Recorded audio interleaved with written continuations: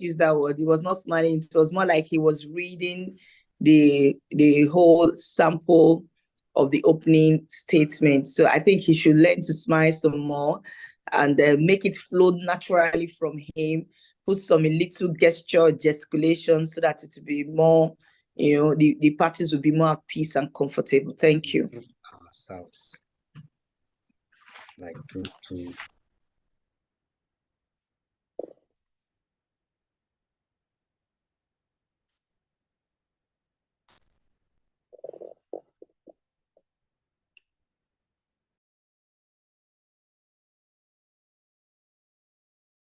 Sorry about that. Thank you so much, Choma. You actually made wonderful observations. Mr. Jerry will take note of that. So over to you, Adewinke. Let's get here from you. Thank you. Okay. Thank you. I think that she has I think she has pretty much said what I would have said. I think and I can't blame him because we just got it and we're not used to it. But I think that by the time you do this, maybe 3, 4, 5, 6 times, you'll get used to it. You don't have to say everything verbatim. You can just write down notes, maybe introduction. You don't have to say, oh, good morning. You don't have to read it the way it was. You can just maybe take keynotes from what was said and then share. But I think she has basically said everything that I would have mentioned. Thank you. All right.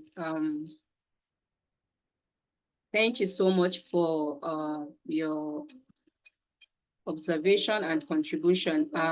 I'll say good morning and good afternoon and good evening to you, depending on your location, depending on your time zone. This morning, we are going through our check-in activity and we are using our opening statement as the check-in activity this morning.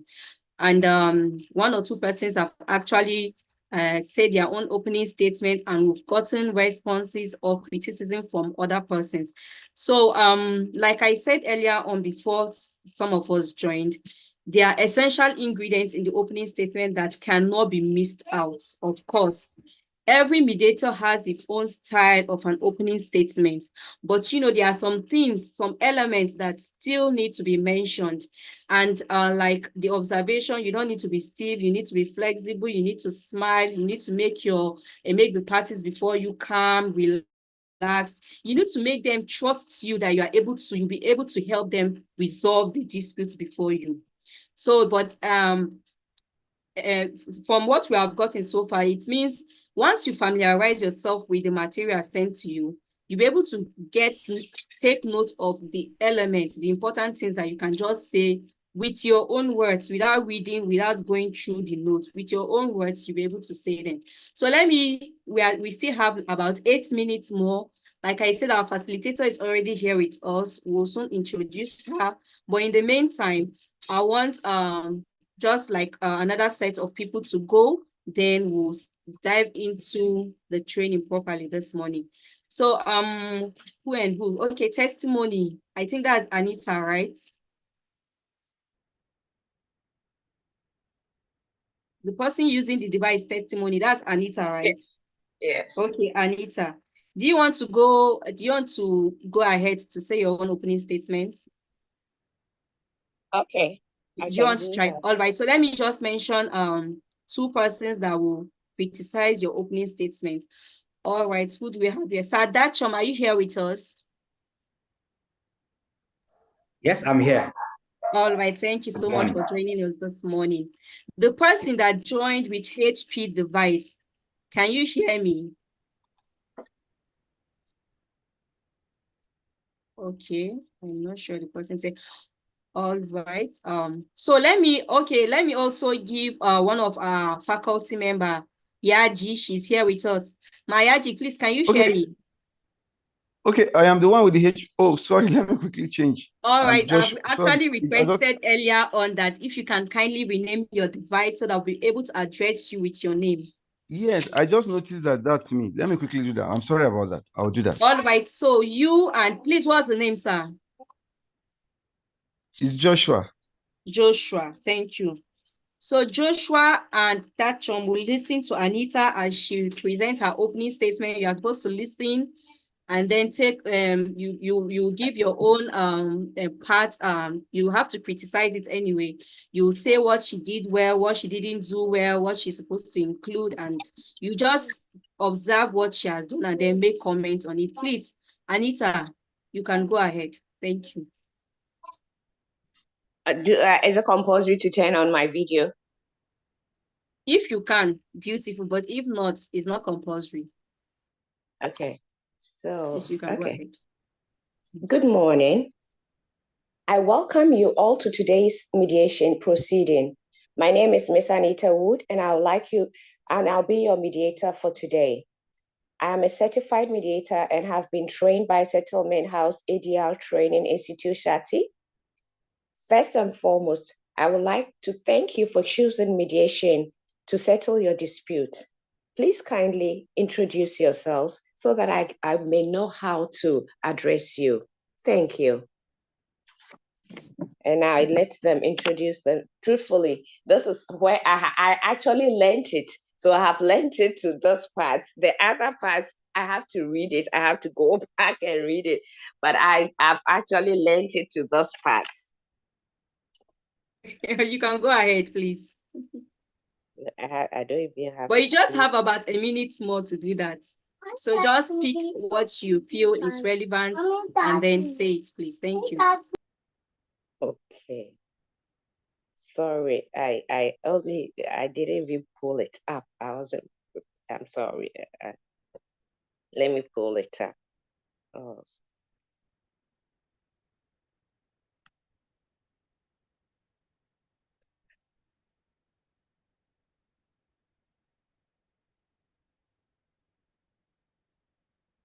I'm trying to locate it because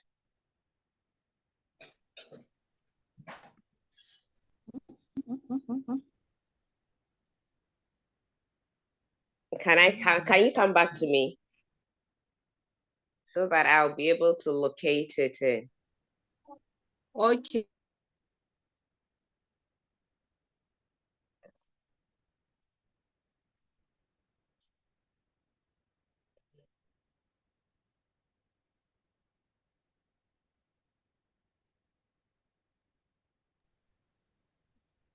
Have you been able to do that? I'm looking for it. Let me see.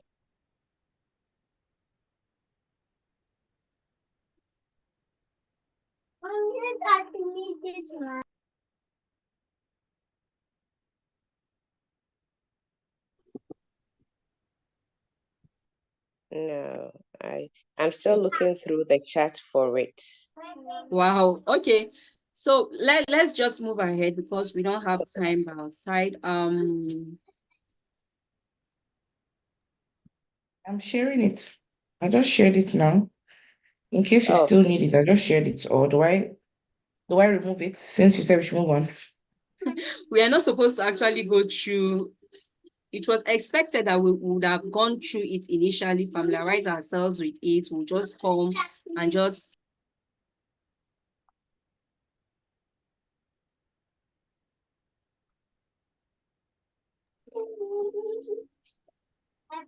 Okay. All right, so let me take it off. Okay. Yeah, yes, please do. Okay.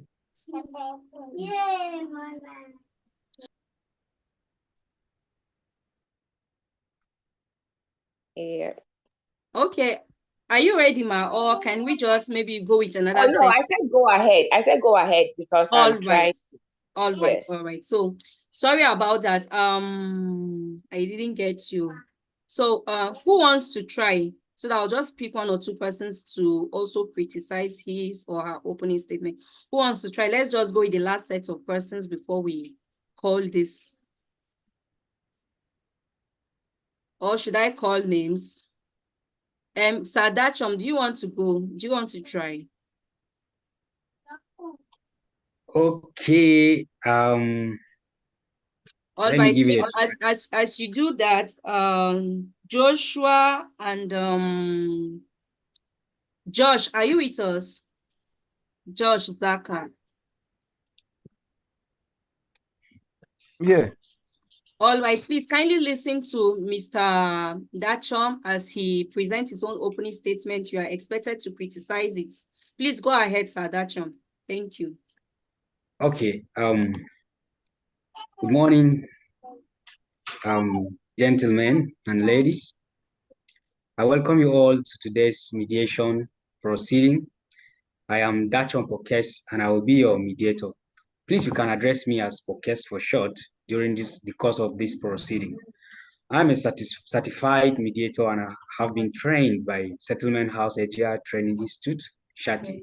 First and foremost, I would like to thank you for choosing mediation to solve your dispute. Please kindly introduce yourselves and let me know how you would want me to address you.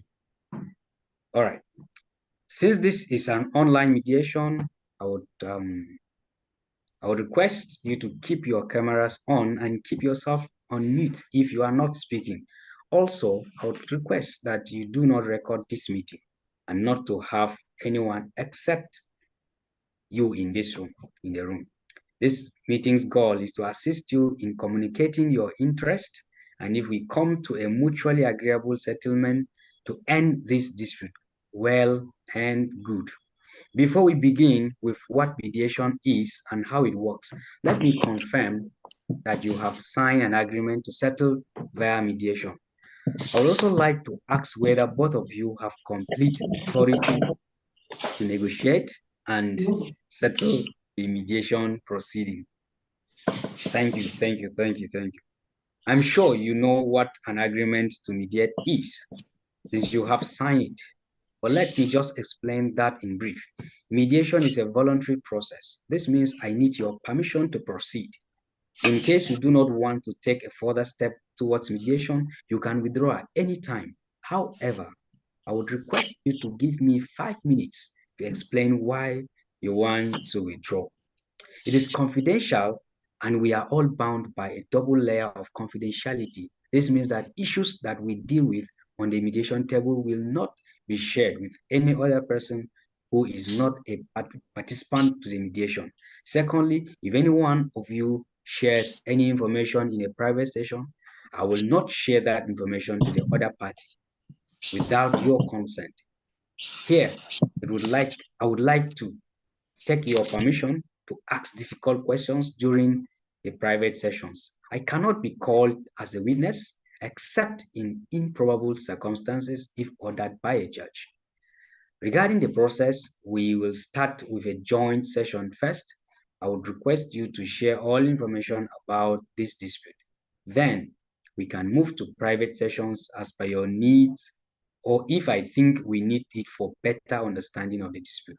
I will try to spend equal amount of time with each of you, and I will stay impartial to the best of my capacity. During the sessions, after you share, I will summarize so that I know what I have understood, so that I know that I have understood it correctly. Any Sorry, notes? sir, you are not supposed to read the material. It is expected that we have familiarized ourselves with our opening statement. You are just to give us highlight, because when you read it, there's nothing else to say. So you are expected to have familiarized yourself with the content, and then you just pinpoint one or two things, and then we'll move ahead from there, please. Thank you. Okay. Yes, we are not supposed to read it because we all have it. We sent an assignment earlier yesterday that we are expected to do a video of our opening statement. That's why we just gave 3 minutes or 4 minutes maximum. You just pinpoint the important things, not that you read everything. Okay. That means I am wrong. Yes. So at this point,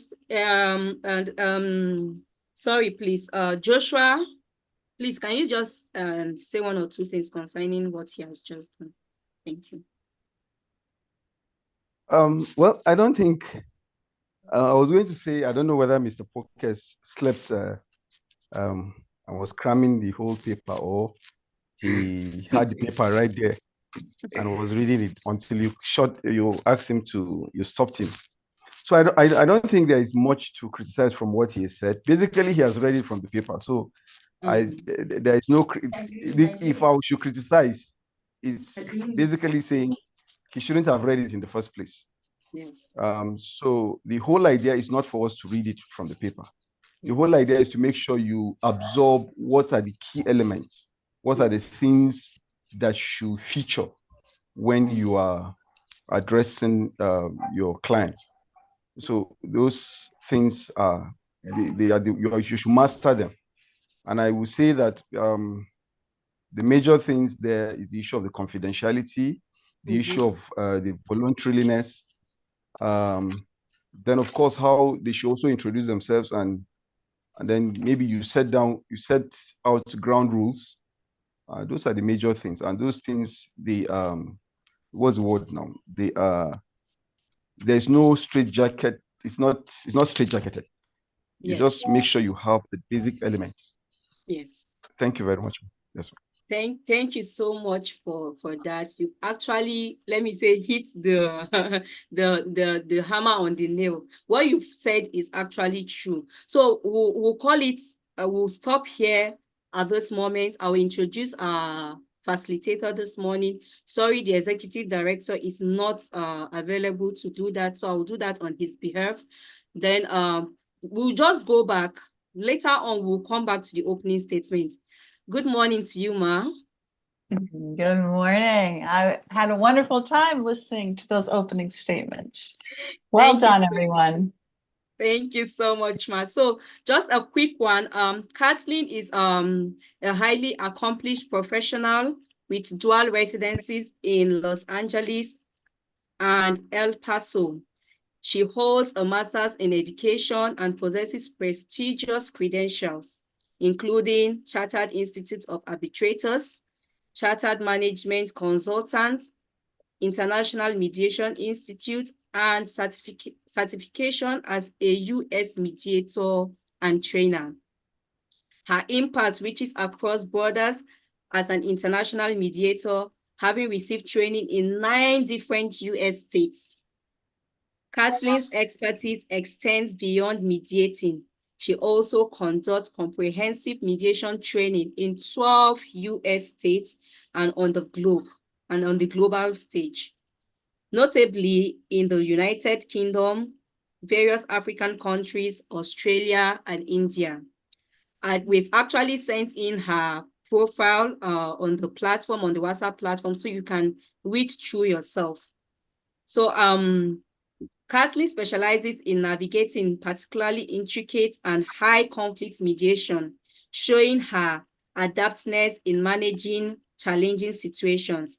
Her commitment to the field and her consistent track record of success make her a standout presence in the world of mediation. Thank you so much, Ma, for joining us this morning. Over to you. Thank you. It's an honor and a privilege to be asked again to be here. And we're going to have a good time together. And the opening statement, I can remember learning mine. It was intimidating. There's so much to say. And now I can say it all under 5 minutes. Yeah, we just take our time and we choose our words and we find our words. And yes, it's very important to introduce to people what we're going to be doing, what mediation is about, who we are, and what's going to happen at the table. So it was so nice to hear them. We are going to move into a slide deck about 2 different things. We'll be talking about setting an agenda and ethics together. And what I would like everyone to do is whenever you have a question, interrupt me. Interruption is an emergency mediator tool. It's a skill. There are times when we need to interrupt our parties at the table. And we do that by swooping into very quickly with very quick language. Excuse me one moment, I need to interrupt. Very quick language, which is very competitive. And we find a place where they're pausing because after each word and at the end of every sentence, there is a space. We call that space the switching pause. And that's where we dive into that space to interrupt our party. So I'm going to give everyone permission to interrupt me. And it is definitely a mediation tool. And thank you for putting that in the chat, Sarah. see that. So we're going to take our time with 2 subjects this morning. And I am located in West Texas right now in El Paso. It's my 3 a.m. and we are going to have a wonderful time. So let me share the screen and let me get started. I have put the slide deck and my LinkedIn information into the chat for anyone to join me on LinkedIn. And also, you may use the slide deck the way that you would like to. I always give out my slide decks when I teach. Let me re-enter it to make sure that everyone can see it, the slide deck that we're going to be using. And You know once that. again, I will I also think do you know copy off you the know my LinkedIn information so everyone can see it one more time. And then we'll get started. okay, like I'm saying, Oh, so sorry. not I can see that you've had a lot of wonderful teachers before I came here, and that is so you know when exciting. like you have injury or something. And I am privileged to start off your Friday with my teaching as well. So here we go. Let me share the screen.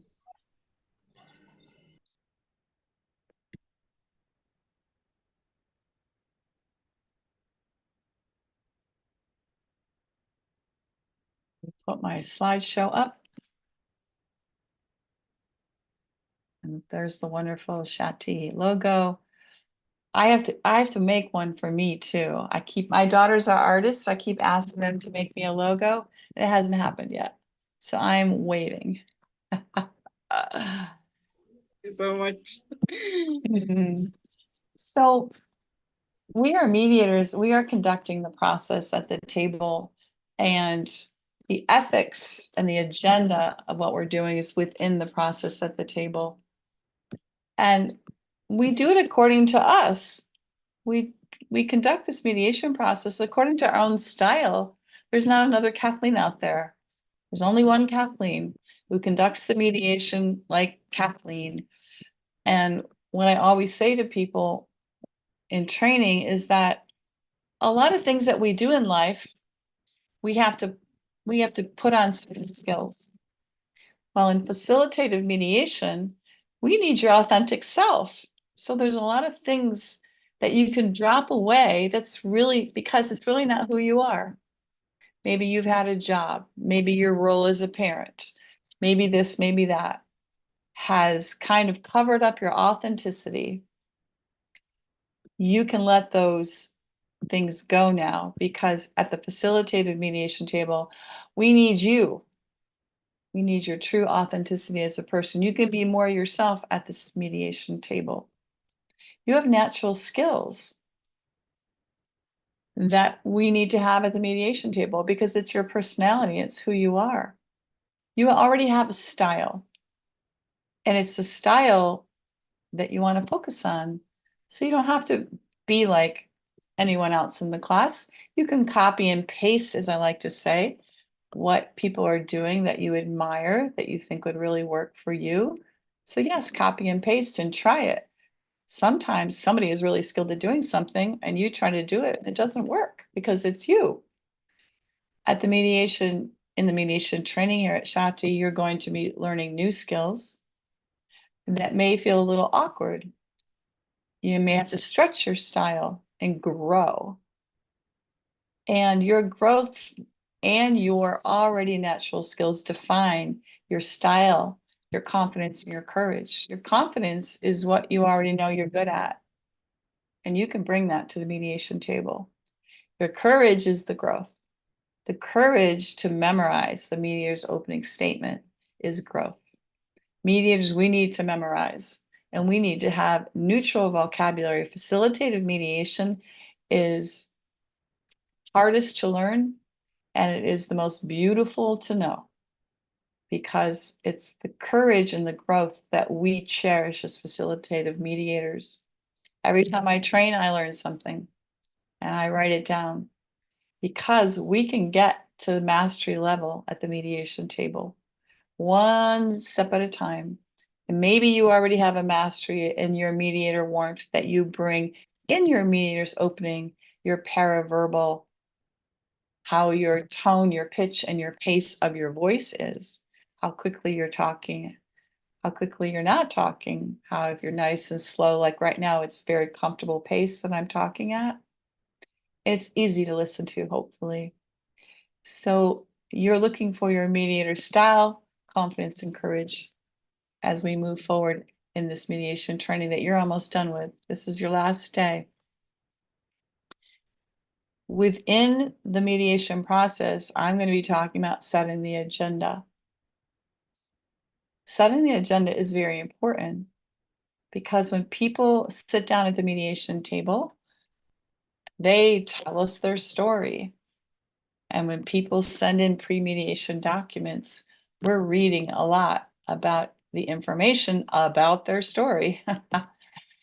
And with all that information in place, the agenda is how we reduce everything down, like a balsamic reduction, like when you're making jam on the stove, you're throwing in all the gel, all the fruit, all the water, but then it boils for hours and hours and hours. We are taking all the information that people give us at the mediation table, and we have to reduce it down into something meaningful, something pragmatic, something concrete. We call that the agenda. And with this agenda in place, we set the agenda because of all the information we hear, all the information that we read, we and the parties at the table need to understand where we're going. Where we're going is the agenda. The settlement agreement will have agenda points on it. So this agenda that we set is very, very, very important. And here is the whole mediation process in a nutshell. And you can see where the agenda can be set right here. After the parties, you've been practicing your opening statements. Now the parties are giving their opening statements. You are saying to the party, if you want to, so now that I've given transition sent, I believe in transition statements. Always let the parties know where you are. So a transition statement introduces where you're going, and it's saying goodbye to what you've just done. So transition statement for me is now that I've given my mediator's opening statement, you will be giving your opening statements. And I begin with the plaintiff, since you have brought this case to the mediation table. See, as a mediator, you're not there by yourself. You're there with your title as your mediator. You can say that as your mediator. You're there with your table. When someone gets upset at the mediation table, I say, thank you very much for being willing to be that honest. This mediation table is large enough to handle anything. You're there with your table. And you're also there with your process. Right now, we're going to be moving on to your opening statements, which is the next step in our process today at this mediation table. When parties give their brief opening statements, this is where we start to take notes. And we're hearing a lot of things, information, information, information, information. And we're taking notes and we're writing down. And we're remembering with our memorization. Mediators, we need to memorize. Mediators, we need to have vocabulary, neutral vocabulary. And as we hear things, and as we're writing things down that we are hearing, we are starting to hear in our mediator's mind, I call it the mediator back brain, what's important.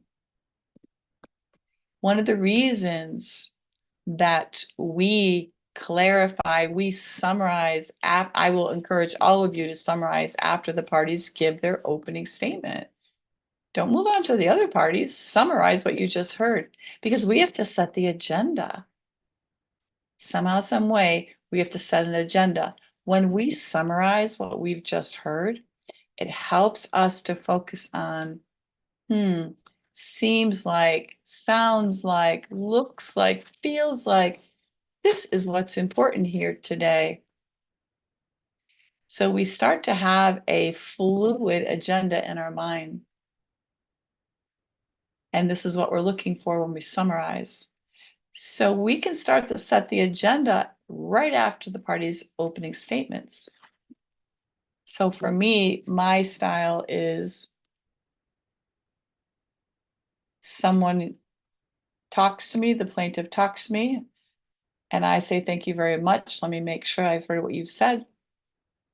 I summarize back what I've heard, what they've just said. I ask, is that correct? And people correct me. I want them to correct me. No, Kathleen, you forgot this. Oh, thank you very much. I forgot this. And then I summarize what I heard again. I'm doing a lot when I summarize. And one of the things I'm doing is I'm getting an agenda in my head. And on a piece of paper labeled agenda, I'm starting to take notes. What might be important? So this is where we're going to set the agenda after they give their brief opening statements. And with the power of that agenda, there's a lot of things we can do. We can say after both people are done with their opening statements, we can say, as your mediator, it seems like, sounds like, looks like, feels like. See, when we summarize for people, we are checking in with them. We are substantiating, we are validating, we are acknowledging the words they've shared with us.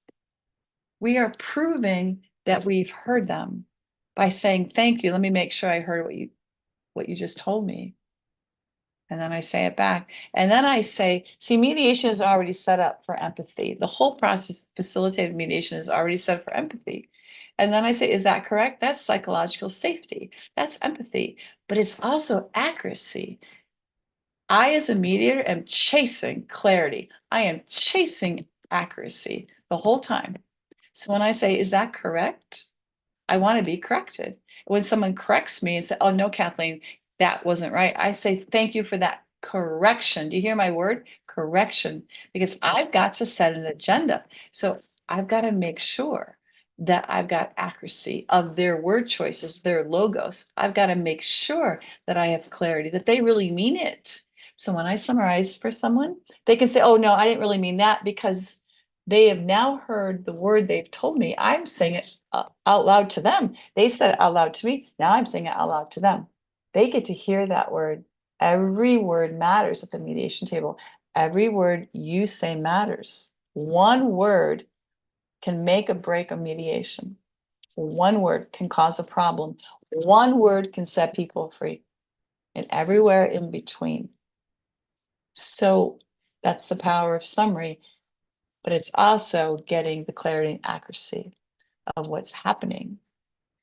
So this is what we're doing with this agenda. And after I summarize all sides at the table, I will name it. I will say, now I'm going to be setting an agenda. It seems like for you over here, I would of course use their names, what seems to be important to discuss today for negotiation. To discuss today for negotiation on this agenda is this, and this. Is that correct? And people are going to say, yes, Kathleen, or they're going to say, well, no, but, and can you please add this? And then I'm going to turn to the other side. And I'm going to say, it seems like, sounds like, looks like, feels like for you today, for our agenda of discussion for negotiation, it seems like this belongs on the agenda. Is that correct? And they're going to say, yes, Kathleen. And they're going to say, and let's add this too.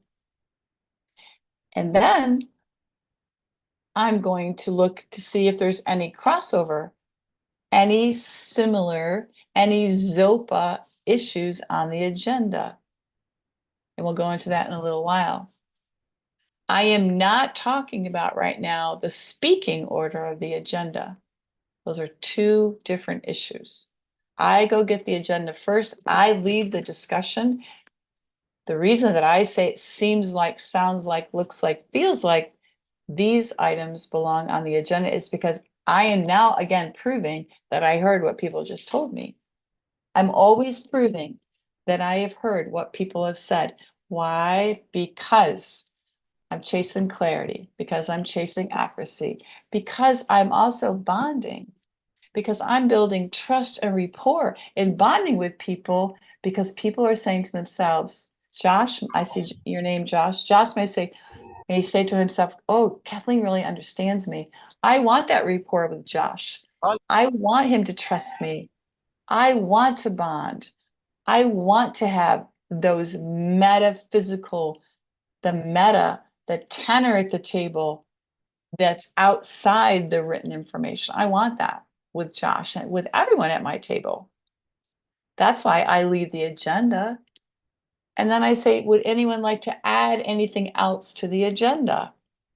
So I'm taking the time after their opening statements to create an agenda.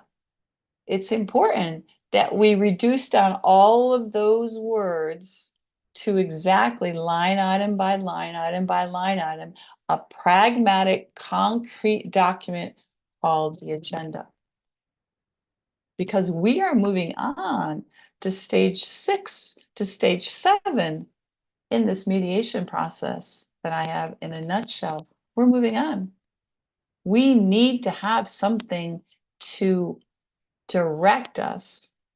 So when we first start, what are we clarifying for the agenda? We're clarifying a lot. We have documents that arrived at our mediation table before people showed up, oftentimes, or we have documents that come with people. These documents are important. And we want to make sure that the agenda is copying what we have read on the documents. Also with these documents, the question becomes, have you shared these documents with each other? Within those documents, we have agenda points. And when I get my documents, I highlight them, I put them up on a Google Doc, I color code all the different issues. The issues become potentially the agenda. We also, what I just talked about, we have a narrative, a verbal narrative that people say at the table. They're telling their story. When the parties have their opening statements, they're telling their story. That will give you clues into more about the agenda.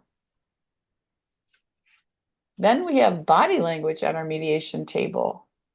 Right now, I just saw Jerry. Jerry's holding his head in his hand, just like this.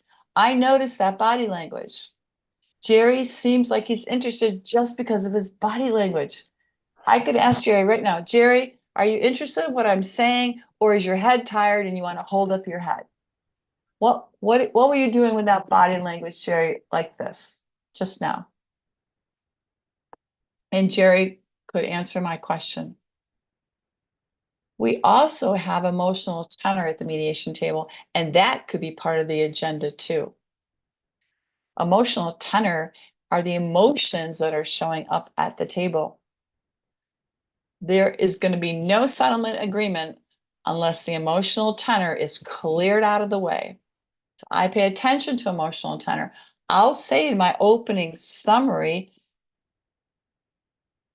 it seems like you're upset right now. Is that correct? I'm going to get that emotional tenor because maybe an agenda item is going to look like we want to create peace because I've noticed someone's upset. And I may ask, is creating peace something that needs to be placed on this agenda? Creating peace between all of you, something that needs to be put on this agenda today. So let's be clear. The agenda is just not about the facts on the documents. The agenda is just not about parts of the story. The agenda is also about the emotional tenor, which gets reflected in body language. The emotional tenor, what gets reflected in the tone of someone's voice, how the paraverbals, the tone, the pitch, the pace. When people are upset, they tend to talk very quickly. When people are upset, they tend to raise their voice. And I will say when I summarize, and I've noticed that you've raised your voice, it seems like you're upset. Is that correct? I'm going to go get that emotional tenor when I summarize. And I'm going to continue to chase the clarity and accuracy of these documents, of people's stories when they talk to us at the table, of their body language. A very good example of body language is this. I ask someone if they agree to what we have decided, and they will say, yes, Kathleen, I agree. Well, guess what? That body language is not saying yes very well. So as the mediator, I'm going to say, I use a lot of gratitude on the table because in the gematria, we understand the words thank you start to relax people. Every word has a feeling. Every word has a sense of justice or injustice that a mediator says. So when I say, I'm going to say thank you for that yes, I'm going to allocate responsibility for that yes, because the agenda turns into agreements. So I'm going to make sure I've got the clarity and accuracy of that yes, and not but, and facilitative mediation is an and game. And when you said that yes, you actually lowered your voice and lowered your head like this, Josh. On a scale, Josh, of 1 to 10, what was that yes like for you? And people tell me, well, it's a 3. And I say, you want to agree to a settlement agenda point with a agreement that's a 3 out of 10? What does it take to get your 3 yes right now to an 8? Do you see how I'm protecting the agenda? The agenda needs to be protected as it moves to a settlement, to the settlement agreement. Because justice has a feeling, because injustice has a feeling. A 3 out of 10 on something you're going to agree to in a written document at the end of the mediation is not good enough for my style. It's not. What does that need to have? What does this agreement need to have? This agenda item need to have for you to get it to at least an 8? I'm asking that question because we have a role. Our major role is to clarify and chase accuracy all the time. That is the common thread through the beautiful tapestry of the mediation table. Clarification, chasing accuracy. It's so, so, so important that that happens. Our agenda items need to be specific. My agenda items don't say, Ralph wants 50,000 USD and Kathleen wants 75,000 USD. My agenda item is never going to say that. It's going to be specific. My agenda item is going to be monies. The agenda item needs to be measurable. Monies can be measurable. I'm going to later find out how much money we're going to settle for, but in my settlement agreement that I'm going to be drafting later, because the agenda is connected to drafting the settlement agreement, my settlement agreement is going to say, parties agree, number 1, monies, and then how we're going to exchange monies, what the dollar amounts or the currency amount is going to be. The agenda item needs to be specific. And we don't want it to bother people. It needs to be neutral and specific. Monies is neutral.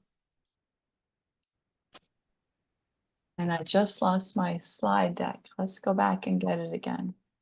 Let me share my screen again. So it's nice to see you on the screen share. Go ahead and stop your screen share. I'm going to go ahead and I'm going to continue. So it's going to take your face, and I love your outfit, off the screen share. All right, let me go back to mine. There we go. Welcome. Monies is a specific word. It's our vocabulary. Monies. Money Monies is plural. Both people want to exchange monies or they want money at the table. The agenda item is monies. Monies can be measurable. Monies is attainable. Yeah, I can give you this money. You can give me this money. Or yeah, I can give you this money through electronic transfer. I train all the time in India. They electronic transfer monies right into my account. It's attainable to give each other monies. Monies is relevant. Money matters. Don't ever think that money is just money. No, money has meaning all the time. I never let 5 million USD stand on my mediation table. Tell me more about that 5 million USD. Break that 5 million USD and up into categories for me, please. Money is relevant. It matters. We, as mediators at the table, we can't work with a $5 million number. We've got to know the relevancy of each of the categories of that $5 million. So our agenda is about monies, but our settlement agreement is going to be how we divide the monies up. So we need to understand the relevancy of each category. So much for pain and suffering, so much for loss of income, so much for loss of consortium, physical relationships with your spouse, so much money because I had to hire an Uber driver because I got hurt in an auto accident and I can't walk very well right now. I'm on crutches. I had to hire an Uber, a Lyft driver to get around. These are the categories that are relevant under monies. So much because I contracted a disease and now I'm in a wheelchair. I'm wheelchair bound. I had to pay for medical equipment. Agenda items are relevant and agenda items are time-based. One of the good things to have me as a trainer in mediation is because I mediate both in court and private practice. So time-based, like in court, they won't let you write an agreement that goes on for 2 years in the American courts. No, it's got to be time-based and time relevant. On or before a certain date, this will be done. Parties agree to have a payment plan. On or before this date, parties agree to decide upon the date where the payment plan will start as per agreement. This is time-based. This is all very, very important to be able to have. Starting with the agenda, because the agenda is going to translate into the actual agreements on the settlement agreement. You're going to be writing all of this out. So your agenda is linked to the settlement agreement. Here are some examples of agenda items. All these examples are neutral. They don't talk about he wants this, he wants that. Renegotiation of a loan.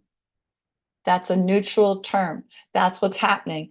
Renegotiation of a loan can go into the settlement agreement. Parties agree. Number one, monies. We spell out how the monies are going to be exchanged. Number two, loan renegotiation.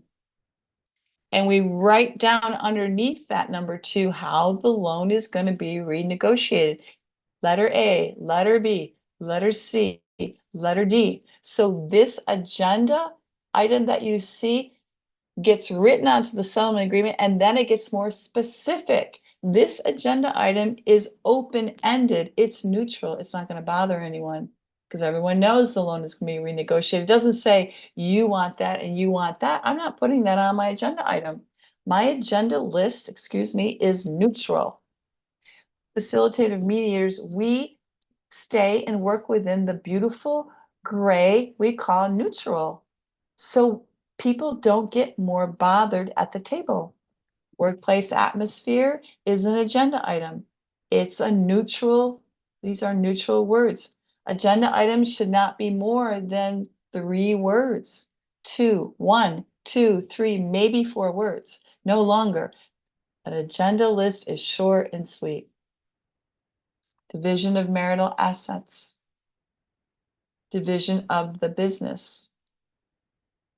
The agenda list never says how things are going to be done. That's for the settlement agreement. That's for us to hash it out in negotiation. That's for our verbal conversation. The agenda is the steering wheel that gets us to negotiation. Rebuilding trust. See how rebuilding trust isn't about money?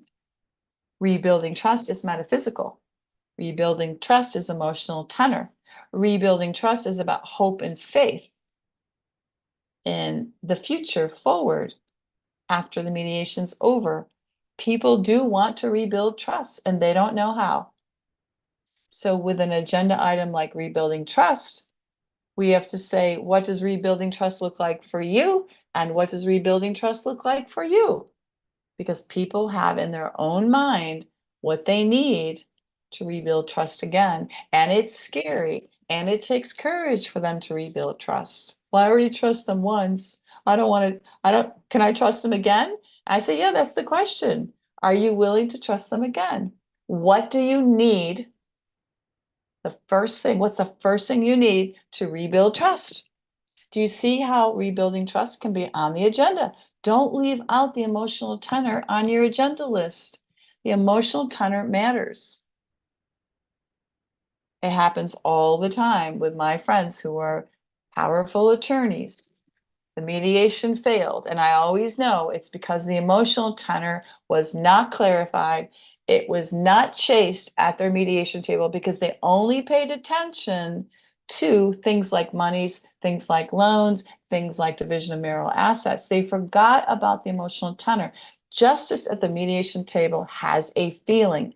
Injustice at the mediation table has a feeling. People will pull away from all the work you've done on the agenda before it gets to be written down into the settlement agreement because it doesn't feel good yet, and they'll walk away from your table. They'll say, no, I don't want to do this. I always blame myself the few times I've heard that. I'm like, uh-oh, there's something I forgot. And you know what I say right there when someone says they want to walk away? I say, well, thank you for being that honest. You just told me you want to walk away from this mediation table right now. I want to understand what that walk away looks like for you. See how I use the same word they use, walk away, because it has an emotional tenor, because walk away resonates with walk away. Please tell me what that looks like for you. And how is that happening for you right now? And I also say, it seems like there's something that I don't know. As your mediator, it seems like there's something I don't know. You're willing to walk away. We've sat here for 2 hours. I'm clarifying all of this. I'm very direct as a mediator. This is my style. I'm very kind. I'm very easy to be with, but I'm very direct. Because once someone says something at my table off this agenda list in this discussion for negotiation, it's mine to use. Once you say it, I'm using it. You said it at the table, I'm using it at the table. So I'm going to go find out, and I may take them into private session about that agenda item. And I will allocate responsibility to them. I will say, how was it for you that you put this as a line item on our agenda and now you're willing to walk away from it? I'm going to go find all of that out, because in this process of setting the agenda, it is an important part that people are creating meaning. See, setting the agenda is doing so many things, but one thing it's doing, it's creating the meaning of the mediation. It's the steering wheel. It is the neutral steering wheel of your mediation table. When you go into your car, you go sit on your motorcycle, your scooter. When you go to start it, you don't turn the wheel. You don't turn the wheel left. You don't turn the wheel right. You leave that wheel right in the middle. And then you start your vehicle. You don't want your vehicle to go left and right after you start it. You want your vehicle to hold still. So the steering wheel's in the middle. The agenda is the steering wheel. The agenda is the neutral steering wheel that we can focus on these items to take us somewhere. The speaking order is a whole different issue. So now that we have our agenda, if I go back a slide, it's going to be about now what's the order of what we speak about? And people will argue over the order because there's meaning at the table.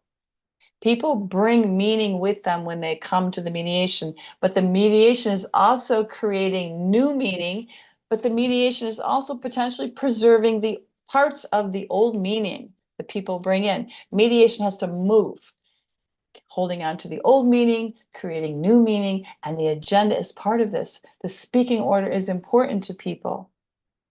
If people can't decide on what they want to talk about first, second, and third, I will decide for them and I'll tell them.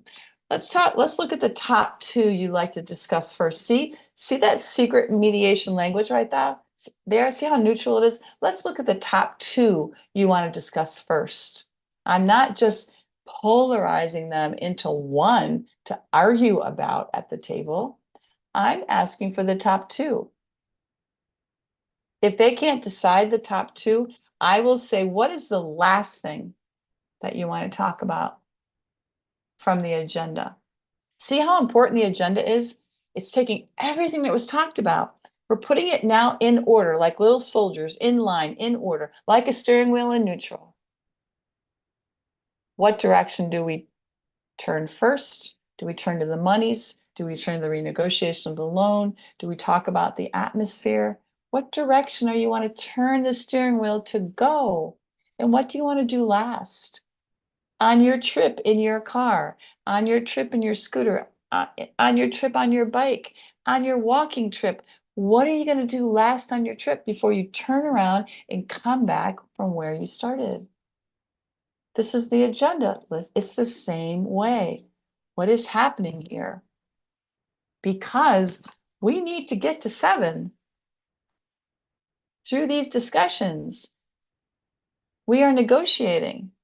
We are finding out the more about what they want to talk about off the agenda item, because we need to get to box number 7. We need to be writing things down. I keep a living rough draft that's tied to my agenda. I interrupt people and say, oh, excuse me, did I hear a partial agreement right there? Yes, Kathleen. Oh, thank you. Let me write it down. So parties partially agree. That's a rough draft. Doesn't have to be wordsmith. Your agenda eventually will become wordsmith into the agreement called drafting. But your living rough draft that's connected to your agenda could just be casual words. It doesn't have to be perfect right now. I tell everyone, I just want to capture this partial agreement. Do I have it? Do I have it pretty accurate? Yes, Kathleen, thank you. And we keep on going in this mediation process. What we have in all of this is an agenda that's alive, agenda that's taking us somewhere, agenda that's connected to important issues. And the agenda is alive. It's very interesting about the agenda because people can have such a rich discussion at the mediation table. One of the agenda line items can be crossed off. It's not important anymore because people worked it out at the table. The meaning has been dropped. We want things to fall off the agenda item, the agenda list, excuse me. We want them to fall away because justice has a feeling. We don't need to put that in writing anymore because we understand it. So it's these transition statements. When I heard your mediator's opening, I heard you introduce yourself and other people at the table. A transition statement is, now that I've introduced myself and we've introduced each other, let's move on to the business at hand. Do you have the full power and authority to make decisions today without contacting anyone else? That's the important part of that question. Full authority without contacting anyone else. It's the without contacting anyone else that we really want to know about because we don't want the mediation to stall because we have meaning at the table. So you use transition statements as well. You say, thank you very much for creating this agenda today at the mediation table. Now let's talk about the order of how we're going to speak about the agenda items. That's a transition statement. That's psychological safety. That's helping people understand where I'm going next as their mediator. Try to use transition statements. I call it open the door, close the door. When you introduce yourself as the mediator, you're opening the door to introductions. When you're done, you close the door with a transition statement. Same thing with the agenda. What order would you like to speak about? Oh, I can see you're having a little trouble deciding. Thank you for this rich discussion. As your mediator, I can see you're having a little trouble deciding what is to be spoken about first. I can decide for you. I don't say I will I will decide.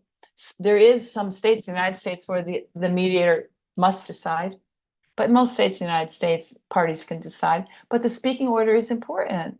So we transition between thanking people for setting all the agenda items into now, how would you like to speak? First, second, third, fourth, fifth. And we move into these continued joint and private sessions with our agenda. I put my agenda on a separate sheet of paper. I just put the word agenda across my paper in capital letters. I put agenda, and when I write things down, I read it back. And this is how I do my agenda. Everyone knows. And then I number. Okay, so the first thing we're going to speak about is the one you've actually talked about as number 4. So the first thing, our number 1 now, even though it's 4th, here are my transition statements, even though it's 4th on the agenda list, it's going to become our number 1, division of marital assets. So that's my number 1. Please write down it as your number 1 as well. I make people write down the agenda that I have written down. They must write it down too. Please, let's write down the agenda together. Hear the please, hear the together, because the mediation table is a team. No matter how poorly or how great the mediation table is working, you're still a team. So that's something else I do with the agenda. Everyone writes the agenda down, and then they put the number. Oh, you want to talk about money second? Okay, so our first, see how I'm carefully explaining the clarity and accuracy of everything. So monies that's listed as number 1 is actually going to be our number 2 on the agenda. I'm running it right now on my agenda page. This is how I work the agenda, because we're getting somewhere with our agenda.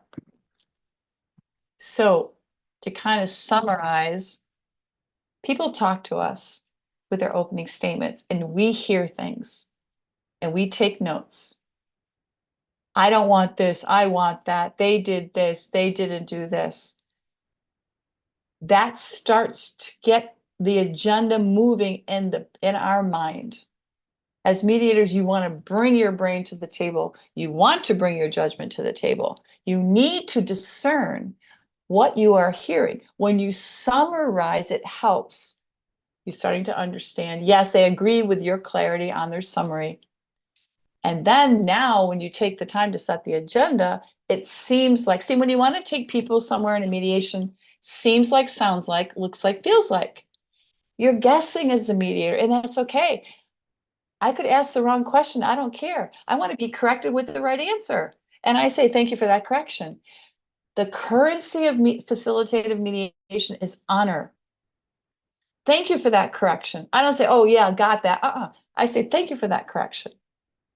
Yes, you did say that. Yeah, that's my mistake. This is psychological safety for people at our table. So we start to get an idea of the agenda, but when we say now let's create an agenda that will be discussion points for our negotiation. See, the negotiation is coming up. We say, it seems like you want to talk about this, this, and this. Is that correct? Yes. Okay, let me write them down. And I write it down. And then I go to the other side. Sounds like you want to talk about this, this, and this, and you actually both want to talk about monies. Is that a shared agenda item? Is that correct? See how people can have a shared item? It's called the ZOPA, the Zone of Possible Agreement, about the agenda. The Zone of Possible Agreement isn't just about negotiation. The Zone of Possible Agreement, the ZOPA, that Harvard teaches so well. I've been at Harvard many times as their mediator, sitting behind everyone taking the class. The ZOPA is about the agenda items as well. Well, thank you. It seems like we agree that money is going to be a mutually agreed upon agenda item. Do you hear what my mediator words? A mutually agreed upon agenda item. We name it at the table. And then the order. If I have a long agenda list, I'm going to ask, what's your top 3 that you would like to discuss? And then you set the order. But remember, don't be surprised if agenda items fall away. Don't be surprised about that at all, because if you're having a rich discussion, they may fall away because people feel understood, because the meaning's been clarified. Oh, I didn't know that. Excuse me, sorry. Oh, can I dismiss this from the agenda? Yes. Okay. And I say this aloud. I'm going to draw a great big line through that. But guess what? When I draw a line on my agenda, when something's gone from my agenda, I write down the time. I'm allocating responsibility to everyone. Everyone's agreed to adopt that agenda item, and I write the exact time that they do it. See, from my table, it's about allocation of responsibility all the time, because that's what sets people free. When people can absorb responsibility for what's happening, it starts the path to their freedom. That's how I mediate. Underneath everything, Kathleen, is that continual theme. Chasing clarity and accuracy, but allocating responsibility at the same time. So I'll cross off that agenda list. And I say out loud, I'm writing down the time. Right now, everyone, it's 3:55. I'm writing down 3:55 and I'm crossing out that agenda item. We've agreed to let that go. Is that correct? Everyone goes, yes. Thank you. The gematria, the gratitude. Facilitative mediators, we are kind people. We run a kind process.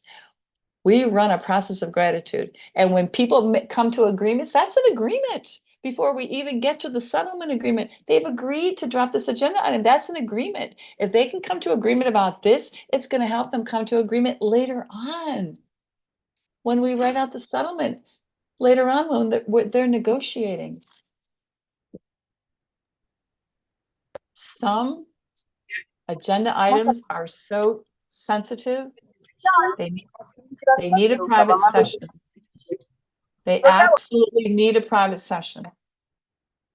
I had a sexual abuse case in the state of Massachusetts 1 year, where one parent, and I won't say who, was being accused of sexual abuse with their teenage daughter.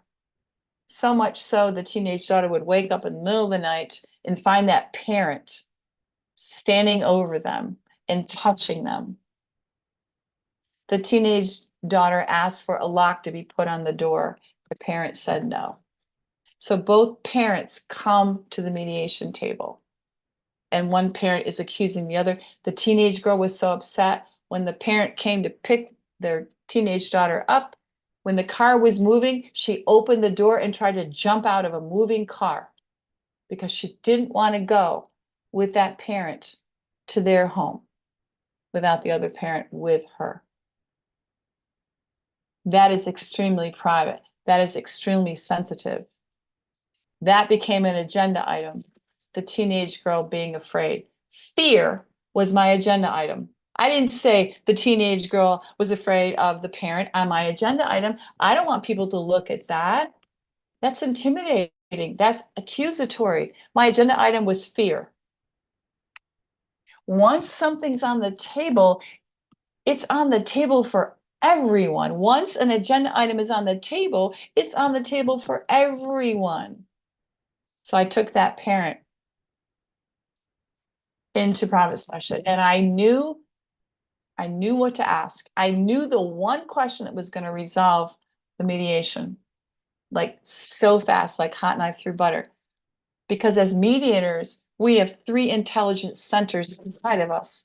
We have our brain, left pragmatic, right creative, intuitive, yes. But we also have our heart. Our heart picks up the sympathy at the table. Sympathy means we're suffering alongside when we hear someone's story. Rebuilding trust on my agenda for parties at the table is because my heart picked up that message. Look up heart math, one word. The heart sends more messages to the brain than the brain does to the heart. sympathy is important for us to have as mediators. Not empathy, sympathy, as well as empathy. The mediation process is already set up for empathy. You don't have to worry much about empathy because it's already there in the process if you follow the process well. Lastly, you have your gut intelligence that is lightning speed. And I knew the question to ask the father because another agenda item was safety. When I went into the private session, and I'm so sorry, I revealed the gender of the parent. I asked the parent, how are you safe? Was my only question. And the parent looked at me and went, what do you mean, Kathleen? And I said, well, your daughter's a teenager. She goes to school every day with teachers and guidance counselors and people in charge of the school, principals, assistant principals. How are you safe? All I said. And the parent went, I'm not safe, am I? And I went, no, because the parent understood that a teenage daughter can talk about this under the cloak of secrecy to one of the teachers in the school, one of the guidance counselors in the school, one of the principals in the school, one of the assistant principals in the school. This agenda item went into private session. Don't forget about using your agenda items in private session. It's very important that we protect everyone at the mediation table. Facilitated mediation cares about everyone, cares about the lawyers, cares about other people, cares about the co-mediator if you're mediating with more than one person, cares about everyone. In that private session, that parent gave up all parental rights. And I went to the other parent in private session and I said, you've got everything you wanted. That other parent started crying and threw her arms around me and said, you're an angel, Kathleen, which I'm not an angel, believe me. And then the parent said, oh, can I get some more money? And I went, no, I've got an upset parent in the other private session.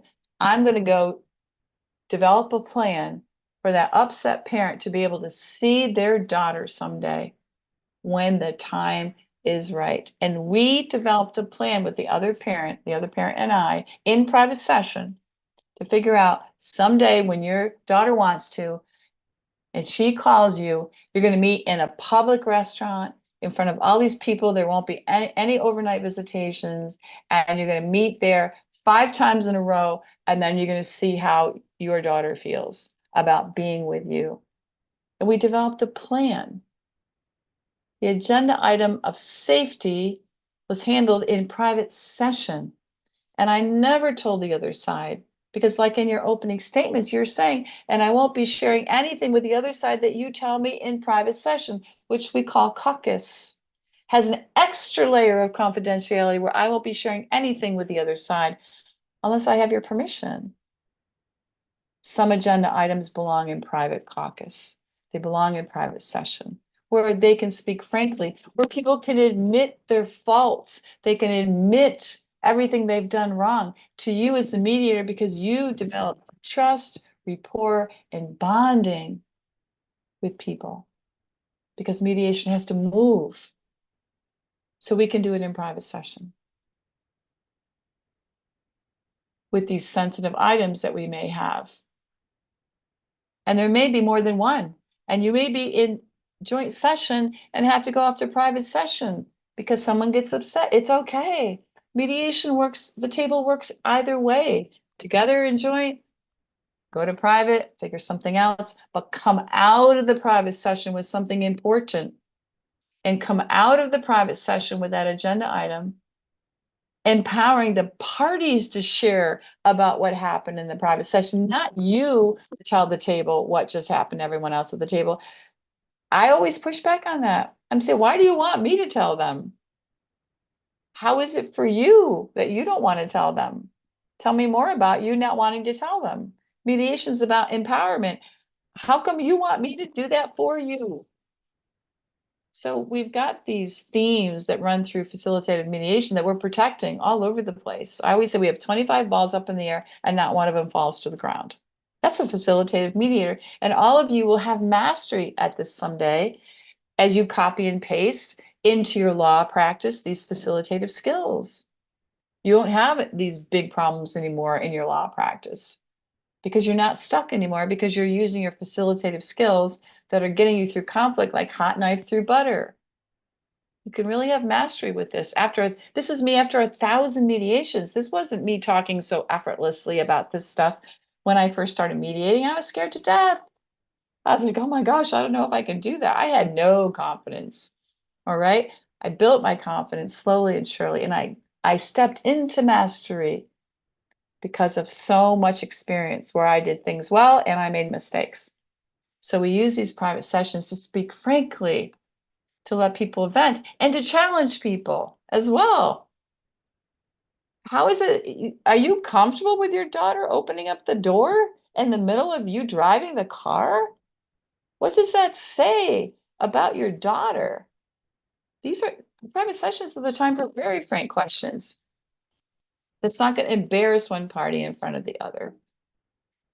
And you can call that private session anytime you want to as a mediator. Of course you can. Moving on a little bit more. The agenda is connected with the agreement, as I've been mentioning. You write down those agenda items, you speak them out. You get agreement on them. You ask, is there anything else that this agenda needs? And when people are talking, you interrupt them once you hear that they're starting to get close to agreement on that agenda item. You interrupt people and you say, excuse me, one moment. Is this a partial agreement? Excuse me, one moment. It seems like we're getting close to an agreement. Is that correct? And what I'm hearing you say, I heard you say this, this, and this. Is that an agreement? Because you should have a living rough draft of your agreement that you're going to put into informal sentences. So you don't go straight with the agenda item to the settlement agreement. It's too much of a shock. It's too soon. You go from what you're drafting, what you hear when people are discussing through negotiation, what they're trying to accomplish with each agenda item, into your informal sentences when you say, excuse me, is this like a partial agreement? Or did I hear agreement right here? That's your pre-agreement. That's your informal way of drafting the agreement. Your wordsmithing is, now as your mediator, I have a lot of things here that we've agreed to. Now I'm going to be actually wordsmithing this out. I'm going to be taking a mediator's break and I'm going to be doing some drafting. And when I come back, we're going to wordsmith the settlement agreement. I will read it aloud, and every word you both have to agree to. If I say a word you don't like, stop me. That's how I wordsmith my settlement agreement. Stop me. I read it aloud first, but I need some time to go away and take my agenda list, my topics, my headings on my settlement agreement, and then to describe how people are going to work it out. Is written down, called drafting, and I read it aloud because every word matters in the agreement. Every word I say matters as a mediator. And I want people to have confidence in the wordsmithing. Wordsmithing means to change a logos, change a text to improve the clarity and style. There are words people don't like. They won't agree to those words. That's why I wordsmith. So the agenda ends up becoming much more detailed, and then it gets wordsmithed. And I say it verbally, and then I write it down if I'm drafting at the table. I'm saying it verbally as I'm writing it down. And I may say, stop me as I'm writing it down if you hear a word you don't want on this settlement agreement, which is basically an expanded, detailed agenda. So these two are cousins. The settlement agreement is a sophisticated, detailed agenda. And the wordsmithing is powerful. It works so well for me. I want everyone to understand the power of it. Because what we have here on our agenda is clarity of the issues that are going to be discussed. And the negotiation is the conversation about how do we want to accomplish those agenda items, or how do we want to stop those agenda items? Because sometimes people want things to stop. They want it to go away. How do we make your disrespect in my workplace go away? I'm not trying to get anything from you. I'm trying to get you to stop doing something. So agenda items, they're alive. And the negotiation of them is the strategic discussion. How do you want to do it? What do you want to do and how you want to do it is the discussion that basically gets written down. So mediation is so interesting to me. People come in with positions and we leave with new positions that are written down. But these new positions that people leave with help them have a new future forward. With these due difference is a new future forward. And that's why this agenda is so important, because it's the steering wheel, it's the beginning to their new future forward that looks better with what they came in with. We want people to be successful in life. The mediation table is the place where people can learn to do something differently to have a successful life. The part of the life where they have this conflict can be resolved at the mediation table. It starts with your agenda, which takes us right to exactly what people want to do. And these negotiation tactics that you've probably already talked about are how people want to, what they want to do to achieve the agenda.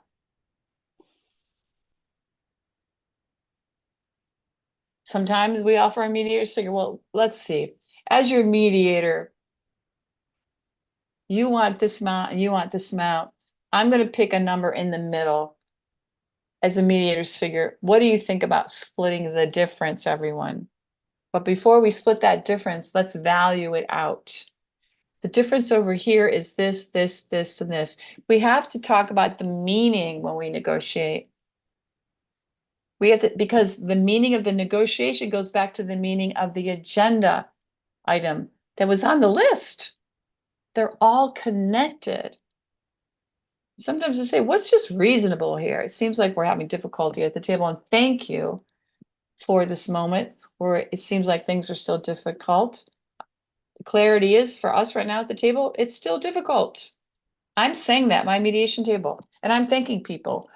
Thank you for being willing to continue to struggle with this difficulty with this agenda item.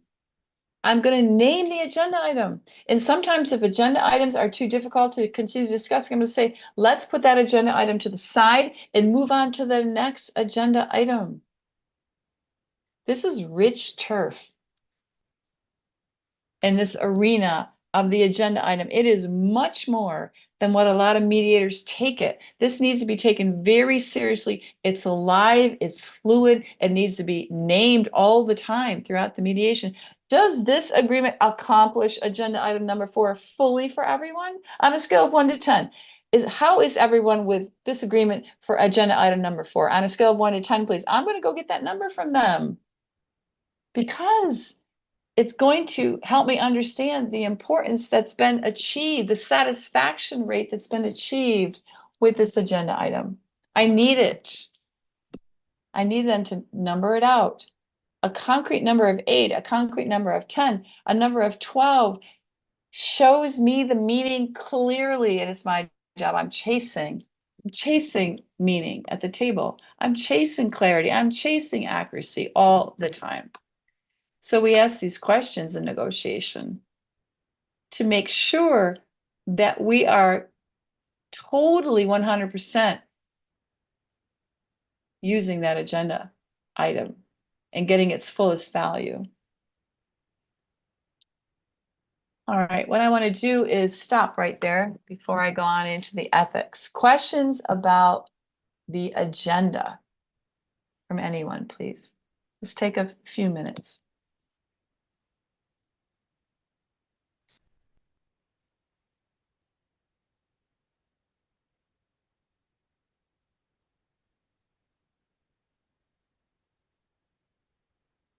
Any problems with any lawyers here or mediators I that have you've a had with the question. agenda? Thank you, Glory. Yes. My question goes like this. Now, in having your agenda, how do you know which to prioritize? Because all agendas are not do not have equal strength. So how do you know which is more important and then you prioritize it? That's a great That's my question. That's a great question. And a lot of times, Corey, when we're listening to people and we're summarizing them, we are wondering, which one is most important? And guess what, Glory? That's not our decision. That's when we say, thank you for this agenda list that I have now in front of me that we've all agreed to. Now, what would you like to discuss? What are the top 2 that you would like to discuss first? Sometimes, Glory, when you ask that question, what are the top 2 you like to discuss first? The word first, how does that resonate with you? First is most important, right, Glory? That's why we use the word first. That's a mediator word, first. Yes. And then I use the word last. I don't leave my agenda with just the first. Then I ask, what's last? See, last seems like it's the least important. See, one word gets the clarity I'm looking for, first and last. Yes. And then what's left, Glory? Seems like we have agenda items in the middle. See? Is it okay to leave them in the middle? I'm asking that question, Glory. See what I just did there? Yeah. Guess what? Now I get it. Yes. Yes. All right. It's the party's decision. But we ask the right questions. That's why facilitated mediation is 83% successful around the globe, because we ask the right questions. And then we say, thank you. Thank you for that clarity. Thank you for the accuracy. Thank you for figuring out the speaking order of the agenda. See that gratitude in there?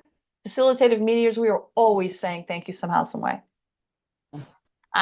When people yell at me, I say thank you for that. Thank you for being willing to be that honest right now at this mediation table. This mediation table has room enough for you being this transparent.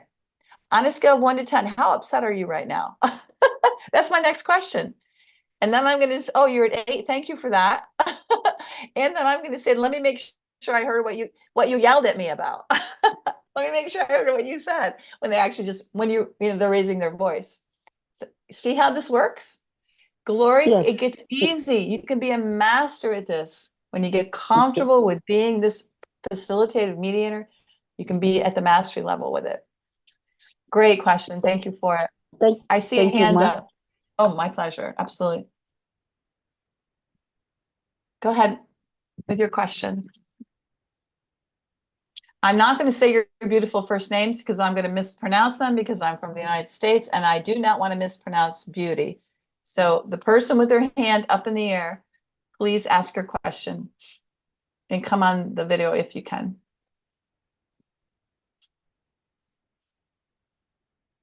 Can someone help me with the pronunciation of their first name, please? I think that's Temidayo. Thank you, Temidayo. Temidayo, hands are raised. Yeah.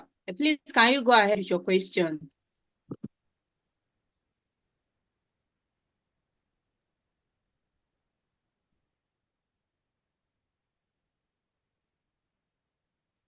Okay, we'll wait on Temidayo. Does anyone else have a question or a comment or a difficulty you've had in the past with the agenda or the speaking order that you want to fix right now during this training? I think for me, the most important part about the agenda is when I ask, what's last? That question, what's last? What do you want to talk about last? I really like that question a lot. Because, see, when you say first, it ramps up the competition. See, facilitative mediators, we don't do competitive. We don't talk too fast and make it competitive. We're just slow roll. And your culture is beautiful for that as well. This nice casualness in your Nigerian culture. That's beautiful for this facilitative mediation table. So asking what's last, that could be the first part of the speaking order of the agenda. What do you want to leave for last? Leave for last. See how I double up? Last, leave for last, leave for last. I always say it, I double up on things that are important. Leave for last. That resonates into people. And that's what I want. So that's actually the best question. Anyone? I have a question. Thank you. I know that you said being measurable. You said define what evidence will prove you are making progress and reevaluate when necessary. How do you define? How do you know? How do you define it? How do you define you are making progress?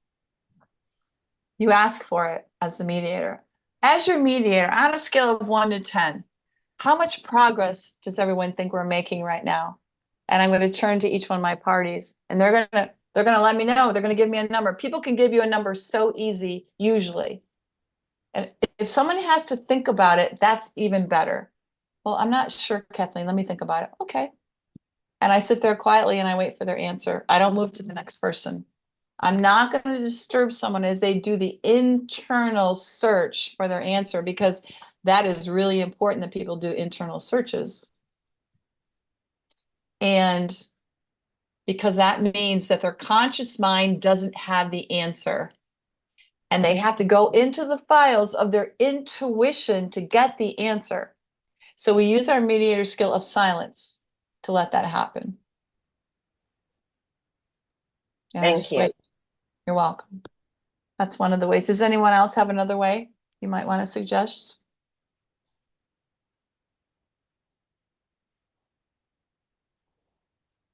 When I train, there's some people that like to say, how is this mediation going for you now? I don't like that question. I think it's too big and too broad. It puts people on the spot. I'm not interested in how they think it's going. I'm interested in the specifics of the mediation being successful. So I never ask that question. I think it feels fake to me. It feels like it's a faux relationship. It feels like it's a faux gauge of success. I won't do that. And I'm not going to do something that doesn't feel right to me. I know that I have to do something that feels right to me that I'm afraid to do. I'm afraid to ask that dangerous question, that open-ended question, but I know I have to do it. That's a whole different feeling. If something doesn't feel right to me, I won't do it. Or I'll say, as your mediator, I think I have a really dumb question right now, but I have to ask it because I don't have the clarity that I need. And I'll ask the dumb question, but I'm naming it. I'm allocating responsibility to myself first that it's a dumb question. Or I might say, as your mediator, if it seems like there should be another agenda item on here as well, may I state my mind? See how I'm asking permission? That's the facilitative role. That's the currency of honor that we use as facilitative mediators. May I speak my mind? Seems like we're missing an agenda item here. And every time people say, oh yeah, yes, Kathleen. So as they've added agenda items, they've talked some more about it, then something else has popped up in my own mind. You bring your mediator brain to the table. You bring your judgment to the table. If your judgment starts to bias, prejudice toward or away from someone, that's the problem. And all you have to do is ask more questions so you understand them better. All right. But you bring your judgment to the table. You bring your brain to the table. You need your judgment and your brain at the mediation table. We need to think as mediators. And we can say, I think I have a dumb question. One time I said that and everyone started laughing. They said, you're right, Kathleen, that was a dumb question. And I started laughing too. But see, that is trust and rapport and bonding when they're all laughing at me and then I'm laughing at myself. Again, it's your authenticity as a person that we need at this mediation table. All right. Anyone else? Question or Thank comment? you. I have a question, please. Yes, Gloria. Yeah, thank you so much. Thank you. I appreciate you so much. My name is Gloria Jude. I had you mention that when you trained initially, you were not so confident. You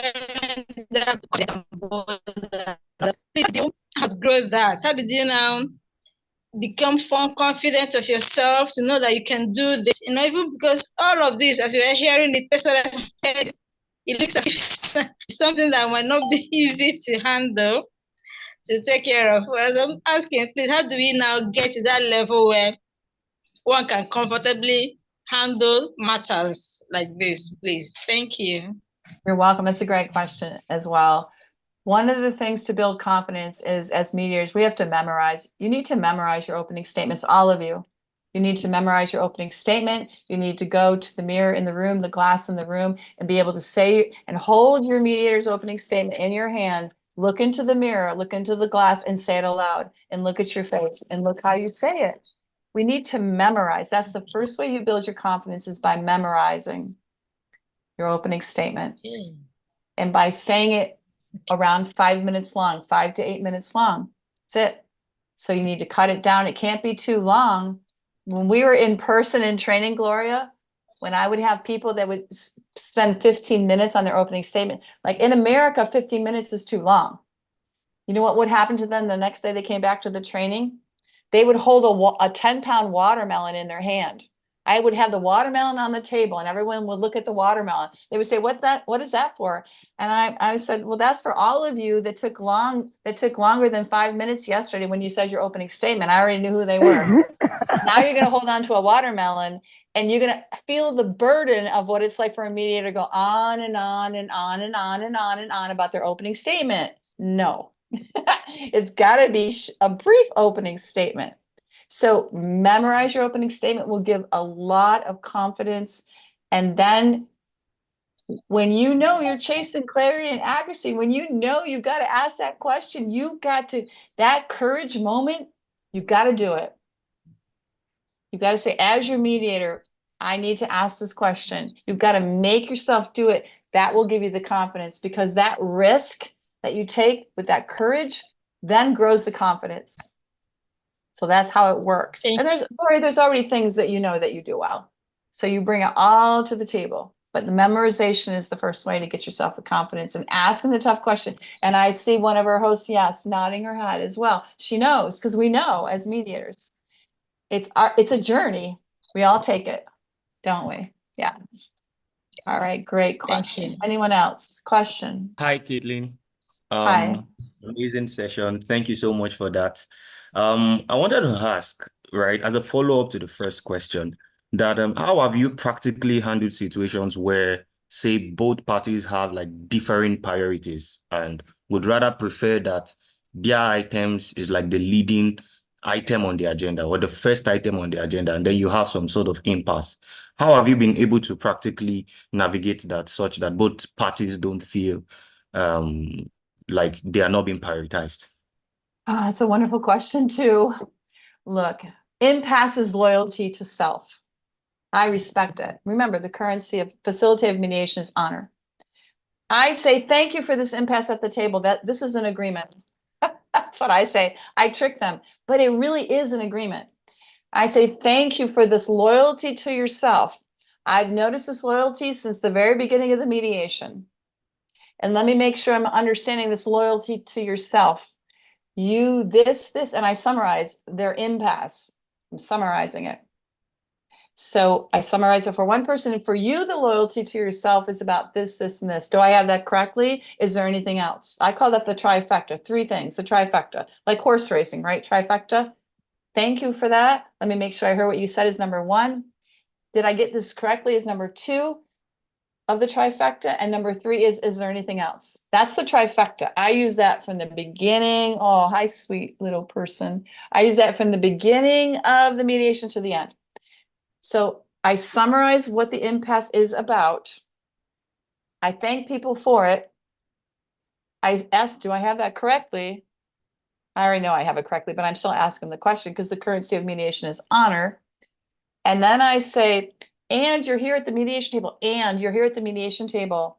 As your mediator, I'm going to be asking you to let go of your loyalty to self. As your mediator, if you want to continue to sit here at this table and make decisions together, you're going to have to release, listen to my words, release your hold on your loyalty to yourself. I'm not using the word impasse. I'm using the loyalty to yourself. And then I'm going to say, if you came to this mediation thinking of just loyalty to yourself, why did you come to this mediation table? I've literally said to people, why are you here? Mediation is about option generation. You've maintained the hold on your loyalty to yourself. Why are you here? And people, it wakes people up. Because look up the psychology, name it to tame it. It's a real psychology. I name things at my mediation table to tame them at my mediation table. And that's how it is with people with different priorities too, as I look up into the chat.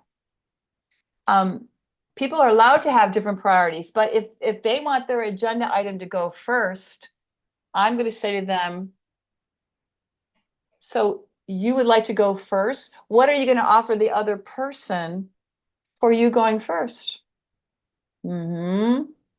See, mediation is offering and receiving. This is mediation. If you are going to insist upon going first, is there something you can offer the other side? So this is how fleet-footed we become as mediators. As mediators, we build pivot in our brain. We can pivot and spin off of things, which I'll explain to you in a little while in the next half of this deck. The brain works in patterns. If you're not good on improvisation, if you're not good on quick thinking, you're going to build it as a new mediator because you'll need to have it at the table. So this is what I do. This is how, these are some answers to that question. Does that work? Yes, it does. That's a fantastic way to handle it. Thank you so much for sharing. You're very welcome. One time I had a guy he was sitting in Washington State. He was sitting at a stoplight and a woman rammed him from behind and destroyed his old pickup truck and hurt him a lot. He was very injured.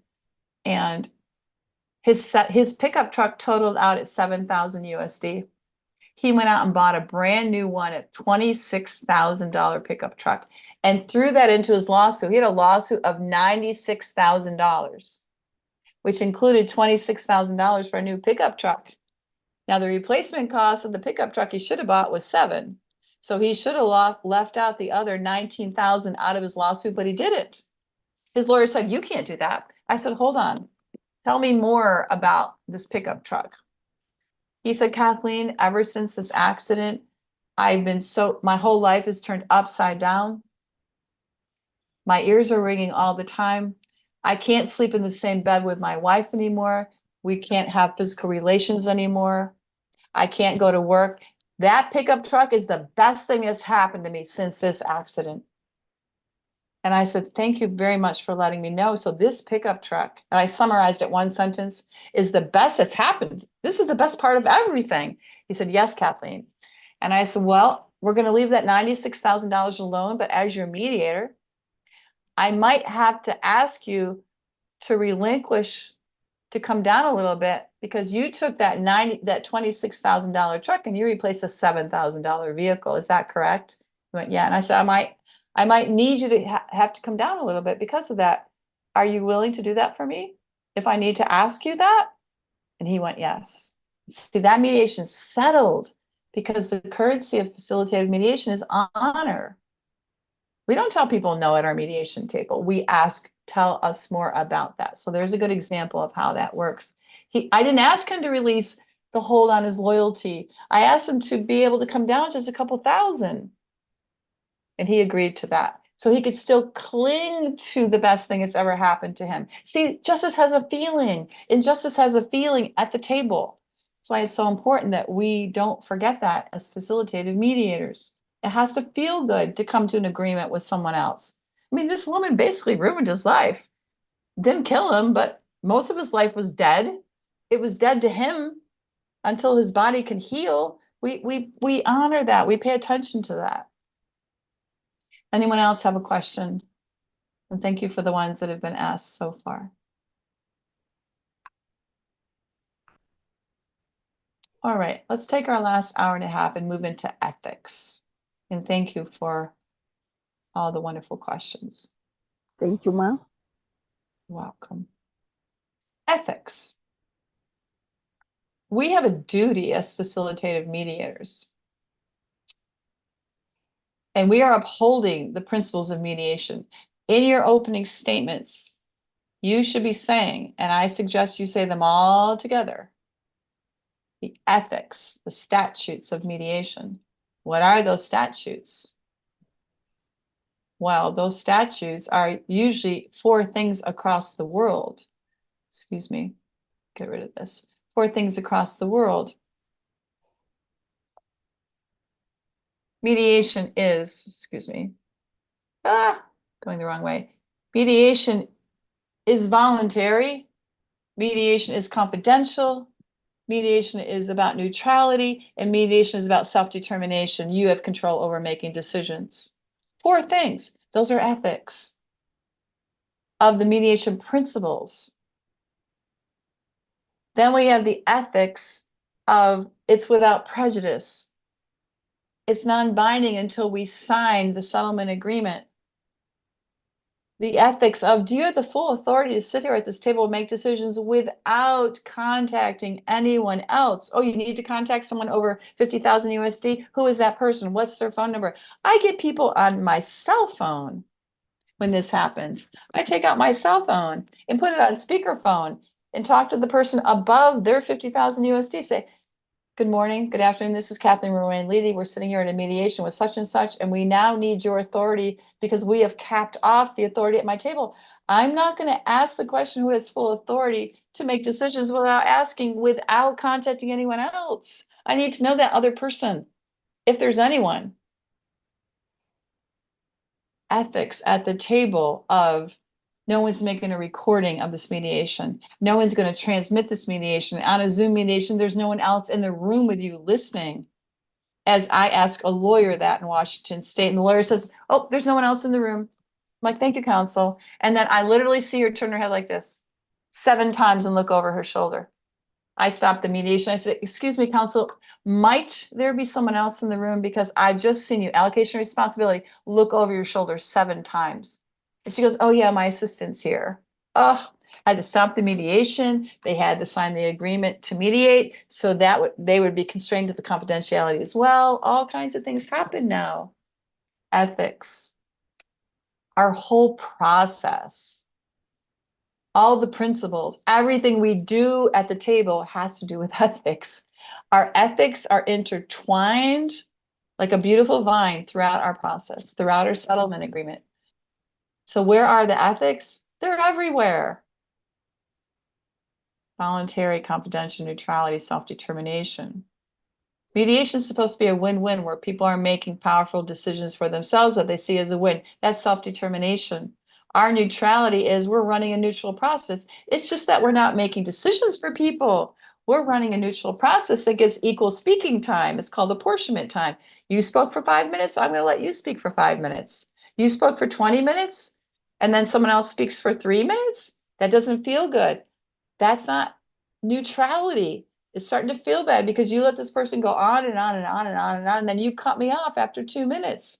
Neutrality of the process, the confidentiality, where you don't talk about something else with the other side in private caucus because you've promised not to. These are ethics that anyone can walk away from the table. I don't do that. I want to talk to you for 5 minutes. If you're going to walk away from the table, I don't do that because I'm a purist. I've already told them this mediation is voluntary for everyone, including myself. I've already told them that. I'm not going to ask them. But if you want someone to talk to you, say in your mediator's opening statement, if you want to walk away from the table, I would love to talk to you about your next steps. At least say next steps. I would love to talk to you about your next steps. So you can help them clarify their next steps. I don't do that because I already told you it's voluntary. I'm not going to keep you at the table after I've told you it's voluntary. So think about what you're doing according to your style. Trainings are varied. You have to stylize it out according to you. The process has to be ethical. If you start not liking someone or you start leaning into forward or toward or against someone, you have to ask them more questions. Because we are talking about the process being ethical as well. If you start to like someone better than someone else, you got to bring yourself up. You got to get a grip on your neutrality. That's not ethical in facilitated mediation. You've got to shut that off inside of you. You might have to take a mediator's break to go, why do I like this person so much? Oh, they remind me of my cousin. Oh, whoops. All right, get it together, Kathleen. They're not your cousin. They're a person at your mediation table that deserves your neutrality. So the process has to be ethical. If someone gets a private caucus, you need to offer it to the other person. They don't have to take it. Don't make them take a private caucus if they don't want one, but you have to offer it to both. That's an ethical process. Your fees have to be ethical. You can charge fees, but make sure they're industry standard. You know, I go down as low as $40 an hour, which is very low for the United States. I will never mediate for free. It's too much work. It is way too much work. I had a girlfriend that wanted me to mediate for free. And I was like, ouch. But she canceled the appointment. So that worked out. Don't ever mediate for free. Something has to happen. Something has to be bartered. You have to get rice or corn or bread or a service, something. It's too much work. Your ethics count as well. You're going to honor yourself. Honor is the currency of the facilitative process, and honoring yourself is part of that currency. So make sure that you get honored as well. Your written agreements need to be ethical. They need to be balanced. They need to have consequences. And if 1B does not happen, this is the consequence. That's an ethical written agreement. Think about building in the consequences. If any of these 1 through 4 fail, parties agree to come back to court. This mediation will default back into a court case. There will be an extra penalty of 3 days interest, whatever it all is. An ethical agreement has consequences built into it that people agree to. It's very important. I'm just looking into the chat again. How do you handle close friends or relatives? Well, there's some communities where everyone knows everyone as well. And this one man was up in Scotland and I was training, and I said, you don't have to not mediate that case because you know them. The question becomes, are you both comfortable with me being your neutral? If they're comfortable, you're comfortable. All right? It's about the parties. It's not, our brains think. I don't find myself not being neutral too often. I find myself liking everyone because, I haven't lived their life. They've had 20 years of conflict. I'm not going to judge it when it comes to the mediation table. No, I can do neutral pretty well. So just ask the friends and relatives, why do you feel comfortable in me mediating this case? And then if they try to make it personal, you say, this is personal. This was a mediation. I'm conducting myself as a professional. These are the kinds of things you say to people. I'm conducting myself as a professional. Right now, I'm your mediator. I'm not your friend. I'm not your relative. You've asked me to mediate. I'm doing my job. State your purpose if it gets a little dicey with friends or relatives. Ethics are also paying attention to your state or country laws. U.S. has statutes. In Massachusetts, I have to say in my mediator's opening statement, I have to explain informed consent. Washington State, I have to explain good faith. Your country and your state laws, your regional laws, statutes may be in place that you have to put into your mediator's opening statement. That's ethical. I put that into my agreement to mediate. All the state laws, all the state statutes go into my agreement to mediate. So everyone understands this is state driven. See, mediation is a state or regional thing. So there's an abiding, loose or tight government statutes that is tied to mediation, usually. In addition, your clarity and accuracy of your documents as you explain them, as you look at them, you have to be ethical. You have to make sure you take the time, and you charge for upfront, by the way. You charge for looking at documents before you mediate. You don't do that for free. There has to be an exchange of value to you. You take 5 hours to look over the accuracy and clarity of documents. That's mediation time. That's pre-mediation time. Your clarity has to be ethical. So for you, this is about this. That's why I reiterate summary. I don't change people's words. I say their words back to them. I've got 100% clarity and accuracy because I just simply repeat their words. It's way beyond parroting. It is way more important. People muster up the words under stress they can. Words have value to people. And that's why I copy their words exactly. But then I take them somewhere. Seems like, sounds like, looks like, feels like. For you, this is about this. For you, this is about lack of trust. For you, this is about too much risk. For you, this is about just getting your feet back on the ground. Is that correct? Seems like, sounds like, looks like, feels like, gets us somewhere down the path because mediation has to move. So I reiterate summary for clarity and accuracy of the narrative. I read the documents for 100% accuracy of the documents. And then I say, seems like, sounds like, looks like, feels like. So that's what I do.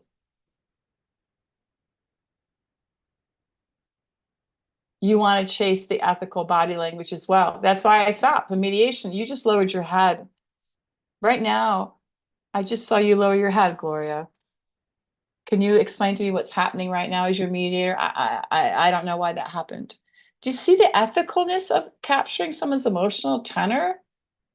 Their body language is doing something. Oh, and then they'll explain, oh, Kathleen, I'm just thinking. Oh, Kathleen, my shoe is untied. Oh, Kathleen, yeah, I'm kind of, I don't know what to do right now.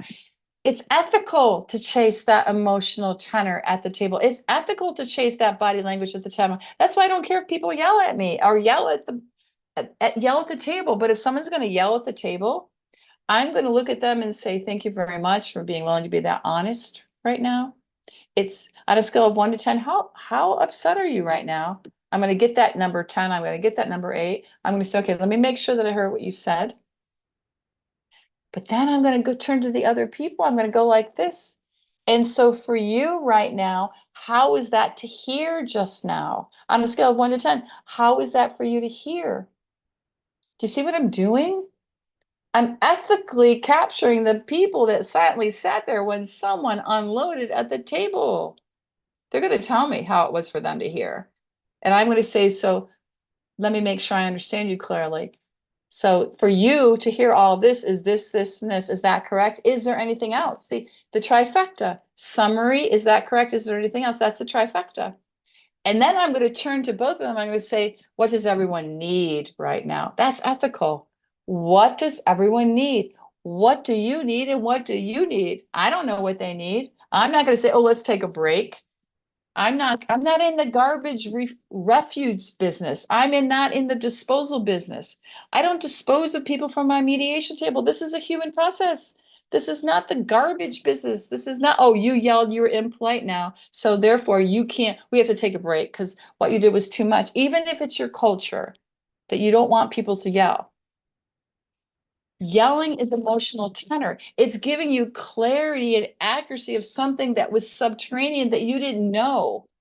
That just happened just now. It's ethical to stand still for someone yelling. My question always is, are you both comfortable with this conversation?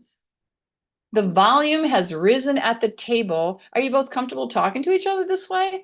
I don't interrupt people yelling at each other. I interrupt to say, excuse me, are you both comfortable talking to each other this way? My ground rule that I never have, by the way, if I were to put a ground rule in, the ethics of a ground rule for me is don't raise your voice, be respectful, be polite. That's not my ethics as a mediator. My ground rule would be for the mediation to work best. This is an ethical ground rule for me, Kathleen style. For mediation to work best, the mediation table needs respect and courtesy and no interrupting. Let me know when this is not happening for you. That's the ethical ground rule, according to me. Let me know when courtesy isn't happening. Because when they let you know, now they're taking responsibility for themselves, and you can work with that. You can put in the ground rules the way that you want to. But I'm saying the ethical ground rule is for the mediation table to work best. The mediation table needs courtesy and respect. Please let me know when that's not happening for you. That's the real question. Please let me know when that's not happening for you. Please let me know. When they let you know, you can clarify that. You can summarize that. You can work with that when they let you know. And now they've allocated responsibility for themselves for letting you know. Please be ethical with negotiation. In mediation, people should be offering, receiving. Nobody should be being made to make decisions that are not a win-win for them.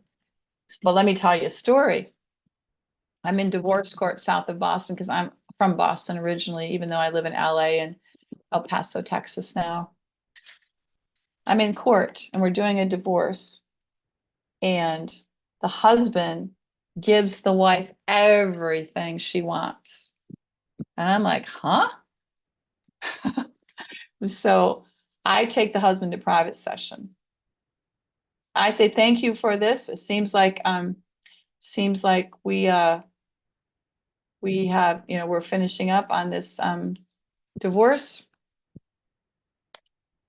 and I'm going to call for a private session. I didn't say why, I just said I'm going to call for a private session. And I looked at the husband. I said, well, at the mediation table, the score is 25 her, 0 you. See how I use numbers? I said, as your mediator, I need to know why. See how I didn't challenge him? I just said, as your mediator, I need to know why. I rarely ask the why question, but when I've got 25 to 0, he's giving her everything she wants. I need to know why. So I asked that question. He said, Kathleen, because as soon as I walk out of this courtroom, all my guilt is gone. All the guilt is gone. You know what I said? I said, that's good enough for me. You might have asked clarifying questions. I said, that's good enough for me. And he looked at me and smiled, and I said, I understand. And we walked back into the joint session. Ethics. The ethics in running this process is very important as well. This process is everything. Run your process well. Use your transition statements so people aren't surprised by where you're going. Let them know when I'm done. Now that I'm done giving my mediator's opening statement, you will be giving your opening statements. Let people know where you're going. People used to come into court in small claims court in Boston and say, Kathleen, we have an agreement. You know what I didn't say? I didn't say, oh, it doesn't matter. We're going to run you through the mediation process. And I was the head of 5 courts in central Massachusetts. I was the head of 36 volunteers. And I taught them. If people come in all excited with an emotional tenor that's happy, value it, honor it. Say, oh, thank you for that. Let's see what you have. Let's see what you've agreed to. They're either going to start fighting or they've got a real agreement. And when they started fighting, I said, well, it seems like we're still talking about it. I didn't call it fighting. Seems like it's still being discussed. So let me start the mediation process. And, or if they had a real agreement, I would say, yeah, it seems like you do. So we can write it down. Let's start the mediation process. Let's get the agreement to mediate signed. So we can go straight to the number 7. I skipped all the steps in the middle and went straight to number 7 because they were ready. They did all this work on their own and they were ready. So I said, okay, run this process with ethics in mind. It's a very important process. Mediation is a journey into the unknown, and part of the ethics is understanding that you don't know where this mediation is going to take you, but you are holding the space within the conflict steady for yourself. You are holding the space steady for people at the table, and no one can scare you away. No one's going to fluster you. Even if you feel scared on the inside, you're not going to show it on the outside. Even if you can take a mediator's break and say, I need a mediator's break, and get yourself back together. It takes your style, confidence, and courage to conduct this process because you are taking a journey into their conflict, which is unknown to you, and you are helping them create meaning. And this is the ethics of not telling people what to do in facilitated mediation. We walk the journey with them, and we don't tell them what to do.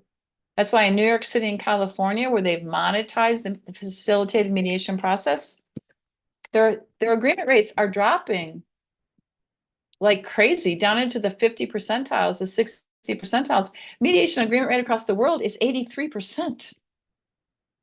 It's dropping because they're getting rid of the opening statements, because they're telling people what to do, because they're not willing to have the honor and the confidence and the courage to walk the journey through the path of someone's story and be patient and take notes and listen and summarize. So let's look at the process. What is different between lawyering and mediating? One huge difference. The ethics of mediating is we ask questions we don't know the answers to. The ethics of lawyering is lawyers don't ever ask a question unless they already know the answer. It's 2 different ethics. I don't let people lawyer in my mediation training. Ask 5 questions in a row with no summary in between. Are you kidding me? No. Mediators, we ask a question, we summarize the answer because we're honoring the answer. We don't just ask the next question. That's lawyering. And it's hard for lawyers to undo their lawyering because you're so well trained. If you want to undo your lawyering, every time you ask a question, you're going to answer, you have to summarize it. Force yourself to use the trifecta. Thank you. Let me make sure I heard what you said. Is that correct? Is there anything else? That's the trifecta. Force yourself to do that. And you will not be lawyering anymore. You will be mediating. You do it the whole way through the process. We don't take from people. We don't ask all these questions just so we can have information. That's taking. Mediation is about giving and receiving. We receive the answer, but then we give by proving that we heard the answer. This is a duality. This is dynamic. This is alive in mediation. Facilitated mediation is not a selfish process. We don't ever take as facilitated mediators. We are giving our undivided attention. This is the ethics of mediation. Facilitative process, we give our undivided attention. We listen with both sides of our brain. We listen with our heart and we listen with our gut. We really listen. You can tell when you are really listening, when you can summarize every key word that someone just told you. Otherwise, if you can't do that by writing down and memorizing in your head, if you can't do that, that means you are not fully listening yet. You are thinking about what you're going to say next. You are thinking about the question you want to ask. You are thinking about the negotiation that you think is going to work. You can drop all that as lawyers, put it all down. All you have to do is listen and summarize and ask, is that correct? And say, is there anything else? It's that simple. Let all these other skill sets just fall away from you. We just need your authentic personhood at the table to just really listening. In life, we don't really listen. In the American culture, we're terrible at this. We compete. Oh, my grandmother did this. Oh, my grandmother did this. Oh, yeah, my dad did this. Oh, my dad did this. That's competition. That is a parallel conversation. Those are two parallel dialogues. Nobody's listening. No one's saying, oh, your grandmother did this. Did I have that correctly? What else did your grandmother do? That's really listening. We're just competing. We're just parallel conversation with monologues, not a dialogue. A dialogue is when you say, oh, let me summarize what I just heard you say. And oh, is there anything else? And oh, did I get that correctly? That's a dialogue. We usually monologue. And we just keep on talking and we wonder why we don't feel that great. We wonder why we feel empty in life because we're not dialoguing, we're monologuing. We're only talking about ourselves and what we did better and what we did yesterday too. That's not a dialogue. It's two parallel monologues. So think about these things as we move forward in this because we are balancing all of these skills up in the air. And ethical mediation requires your IQ, it requires your intelligence, it requires your judgment, it requires your brain. And ethical mediation requires your emotional intelligence. So go read about EQ, emotional intelligence. What is it? Who are you? What's your personality like under stress? What's your personality like at peace? You might have two personalities. When you're under stress, you might not recognize yourself because you're moving into a different style. Your conflict style is different when you're under the fire and when there's peace in your life. I happen to be both. I happen to accommodate whether I'm peaceful or whether there's chaos in my life. Whether I'm at war or peace, my personality is the same. Wow, that's kind of wild. But I'm also I'm an INFJ. Go to the Myers-Briggs test and find out who you are. INFJ, there's only 1.5% of the population around the world is an INFJ. I think differently than other people because I'm an INFJ. According to the Myers-Briggs personality test, I am an INFJ. Find out who you are. Learn about yourself. The more you know about yourself, the better a mediator you will be. That's ethical.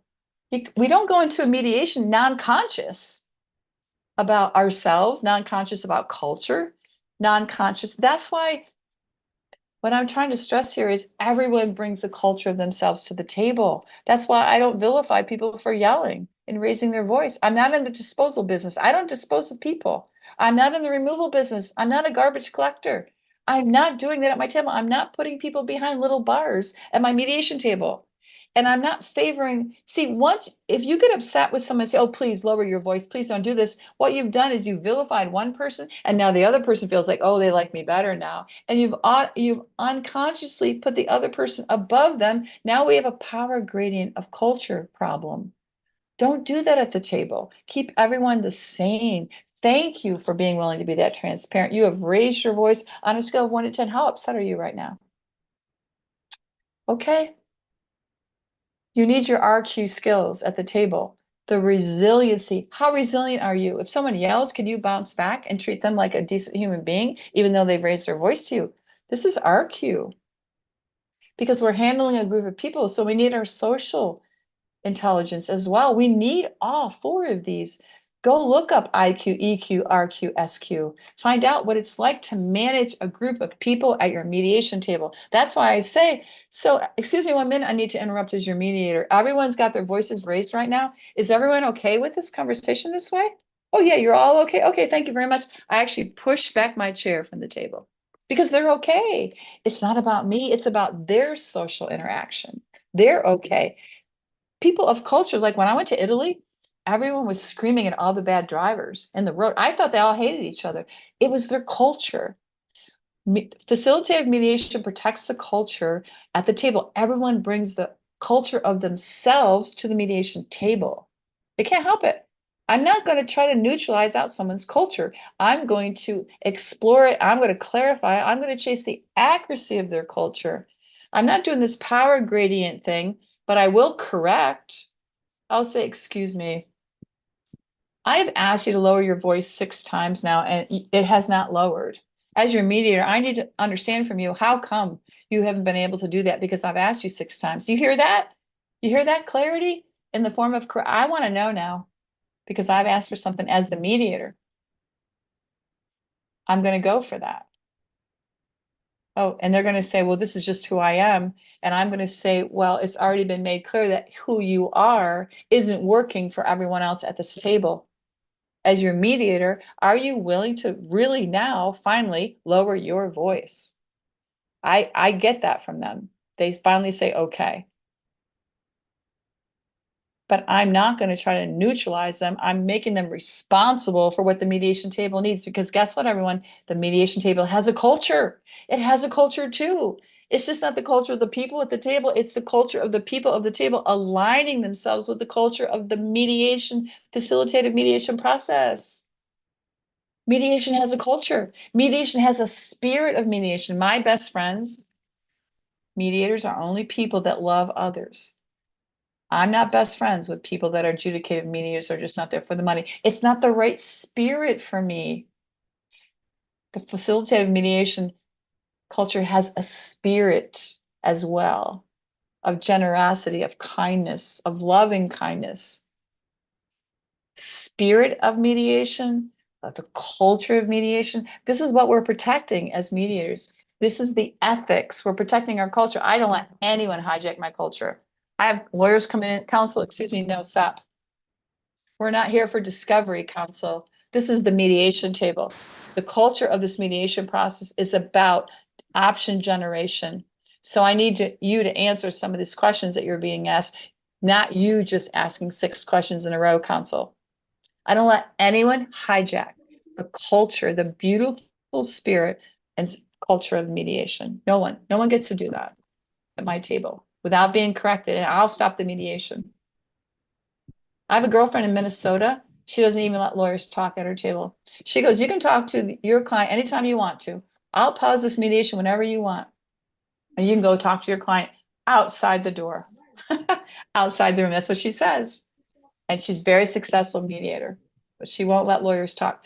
Her culture of mediation is for the parties. They're the only ones that are talking at this table. You get to make those decisions, maybe or maybe not. The ethical, as I've talked about this before, the ethics of mediation is to clarify everything you hear people say, even after their opening statement. They have a right to know that you get them. They have a right to feel honored by you. They have a right to feel validated by you because you have acknowledged their exact words. They have a right to build rapport with you, and they have a right to trust you. You said you're neutral. They have a right to trust you. These are the ethics. These are why the ethics are all weaved throughout this process. And I start right away. And your tone of voice will be the number one reason why someone likes you. You're either resonating with my tone of voice or not. We can't help it. It's biology. No one can help if you like someone or don't like them immediately. That's biology. We cannot control it. Have you ever met someone you didn't like immediately? That's why. It's your biology. It's your intelligence centers picking up something. Have you ever met someone you felt like you've known them for 25 years and you've just been talking to them for 5 minutes? It's your biology. It's your sensory cells. It's your mirroring genes inside you. We can't help it. So that's why as mediators, we're careful about our tone. People deserve to have your acknowledgement. The best way to do it is with your tone of voice and then summarize back to them what you heard them just say to you. The trifecta. Summary. Is that correct? Is there anything else? That's the trifecta. So because of all of this, we talk like this. We say, I hear it from, as your mediator, this is how I hear it from you. Right now you are saying, you have just said, let's see if I have this correctly for you. This is about, seems like, sounds like, looks like, feels like. This is how we summarize and try to get people somewhere. Then we do exploration in mediation. We have to find out more about the past. You know, their opening statements, there's more beyond their opening statements. So we explore, can you tell me more? How did that happen? What does this mean for you? You know, how was your relationship like before before the situation happened? Are you both comfortable talking to each other this way? That's exploration for me as a mediator. I need clarity. They're all yelling at each other. I need clarity. Oh, I had clients, they yelled at each other for 2.5 hours. I said, you've got 30 minutes left. Do you want to continue talking to each other this way? And they both said no.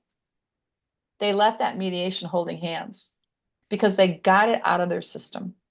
Now, some cultures that will never be acceptable for people to yell at the mediation table. Yeah, we have to work within the different cultures around the world because mediation is quickly becoming a worldwide backyard process. So we've got a culture that we have to protect at the table because raising the voice is absolutely a no-no, or interrupting is absolutely a no-no. Then we have to protect that culture, right? But we find that out before the mediation starts, right? And then we also disrupt at the table. Before people are ripe for negotiation, we disrupt them. Have you given any thought to, if the mediation fails today, what's the best thing that's going to happen to you and what's the worst thing that's going to happen for you? That's a disruption question. We disrupt what people are thinking at the table to get them ripe for negotiation before we start to negotiate. We ask them, what's been this impact for you in this conflict? And if this mediation table were to be successful today, how would that feel? It's a disruption question. Asking someone how something would feel if we're successful gets them to thinking. If we step back for a moment and just look at this from afar, you know, what do you think everyone would say? What do you think other people would say that aren't even here sitting at this table today? That's a disruption question. We disrupt people with these questions. We get them to think because we want them to negotiate. Coming soon, we want them to be able to negotiate. So this is how we talk to people as mediators.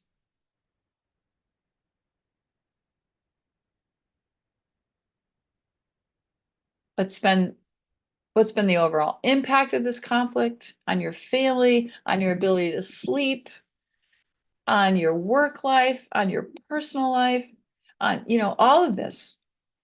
If the mediation table were to fail, what's the best thing that's going to happen to you involved with this case? This is the Batman, the Watma. If this mediation table were to fail, what's the worst thing that's going to happen to you regarding this case? We want them to visualize the best and the worst. We're disrupting their thinking to get them ready to negotiate. And lastly, we say if this mediation table were to be successful today, how would it feel? Feel, not think, feel. We want them to talk about the feeling. Because when the brain starts to visualize into the future, it becomes real to them. So as mediators, this is our SQ. This is our social intelligence. How would it feel today? How would it feel? What would you do if this mediation table were to be successful right now? You know why we work so hard at this? Because wherever they're going past the mediation table, a third party will be making decisions for them. A judge is going to decide for them. The judge doesn't know them. The judge doesn't know they hate carrots. The judge doesn't know their favorite foods. The judge doesn't know how many hours of sleep they need. The judge doesn't go home with them. When they leave the mediation table, the arbitrator doesn't know them. The arbitrator doesn't know what makes them happy. The arbitrator doesn't know they like to go to church every Sunday. The arbitrator and the judges know nothing about these people. As mediators, this is the last chance they have for fully empowered decision making. It's our table. After that, it's done. I did a state arbitration where they sent the one issue to the mediation table and said, whatever the mediation decides, we're going to honor. See? So I love all these processes working together, but mediators were not a third party. We're there helping them have a fully empowered experience at our table. So of course we explore the past so we understand it better. Of course we disrupt their present because we want them to negotiate. So we get people prepared to negotiate. So here we are in number 6 with these continued joint and private session with this extra layer of confidentiality in the private session.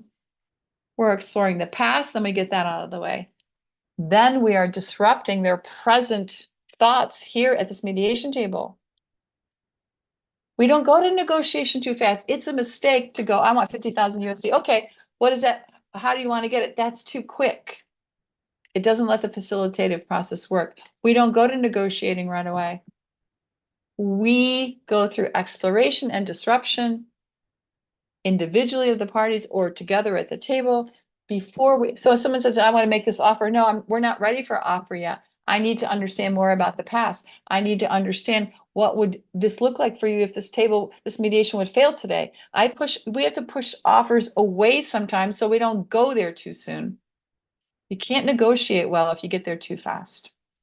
You don't have enough information. They haven't felt their way through if the mediation table fails, if the mediation table is successful. They need these conversations in your own way before we get into negotiating. The way we get to these conversations is we pivot off of things. This is Aristotle. This is ancient wisdom. We pivot off of the logos, which is the logic. If someone's upset, don't be logical with them. Don't try to deal with someone who's upset. Go right to the pathos. Go right to their emotions and say, so for you, on a scale of 1 to 10, how upset are you right now? Talk about that they're upset. Can you tell me more about how this is bothering you? What's going on? I can see that you're upset. We have to go into the pathos. We cannot fix the pathos with the logic. It never works. Never works. But if people don't know how to talk about their emotions, well, I don't really know why I'm that upset.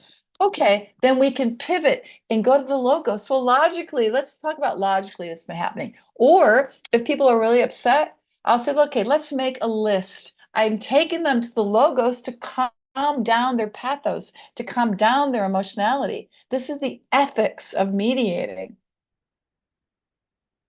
And then, of course, the ethos is appealing to someone's expertise. It's appealing to their credibility, to the practicality of what they know they can do. So we use all of these 3 at the table with our ethics, but we also bounce off of them if one's not working. And I'm going to tell you, if someone's upset, don't be logical with them.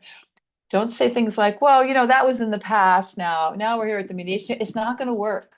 You have to go right into emotional tenor. I get rid of emotional tenor first, or I'll summarize them at the same time. I'll say, so for you, you are really upset right now. You're at an 8 being upset. And what you're upset about is this, this, and this. Is that correct? I put them all in the same sentence, emotional tenor and the summary of their facts in the same sentence. And you can get to that mastery level, and maybe you're already there. Keep doing it, but don't try. You can never logify away emotionality. Never. Mediation table will fail. And people will never calm down, or they'll be exhausted because they're continually upset because their emotions are not being tapped into. The clarity of their emotional experience is not being validated. So you either bounce off these three because one's not working, or you go into it to get the greater clarity, but then you connect them. So, for example, if someone's doesn't want to be embarrassed with a settlement agreement, okay, embarrassment is pathos, it's emotion. I will say logically, or the ethos, the practicality, the credibility of the settlement agreement, I will say, okay, what words do you need in the settlement agreement not to be embarrassed by your board of directors? See how I use them both? And I will get those words. They'll say, well, I need the settlement agreement to say this, this, and this, and this. But then I'm going to bounce back into the pathos and say, okay, so which one of these words helps with lowering your, does this lower your embarrassment, or does this get rid of your embarrassment? Do you want to lower your embarrassment here with these words, or do you want to totally get rid of being embarrassed? What are you looking for? See how I'm using two together? I'm using logos and pathos together now. But I went into the pathos first because I said, what words do you need not to be embarrassed that you need written down in the settlement agreement? And we wrote the words down. Therefore, validation, credibility, relief. Oh, God, yes, those are the words I need, Kathleen. But now I'm going to go to the logos, because ethos is I've got to write a good settlement agreement. The practicality, my agreement needs to be solid. My agreement needs to be able to be walked out in their real life. When they leave this room, this mediation table, they need to have an agreement that works in real life. I'm glad you're liking these ethics, Glory. Yes, ethics is more than what normally gets talked about, because justice has a feeling. Injustice has a feeling. Being ethical is doing such the very best job that we can. Someone look up the definition of ethics, please, and just stick it into the chat. Ethical, ethics. Someone just throw it into the chat so we can look at it as well. And it's beyond the definition. It's appealing to the parts of people that define what's ethical, what's a win-win for them. And this is what we do. As we, on the same vein, we're creating meaning. So the meaning of embarrassment, we're diminishing the meaning of embarrassment with what I just shared with you. And this is how keen of mind. That's why I want you to bring your brain to the table. I want you to bring your judgment to the table and use it properly. I never have a problem with mediator judgment. I let it work for the parties, because people are making decisions and we're taking them through exploration and disruption to be able to advance them to negotiation, because we need meaning, and we need that meaning to matter. The new meaning we're creating, we need it to matter. And hopefully someone's got the definition. Oh, thank you. So thank you for putting this in the chat. Ethics, moral principles that govern a person's behavior or the conducting of an activity. So the governing of behavior pivots between how someone thinks about something, how someone feels about something, and does it apply to the practicality of the quality of life. So see how it's metaphysical as well as ethical, as well as practical, as well as logical. That's why you have to pivot off all three of those appeals at the mediation table. And that's why a lot of mediators don't get mediation settled at the end, because they haven't made those appeals and they haven't pivoted off the appeals. They're not dealing with the whole person. They're dealing only with the logic. And this is what the mistake lawyers make. You're dealing with the law, you're dealing with logic. It doesn't work at the facilitative table. It will shut it down.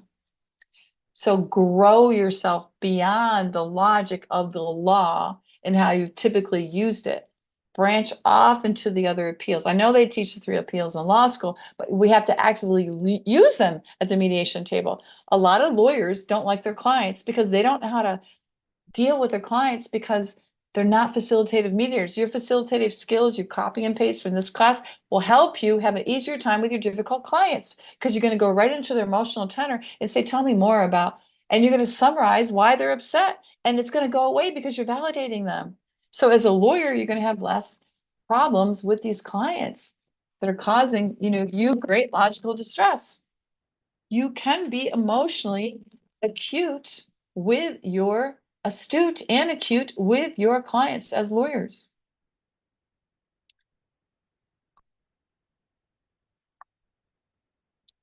We've talked about this process. If the past story is not explored enough, you have not been ethical about their past history of their conflict. You've not. Thank you for your opening statement. And now that the opening statements are over, I'm going to be asking you more. I'm going to be asking you about things beyond your opening statement, or maybe when you heard their opening statement, a question came up in your mind. You better be asking that question in exploration right after their opening statements. That's the ethics of you getting a question out of your brain onto the table. But attach it to them. When you mention this in your opening joint statement, a question popped into my head. Attach it to them and allocate it to yourself. See what you just did? You just made a connection wire. You attached it to them when they said it. You came up with a question. Allocate responsibility to yourself. It's your question. Say so. As your mediator, several questions came into my mind. May I ask them, please? Yes. It's got to be about the past. These questions have to stay in the past until you fully understand their past story. Don't go out of exploration until you know everything. I always like to laugh and joke. You better know their grandmother's telephone number by the time you come out of exploration. Know everything about that past. As we move into the disruption process, remember, it's the 3 main questions, and this is the ethics of disturbing them. If we don't disturb people, they're not truly ripe for negotiation. And see, the agenda is what you're disturbing. The exploration is the past. It's what creates the agenda, but now the agenda, we're actively working with the agenda in the exploration. Oh, so agenda point number 1, if this mediation table would fail and you're not going to get agenda point number 1 here at the table, what's the worst case? What's the best case scenario for you? Because the mediation has failed. Say, if this mediation fails, disturb their idea that the mediation table is going to be successful. Disturb it. Say, if the mediation fails, let them visualize. Uh-oh, what? Some people will say, this mediation can't fail. That's what they're going to tell you, some of them. No, we can't fail. We have to accomplish. Now you understand their loyalty to the process. They're 100% vested on a scale of 1 to 10. How much do you need this mediation table today to be successful? Oh, 11, Kathleen. Oh, thank you for that, 11. That's beyond the 10. Yes, this is extremely important to you. I'm using the word extremely on purpose because they went over top of my number 10. Do you see how my word tenor matches what they just told me? This is EQ. This is your social intelligence, your emotional intelligence. That's why you need to understand yourselves. Disruption. If the mediation table were to be successful, how would that feel? Now we're putting the conflict behind them. People will tell you, oh my God, it would be such a relief. Oh my gosh, I'd go on vacation. Oh my gosh, I would just cry. Like I have a client. Okay, let me tell you about this a little bit. Let me just go off this just for a second, because you might have some questions for me. We're almost done with my slides. Let me tell you a story. I've been mediating with a client for 7 months in a case in Massachusetts that's actually very dangerous. I'm going to have to hire an executive level 3 bodyguard with me, and it holds a mediation in court eventually. So people can walk through, the metal detectors and all, and the court officers will be there. So I had this client for 7 months, and we're on the facilitated mediation table, and all of a sudden it's time for her to get a lawyer. She gets a lawyer, and the lawyer says, oh, that'll never happen. Oh no, that's not going to work. Oh no, this, oh no, that. And all of a sudden my client's head is filled with all these no's.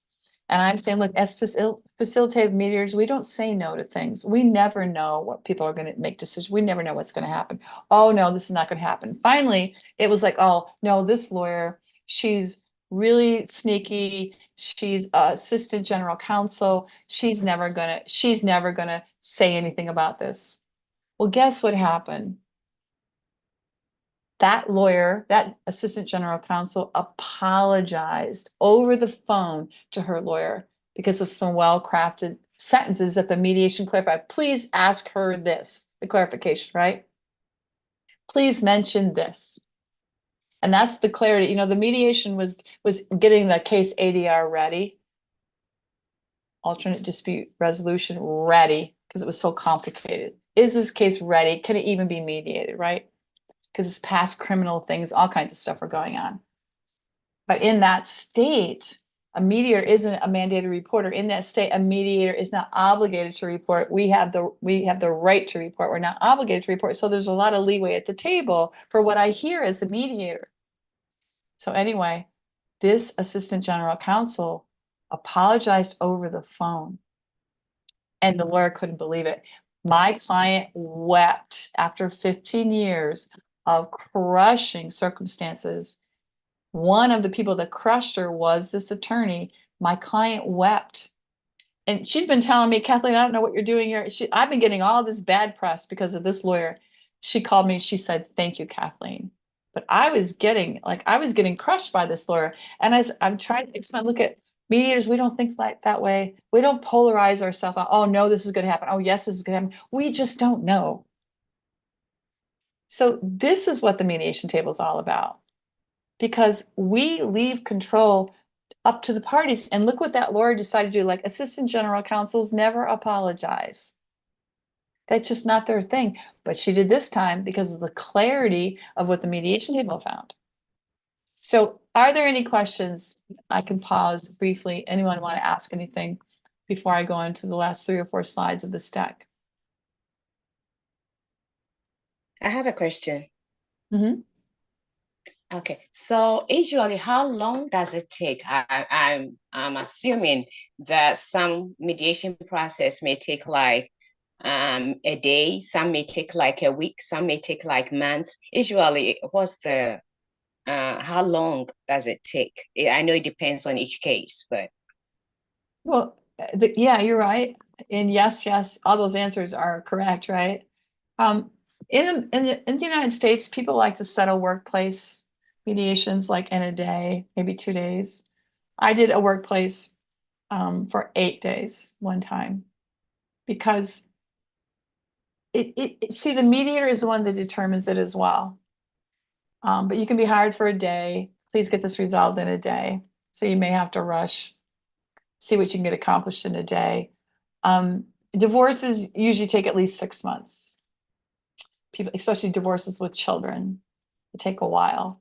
But when I used to do divorces in court, it was in 4 hours, because I was involved with a special project in Boston called the Mediation Project, where we could act like lawyers, which is, I think, being in court is one of the reasons why I've achieved a bit of mastery in my practice, because court is a lot of pressure. So it forces you to do well quickly. Relationship mediations usually take a while, like at least 3 months, because people meet once a week. And I will do conflict coaching with just one person, because see, that's conflict within. So it's like mediation. It's like mediating a person with themselves, conflict coaching. So conflict coaching pairs up well. If you want to get another certificate, go for conflict coaching as well. So I do that, with one person. She trying to decide whether to leave her husband or not. So the conflict's within her. It doesn't have so much to do with him. It's within her. So I would say an average case is like 3 months. My style anyway. And my mediations are 3 hours long. Conflict coaching, my meetings are 1 hour long, excuse me. So just depends. Great question. So in this case, are you paid by the hour or by the section? Depends on how you want to structure your fees, and it depends upon the industry standard. Like workplace harassment is usually paid by the day. You have a day fee. My mediations, my personal mediations I charge by 3 hours at a time. And in the United States, mediators are paid in advance. We get our money first, then we mediate. So I don't know what the industry standard is for where you are, but you have to check and see. But it's great that because mediation is hard work and people are upset at the end of mediations. You don't want someone withholding your money because they're upset because the mediation stirred up stuff and now they're mad. We get our money before we mediate. So it just goes into my account electronically into my account, PayPal, Venmo, whatever it all is. It goes into my account first and then I mediate. In court, I volunteer my time in court. I don't get paid for anything in court and I still do court mediations and they can be 4 hours, they can be 3 hours, they can be 1 hour, depending upon the case. Family court cases in the United States, usually the mediations are 4 hours. My private practice is 3 hours. 1 hour, nothing gets done. 2 hours, people almost make decisions. 3 hours, I know that I can get people to come to one decision after 3 hours, somehow, some way. Just my style. I've just learned to recognize that about my time. So I like people to leave with success. So my private practice mediations are 3, and I build 3 hours ahead of time, 3 hours ahead of time, 3 hours ahead of time. Great question. Anyone else have a question? One more. So I've been to, I don't know whether that was a mediation or not, like co-parenting, and they have somebody, I'm in Maryland, Charles County, and they have somebody that is there to help with the co-parenting. Is that a mediation? Is that a type of mediation? Yes, people do mediate co-parenting. That particular place, in Maryland, it might be just an advocacy program. You're advocating. It might be something to do with the state. Like I just trained mediators in Colorado Springs. They work for the state where children were taken away from their parents. It depends on the agency and what they're doing, but that topic could definitely be a mediation topic. How to co-parent better. Yeah, absolutely. You can make a whole practice on that if you wanted to. You could offer your mediation services regarding co-parenting. Absolutely. Okay, thank you. You're very welcome. And it Great. has, okay, thank you. Go ahead. I was just saying that I usually I like to go to the court and just hear what people have, so just to help me with the mediation training. So there are times that there are times that people are not allowed in the courtroom, and there are times that people are allowed in the courtroom. And so I was just wondering, how do you were you able to start the whole process of mediation by, I know somebody said you can do volunteer, pro bono, and all that. I did it for 2 years. I pro bono, small claims court, financial for 2 years. And I learned, and I worked for 6 judges. I learned, and I sold my jewelry and I waited tables for 2 years, 3 days a week, 2 days and 3 days a week for 2 years straight. That's how I learned. Yeah, all my jewelry's gone. But I wanted to learn. I didn't have a lot of money and I waited on tables with 20-year-olds. This was back in like 2008, 4, 6, back in those days. Yep. And then you know what? Not only that, my trainers didn't like the way I mediated. They shut me down, and I didn't disagree with anyone. I just learned from everyone. But I was saving the media. You know why they didn't like me? I didn't figure it out until like 5 years ago. They didn't like me because I said, well, so thank you very much. How does that make you feel?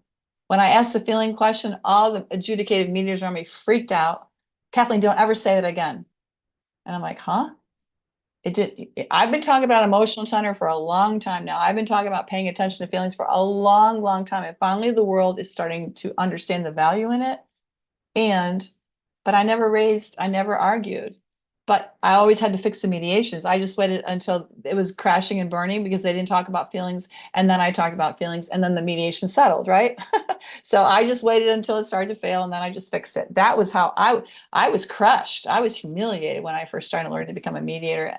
And I promised I would never do that to somebody again, ever. But that, it was pretty humiliating. I left crying some days, just hung my head and my tail between my legs and off I went. It was a hard experience. Mhm. But one day I found my voice and I said, no, I disagree. And the day I stood up and said, I disagree, 3 lawyers in the class asked me if I would train them how to mediate in Boston. And I went, sure. So you find your style and you find your voice eventually. And it's a good thing. Thank you for asking. Thank you. You're Thank you. welcome. Mhm. So these 2 things get us ready to get ready for, excuse me, for negotiation. And negotiation, let me go back to that screen. I'll find it. I'm sorry, I didn't put it up again. I should have. Negotiation is right here. This is negotiation. Your agenda list takes you to here every single time. And there's going to be a point in time where you now are going to have to negotiate, get and give. It's not offer and receive anymore, especially when you reach impasse. Don't stop the mediation. Don't put the agenda down just because you reach impasse.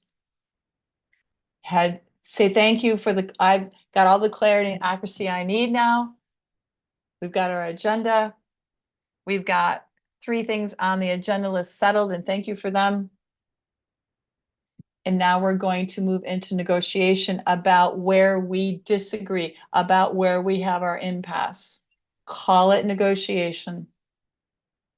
You don't have to name it till then. If people are agreeing with each other, I don't ever use the word negotiation. I just say, thank you for that agreement. Thank you for agreeing. Thank you for that agreement. Let me write it down. Let me write it down. Let me write it down. Impasse signals negotiation. And say, thank you for this loyalty to yourselves. I'm going to call it an impasse. And because we have now hit impasse, we are going to negotiate.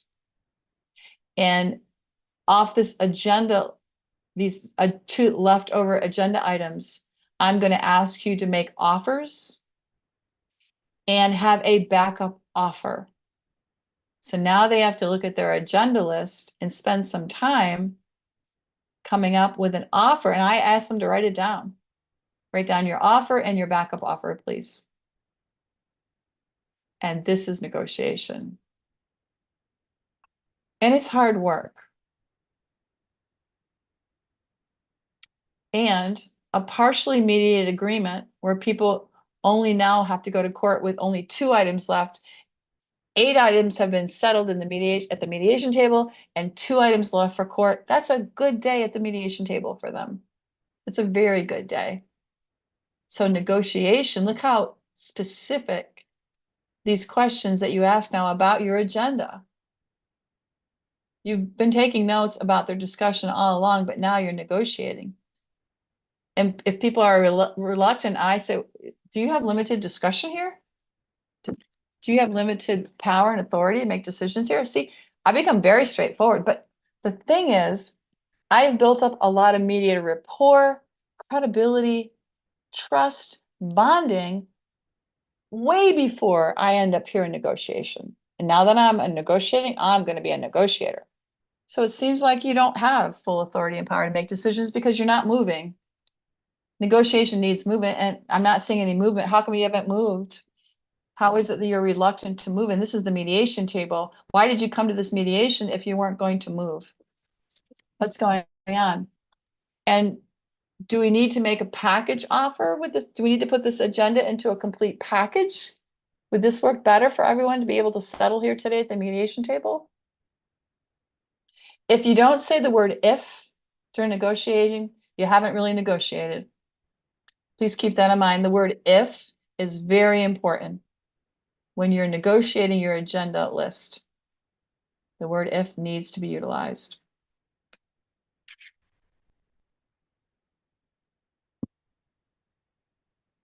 And if someone is very, very loyal to themselves, I don't call it stubborn.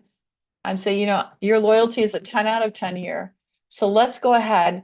Let's move with that loyalty that you have in your mind right now. Where is this loyalty going to take you? this loyalty is going to take you. You're going to walk. See, I dramatize. So this is one of my secrets for negotiating the agenda items that haven't been settled yet. I dramatize. I'm going to say, so this loyalty to yourself is going to walk you to the edge of the cliff of this mediation room. You're going to be walking through that door, and this loyalty, you're willing to, for this loyalty to take you to an arbitrator who's going to make a binding decision that even a court of law can't resolve, can't appeal, can't overturn. See what I'm doing? I'm taking them all the way to that choice they're making because they're saying no to this at the table. They're saying yes to something else. And you want that arbitrator to make a non-binding decision that's unknown to you right now, that even a judge can't overturn? I dramatize in negotiation if people are stubborn to their loyalty of themselves. And I'm going to say, how come this isn't a win-win? What do I not know? There is something I don't know here because for some reason, we can't get agenda item number 5 to be a win-win. What don't I know? What haven't you told me? I will literally ask those questions. What haven't you told me? There's something I don't know from you. What is it? See how straightforward I am now? I've earned the right to be that straightforward with all my summarizing, with all of my taking care of them, with all of my wonderful tone of voice. I have earned the right to be straight, low context, straight in there. See, some of your like the Nigerian culture is very high context. You do a lot of talking about a lot of beautiful details. You tell stories, not negotiation, people. You need to learn in negotiation to be very low context and go straight for it. It's a whole different communication style and it gets a lot done. So Americans, we're too low context. We're too straight to the point. I have learned from working abroad to be softer and to be more flowery with my language. I now, my emails say a gentle reminder when I'm asking somebody for information again. I learned that in India. We learn from each other. So learn from this American girl. Negotiation is very low context. And you basically say, it seems like you're willing to walk away from the table. See the walk away figure. Walking away from the table is a big deal. It seems like, you know, the other side might walk away from the table. Is this all that you want to offer? So we go through all of these statements about negotiating and working very hard with negotiating to keep people at the table because it's their last chance to have a fully empowered conversation. It's their last chance to make a fully empowered decision. Everywhere else, someone is going to boss them around. Everywhere else, they need to count on the ability of their lawyer to present their case. It leaves their control. So let's come on camera very quickly. I'm ending a little early, which I'm sure is a good thing. We have some takeaways, please, from what you've learned about ethics or some other questions as well. We have emotional intelligence coming up next, which is perfect.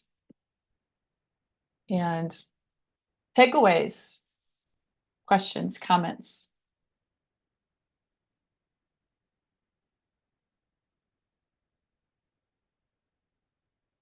Something that has stood out to you. Let me hear what's happened to you during my teaching, please. Something you want to challenge as well.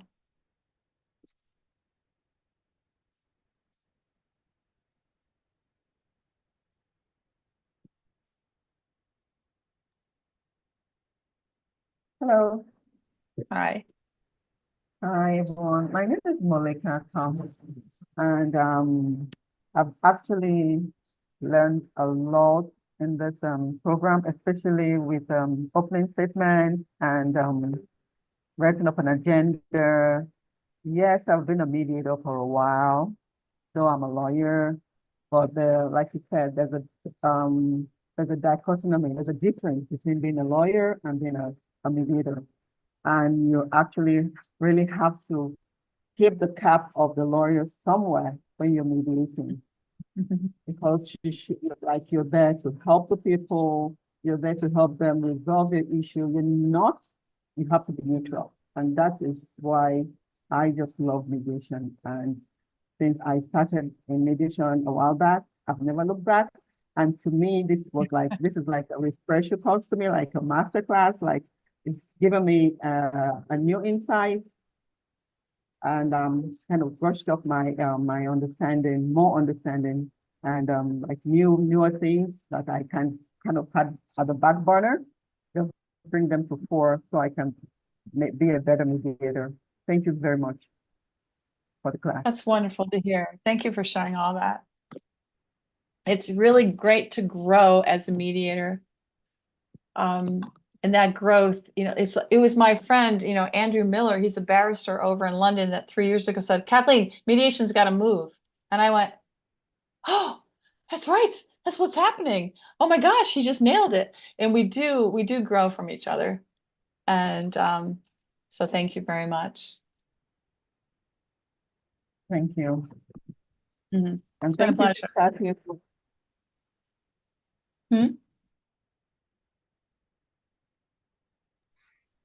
you. Thank you so much, ma'am. You're welcome. Thank you, ma. God bless you, ma. Thank you. I'll take God's blessings. Thank you, ma. God bless you. Nice. Thank you so much. Thank you. There's a question. You're welcome. There's a question in the chat. If in the course of exploration, one or both parties are not ready to talk about their past, how will this play out at the mediation table? Well, remember when they come to the opening statements, that's about the past. If you ask them if there's anything else they'd like to say more, see the code word, the secret word is more about their past, especially if you go off into private session. Is there anything more you would like to tell me now that we're here alone together? Now that we're alone, is there anything more? If it's in joint session, is there anything more you would like to say? It's the more, number one. If they don't have anything more to say, guess what? You've heard their opening statements. So you have questions. You should have questions in your mediator brain about what they said. You should need some clarifications about what you heard. When I heard you, but attach it. When I heard you say this, I was wondering, or allocate it to yourself. In addition to what I've heard you say, hear the transition statement. In addition to your opening statement, I have a few questions as your mediator. This is how you get more from them about the past. People typically will answer mediator questions because you're in charge of the process. You're at the head of the table. I've never had someone not answer my question, and I've done over 1,000 mediations. And I'm sure there's people here that have done more than 1,000. I work with people that have done 3,000 mediations. I've never had one person not answer my question. I've had people say, I don't know how to answer that question. And I said, that's okay. Just think about it for a while. I'll come back to you. So that's what we're doing in exploration. It's about the past because what they tell us in the opening statement is just the tip of the iceberg. I'm sure you've had that in this week of training. The tip of the iceberg is the opening statement. There's more. What's the more underneath the tip of the iceberg? Okay, the tip of the iceberg are positions. I want this. I don't want this. I want this. I don't want this. Okay, there's the interest. I want this. I don't want this because of this, because of that, because of this, because of that. Those are the interest. But underneath the interest, there's attachments. The deal breakers, I have to have this. That's an attachment. You don't summarize attachments anymore. You break attachments. And maybe the speaker after me will talk about that in the EQ. You break attachments. What would it look like if that isn't able to happen in your life anymore? You have to break attachments. So at the mediation table, we attach things to people, but we also break attachments. Lawyers break attachments all the time. When you say, no, you can't get that in a court of law, that's breaking an attachment of what someone's trying to accomplish. Well, we break attachments at the mediation table too, because the other side doesn't want to give it to them. And underneath attachments is authenticity. That's why some of us as mediators, we get to create peace and love and hope and faith at the mediation table because we get down to the authenticity. Let me give you one example of getting down to authenticity.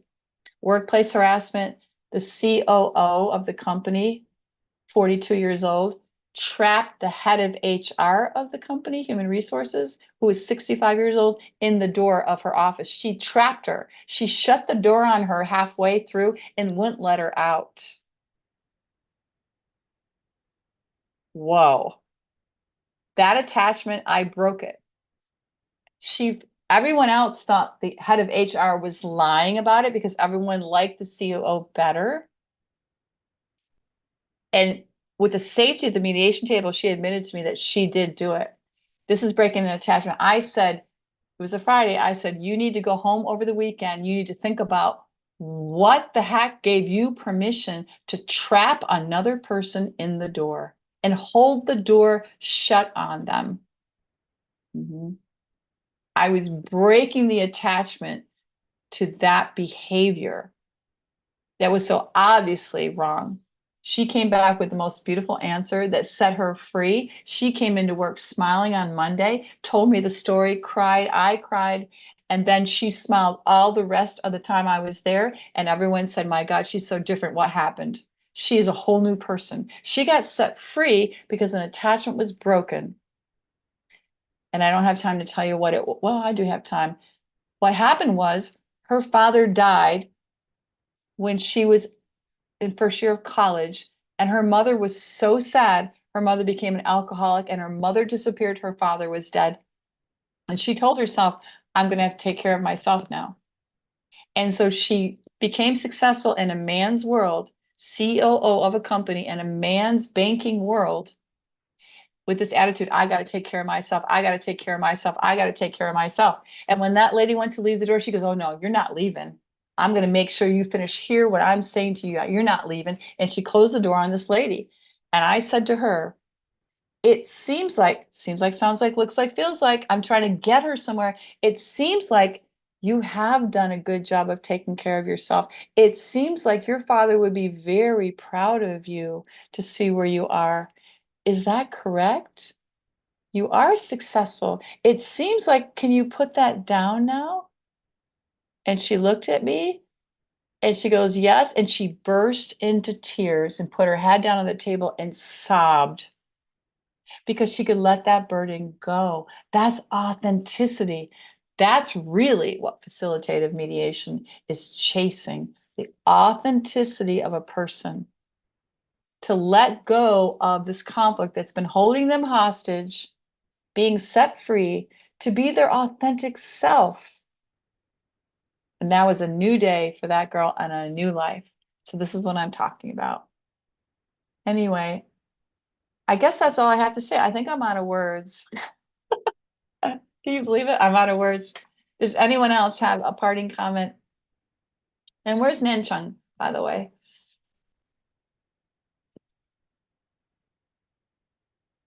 I'm right here.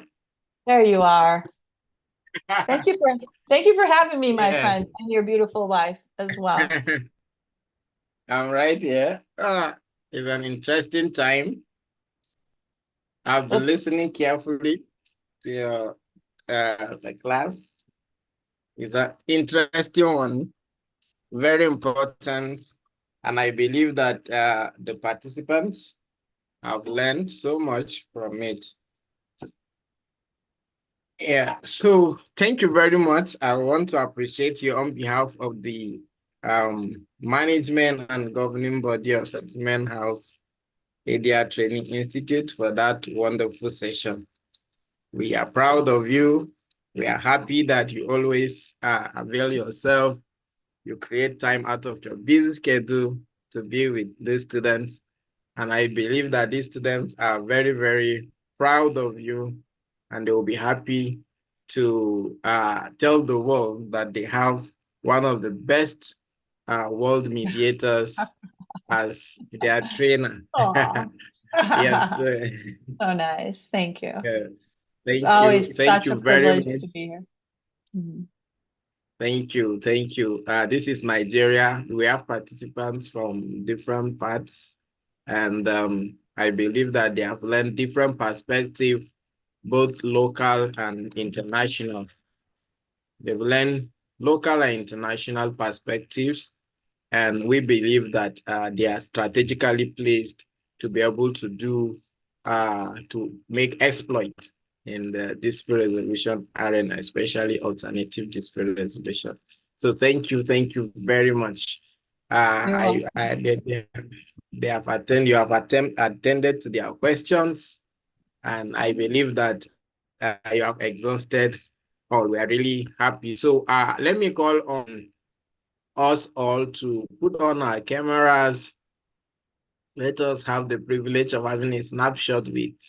I hope you get to know that she's not a lawyer, and she used to be a classroom teacher, and she took up mediation, and she has resolved hundreds of cases, and I hope you're aware. So that should actually encourage you, if you do not have the law background, to know that you can actually do exploits. You can start up a career, and you can do exploits. You can earn from it. Joseph George, who spoke to you on how to start up remediation practice yesterday, is not a lawyer. And he has made so much influence within the space of 5 years. And I believe that should challenge you all to start up something. If you need any help, if you need any mentorship, you can reach out to us. We can reach out to them. They are always available to, in fact, Mr. Joseph George has openly said that you are free to reach out to him. So please, we'll be proud to hear that you have started something worthwhile, and then we'll be happy to join you to make that story a success. Thank you very much. So please, I would like to see your faces quickly. Let's have a snapshot. Put on your cameras. Let's see the beautiful faces that are hiding behind the screen.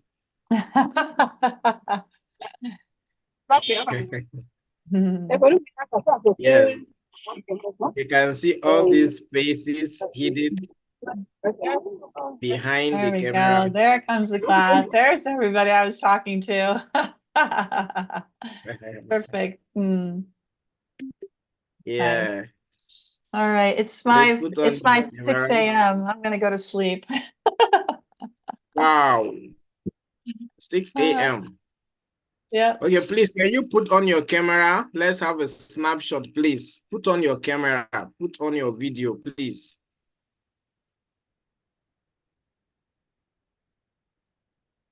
We are happy to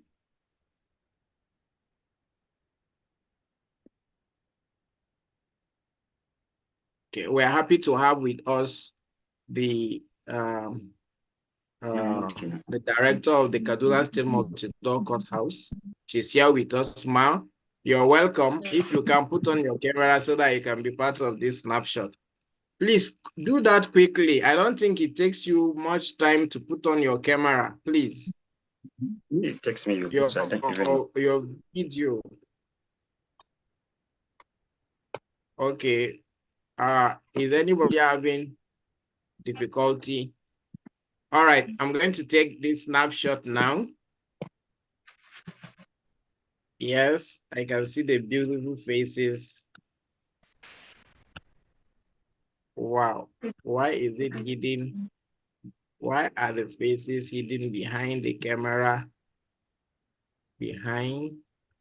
Remember that attendance is being taken, and you do well to also appear in the pictures in case of verification. We can easily go and verify that you are in the class from the pictures. So do well to have your camera on. Okay, this is beautiful. All right, we have the director of the Kaduna Multi-Door Courthouse here to speak to us also. And much love, everyone. Right, I'm gonna I go think sleep. we are good. Thank you. Bye-bye. Thank you very much, Kathleen. We are happy to have you. Please, we are very privileged to have you. So sorry for waking you up very early, about 6 a.m. It means you have been awake from like 3 o'clock thereabout.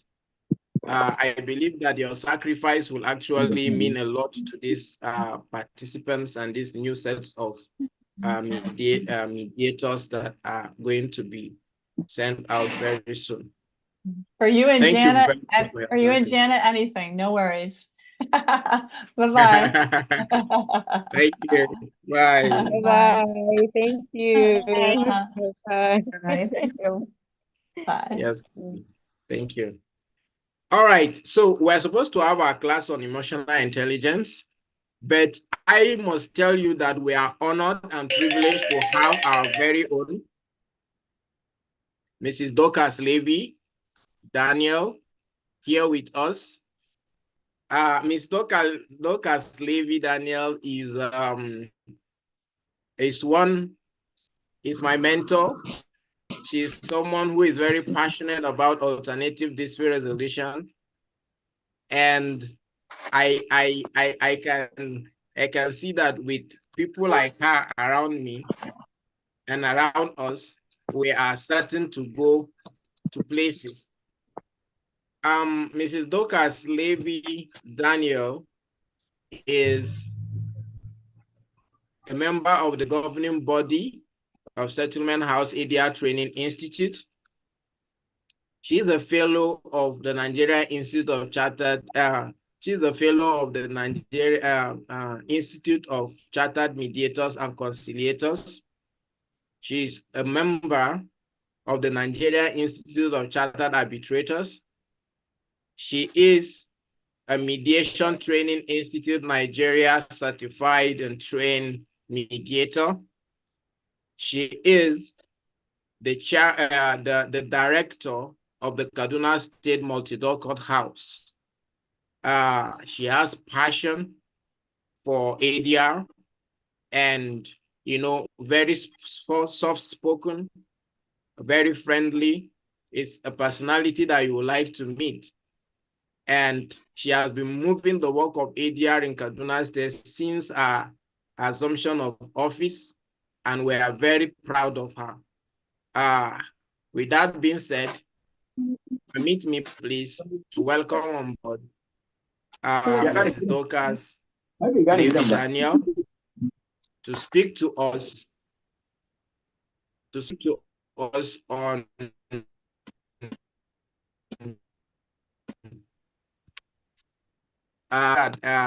Molikat is here. She has been working with the Multi-Door Court House in Lagos, so the two of them can say one or two things, So, Ma, over to you. We are happy to have you. She's going to put us through. When you become mediators, one of the likely places that you may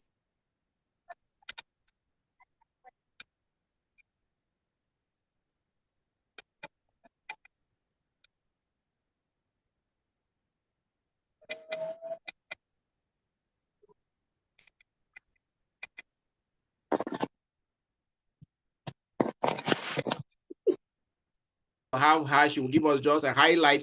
We're happy to have you. Thank you.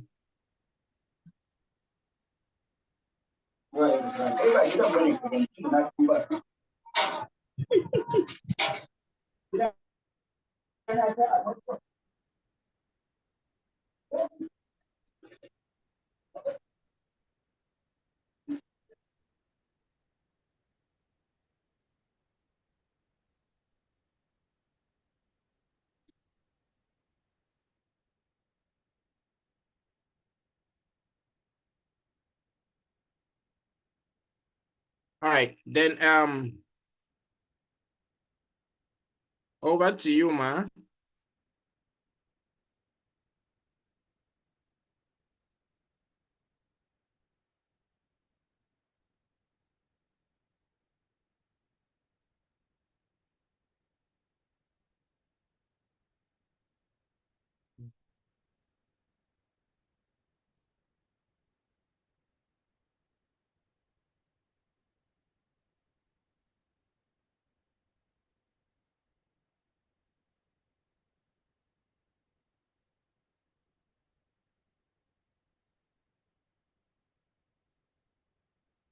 Okay, so before she comes on, you know, by the time you graduate from this class and you emerge successful, after you will be, for those who are qualified, they will be inducted as associates of Settlement House ADR Training Institute and as certified mediators.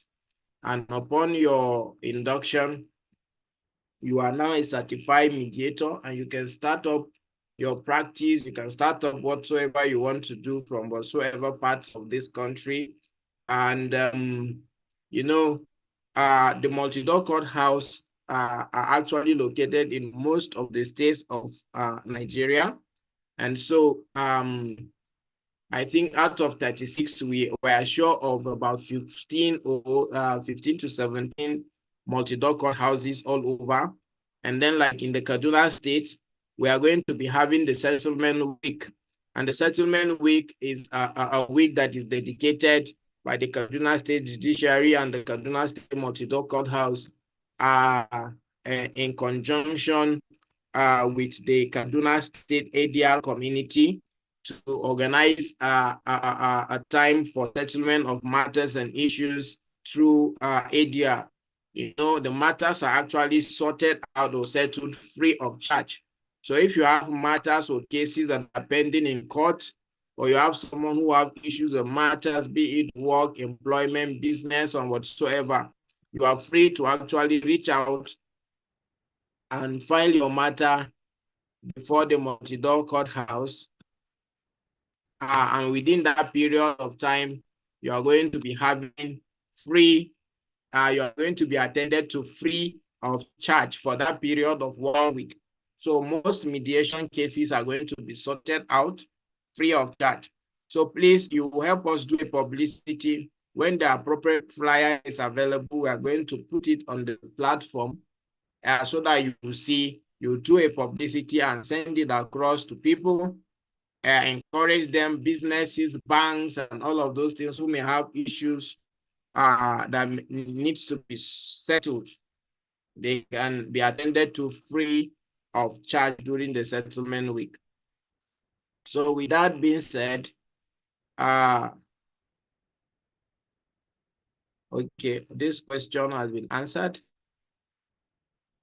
Okay, with that being said, I will hand over the mic to our very own facilitator that will take some few minutes to explain to us the workings of the multi-door courthouse, the possibilities and opportunities that are available at the multi-door courthouse for all of us who are trained and certified. So, Ma, over to you. Good afternoon, everyone. Can you hear me? We can hear you, Ma. Okay, good afternoon, everyone. Thank you for having me, Nanta. Good afternoon. The Kaduna State Multi-Door Courthouse came back in 2011 when my Lord Honorable, the retired Justice Rahila Afujo, was the CJ of Kaduna State. Over time, the Multi-Door Courthouse has had quite a number of cases, a number of training for the staff. And then when my Lord, the Honorable Justice MTM Aliyu became CJ, he felt there was need to revamp the multi-door courthouse. And then he set up the ADR Committee of Kaduna State, made up of the various justices from the different sections of the court, and then got on board different deputy directors, as well as appointing me as the director of the multi-door courthouse. In the multi-door courthouse, we have doors. We have doors of mediation and arbitration. We have doors of sulhu. We have the sulhu door, the mediation and arbitration door, the native law and custom door, and then mediation door on its own. We have a registrar at the multi-door courthouse as well as an assistant registrar. Cases come in through walk-in cases and court-referred cases. Walk-in cases where anyone can walk in and lay his complaint.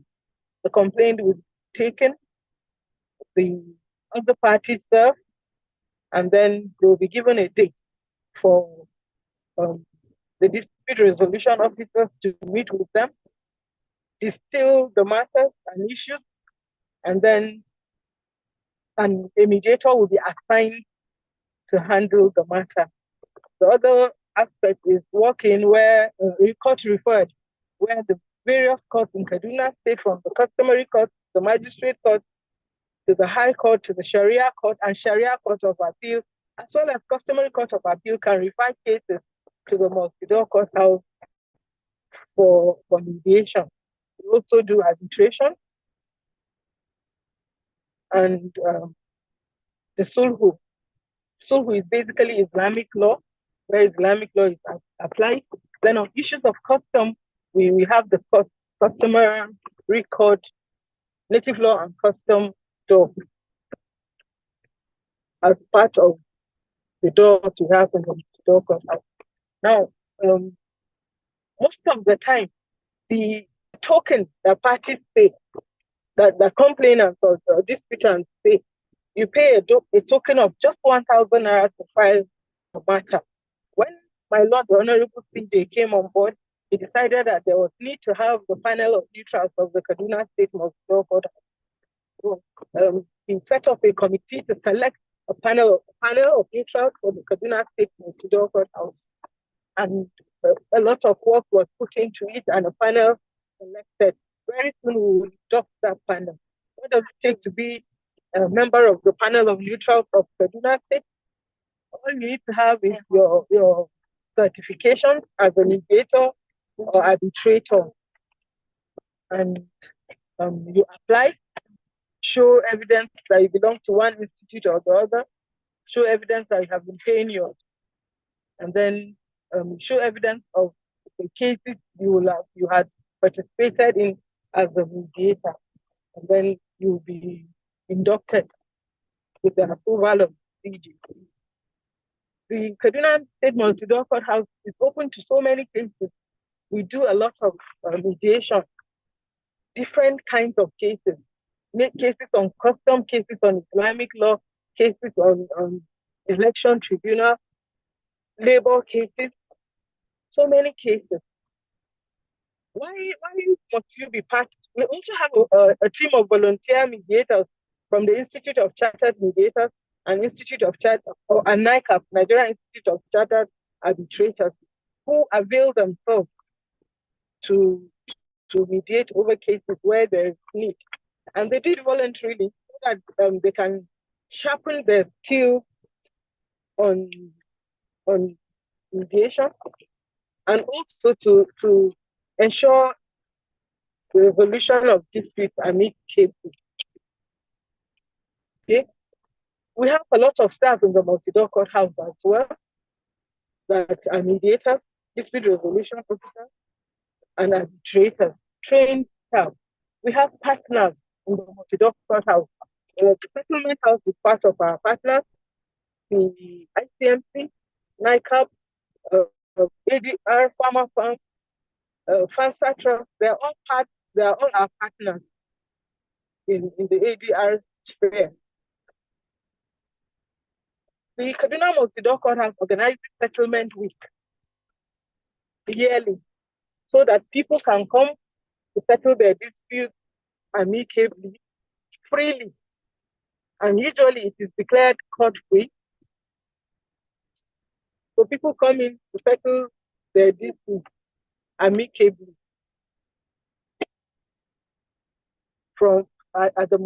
during the settlement week. It's usually a collaboration between the Kaduna Multi-Door Courthouse and our partners that I have mentioned. There are times that the Multi-Door Courthouse on its own can intervene in certain cases and say, please give us these cases. We have trained personnel trained mediators that can try amicable settlement, whether in court or out of court. And that is usually done. And then we get the right mediator to sit over this matter. So the Kaduna Multi-Door Court House has 4 doors being manned by deputy directors from the different peculiar departments of the judiciary. We're hoping to achieve a lot. We're hoping to move the Multi-Door Court House forward. We are going to go for study tours to the Lagos State Multi-Door Court House and probably Maiduguri Multi-Door Court House to ensure that we learn a lot. As a trained mediator, as a certified mediator, you can come to the Multi-Door Court House, apply for internship so that you can be attending our mediation sessions, or you can apply as a panel of neutral, as a member of the panel of neutral of the Multi-Door Court House.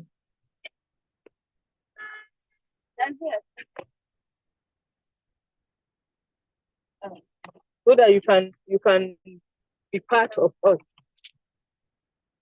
For now, I'll stop. Maybe there will be questions for me to answer. I'll be willing to answer those questions. Sorry, I'm on transit, as you can see. Thank you very much, Ma. We really appreciate your time. You can see how I'm tempted to say that ADR practitioners are a kind of a community. They are kind of a society. I don't know how to describe it. That they are a set of people that are full of the ability to make sacrifices. And when you check, you discover that that is what they do, despite the fact that she's on transit. She still she still avail herself to speak to us about the workings of the Kaduna Multi-Door Court House. More so that Settlement House Area Training Institute has its base in Kaduna State, and we are fortunate and privileged to have her as the director, and all of us can actually be partners. I implore you that when the Settlement Week flyer is out, I will send it across. Do well to share it for us on your social media. Let us make some noise about it, and then let's take advantage of some of those things. We'll be very, very happy if you do so. So do we have any question for our speaker? She's here to answer. Do you have any question as to the workings? We don't want you the concept of Multi-Door Court House to be strange to you. After you are done with your training, you say, what is Multi-Door Court House? Right? So please, do you have any question, comments? Hello? Yes. Okay. I was just going to add that I forgot to add that we do training. We do training. Part of what we do in the Multi-Door Court House is training. We have been able to do some sensitization trainings for community leaders. We have done for community leaders inside Kaduna and outside Kaduna as well. We're going to do for part of those from Zamfara State next week, God willing. So part of what we do, we sensitize the public and community leaders about ADR and its advantages.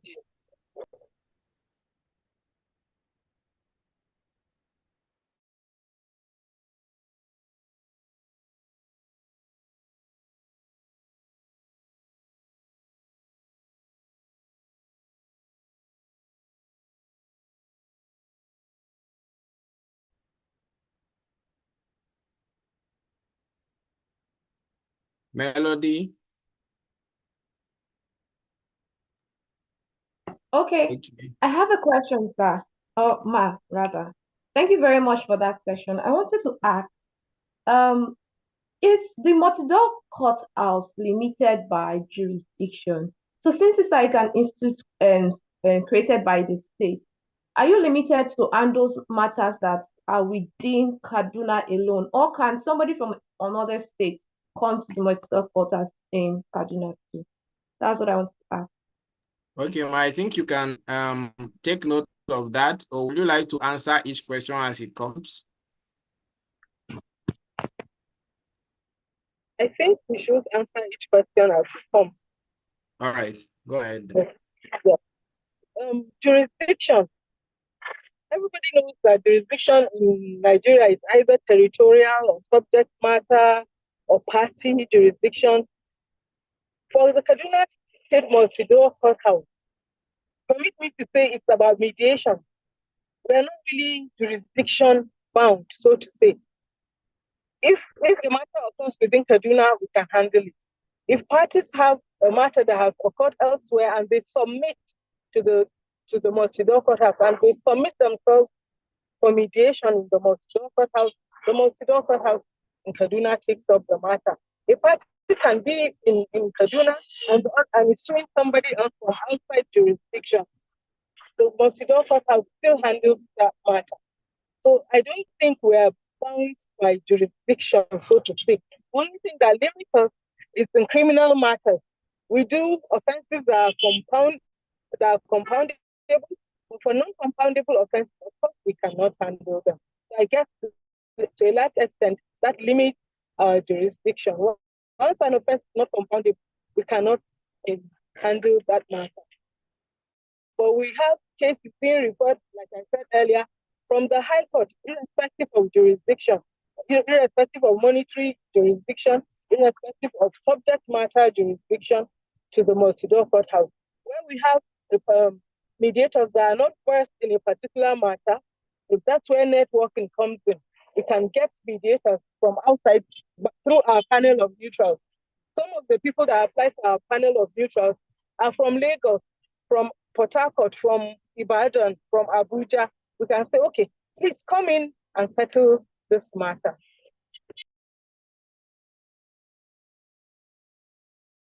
Thank you very much. We have some questions on the chat box. One of the questions is, thank you for the lecture.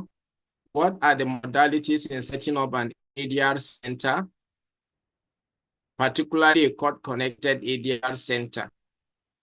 That's one. So maybe when you attempt this, I will now read the second one. Or let me read it. Can we be on the list of neutrals and volunteers? That this is from Molikat. Can those outside Kaduna take part in the settlement week? You know, from Molikat. Then the first question I read is from Salama to Ojoma Abubakar from Abuja. Salama to, I believe you work in the multi-door courthouse.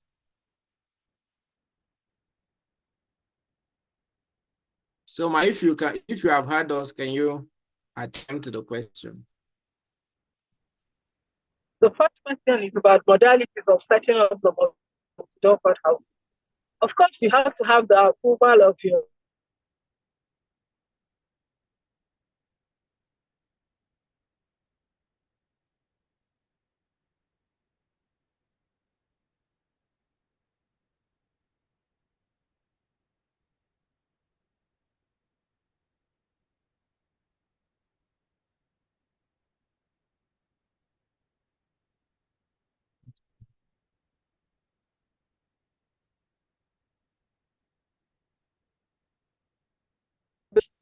get.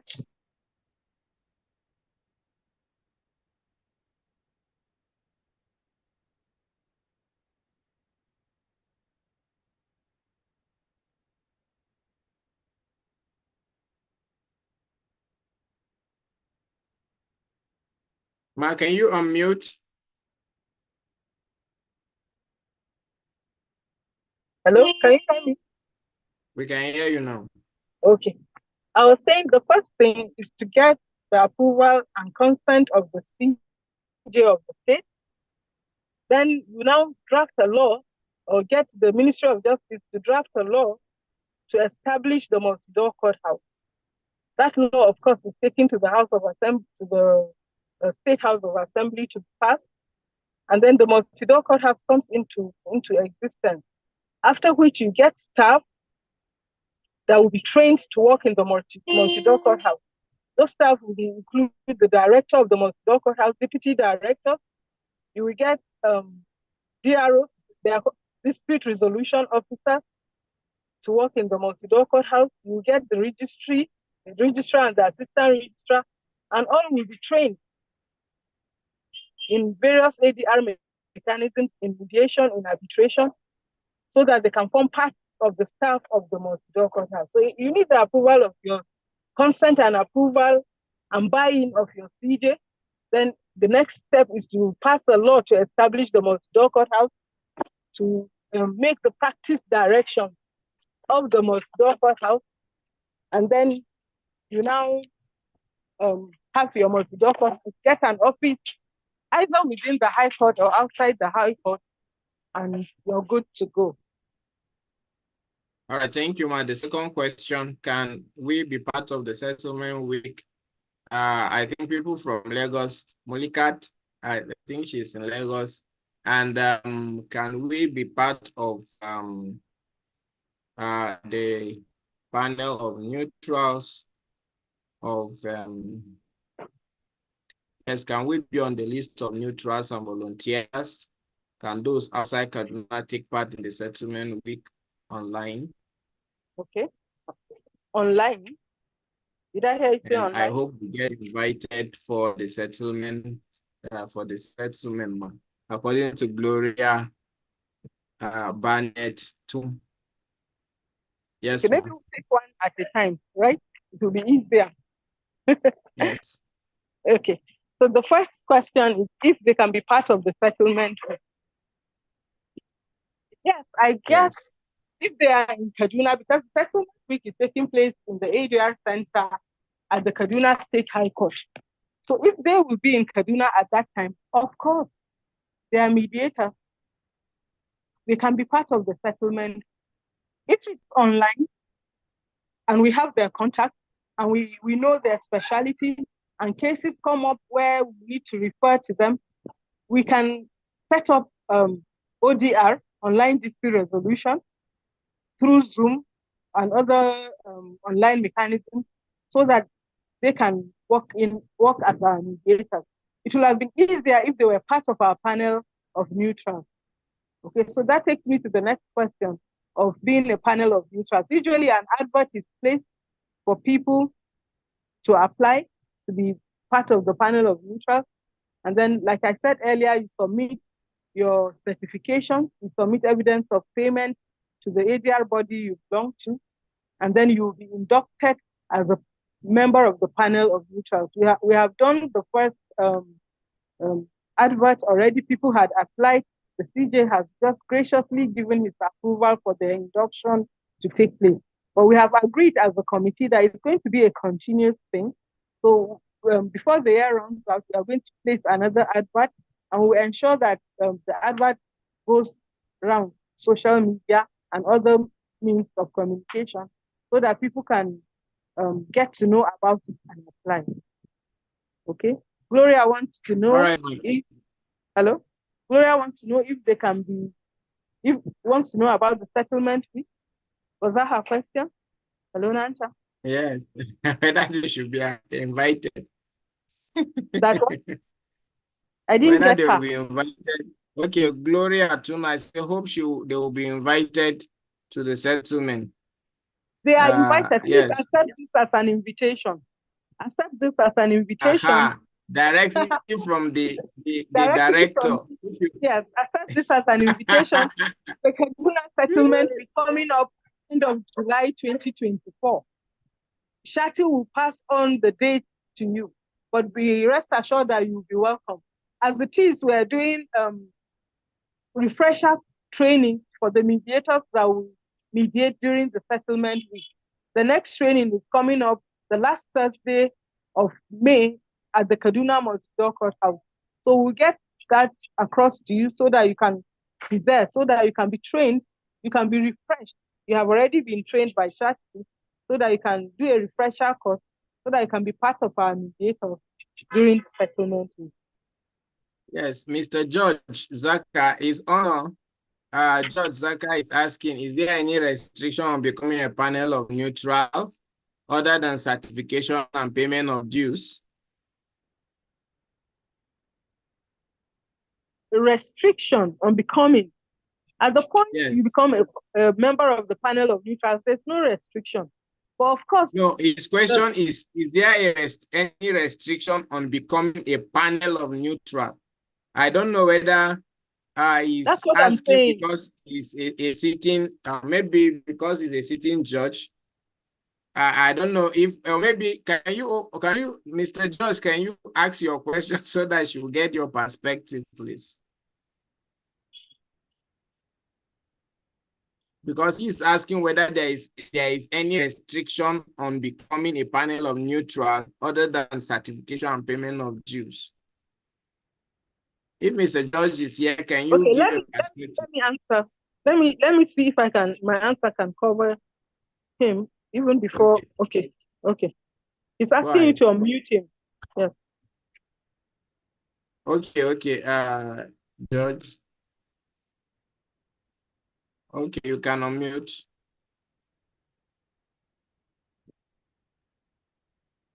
You can unmute, sir. Okay. All right. Thank you very much, sir. Just as you were saying, I just wanted to find out if there are other restrictions because aside from the payment of your dues and also the certification, let's say, for example, like you pointed out, whether as a sitting judge or maybe you are already in a particular employment, let me put it that way, whether that would be a restriction on the part of somebody applying to become a what do you call it, neutral. Yes, I don't know whether I got okay. you. All right, thank you. Thank you very much. Yes. There's no restriction to the extent, okay, maybe a little bit, to the extent that you don't mediate on cases that you sit on as a judge. Okay. Being a panel, yes. And then that's where the duty of disclosure comes in. I'm sure you've been told about disclosure.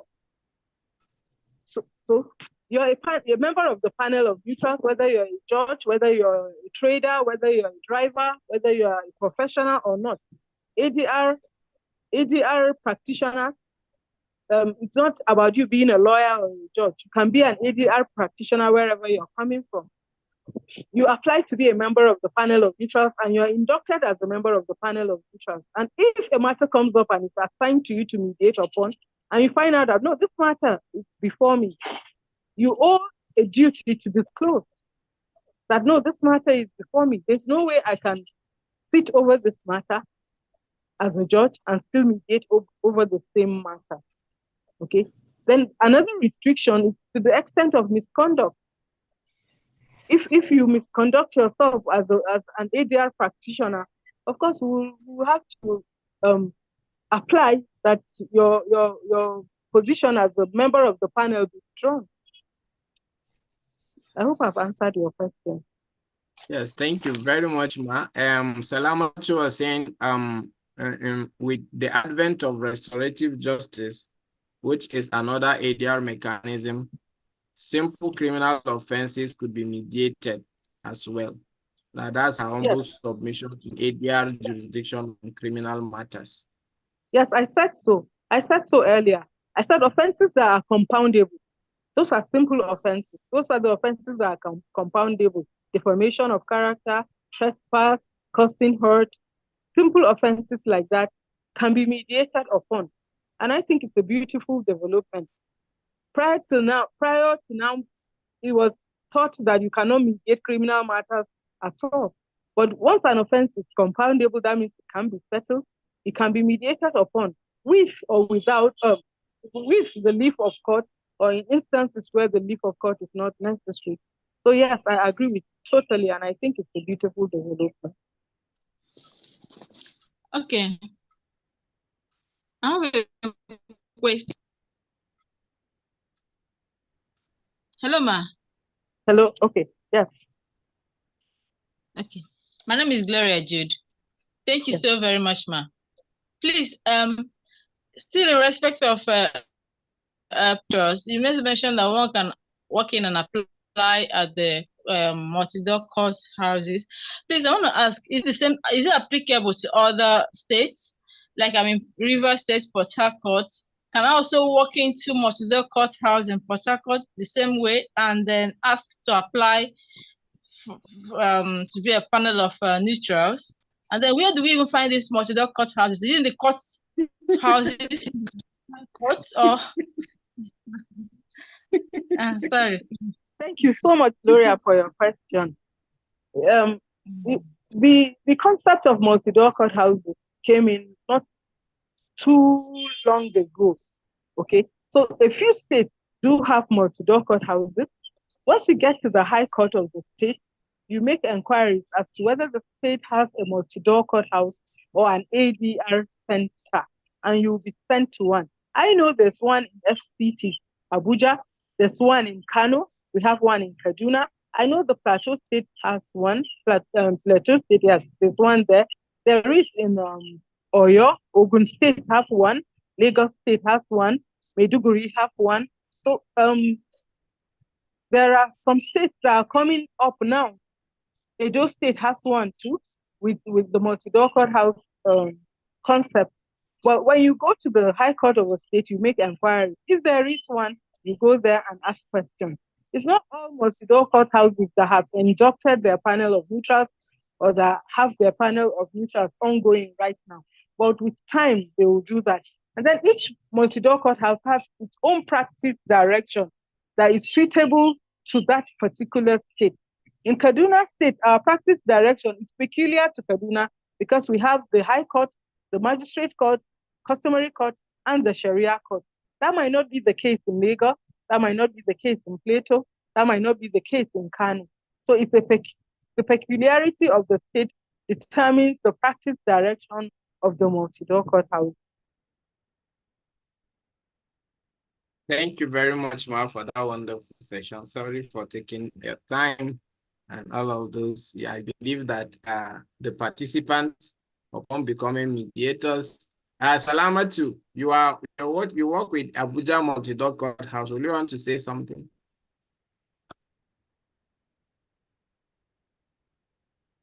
Okay, I can see Salamatu has typed something on the chat box. Okay, you can unmute.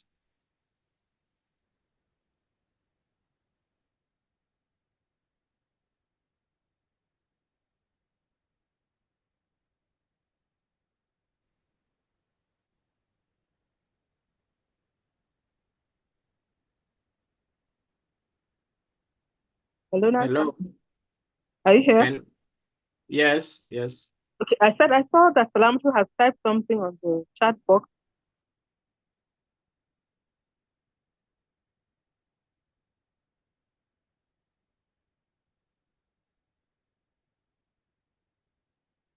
Hello?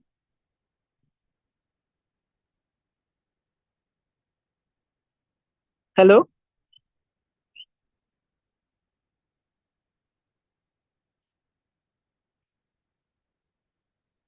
Hello, is it my network or yours?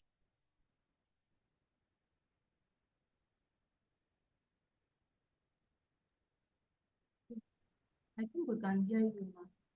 Okay, you can hear me. Maybe Nansan's network is giving him an issue. Yes, I think so. Okay. But what Salamatu was writing is whether Kaduna State Multi-Door Courthouse can reliance with the Ministry of Justice set up a restorative justice system to help in resolving simple criminal offenses in Kaduna State. The Kaduna State Judiciary owns the Multi-Door Courthouse.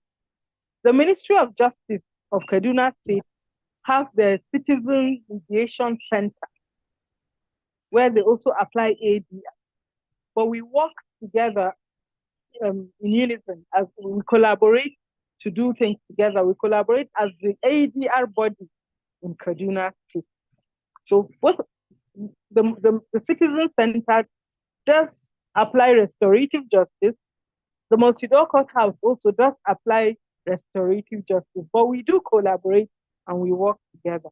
Hello, Nanchang, are you back? Yes, I'm here. Yes.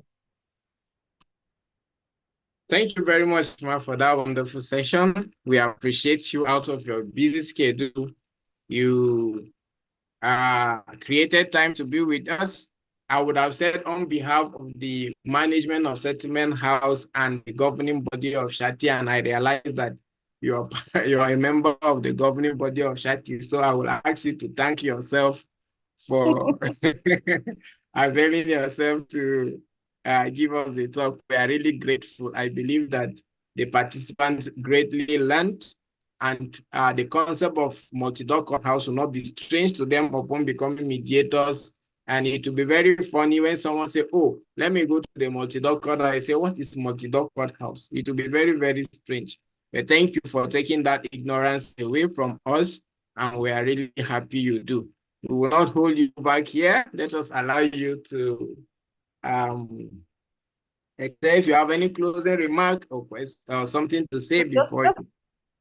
Just to say thank you for having me, and that the Multi-Door Courthouse Kaduna State is open to receive all our prospective and trained and inducted mediators. Thank you so much. Thank you for having me.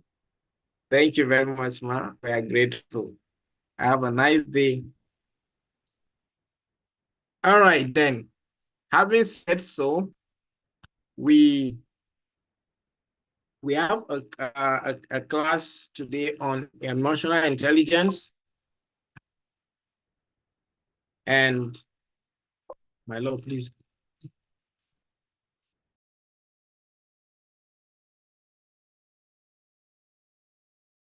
A class on emotional intelligence, but let me seek your permission. Do we go for a short break? Let's say maybe 10-15 minutes and return.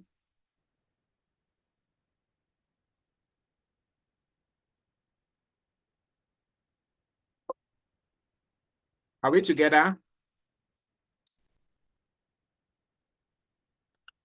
Hello, if you can hear me. Okay, I've muted everyone. Yes, we can hear you, sir. Okay.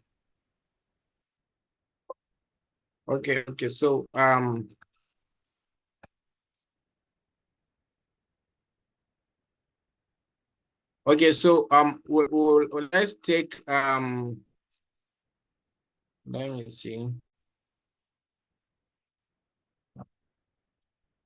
Okay. Can we take the next 15-20 minutes or 10-15 minutes for break before we return? Hello, if you can hear me, can you? Yes, sir, we can hear you. Yes, sir. Okay, so we take 15 minutes.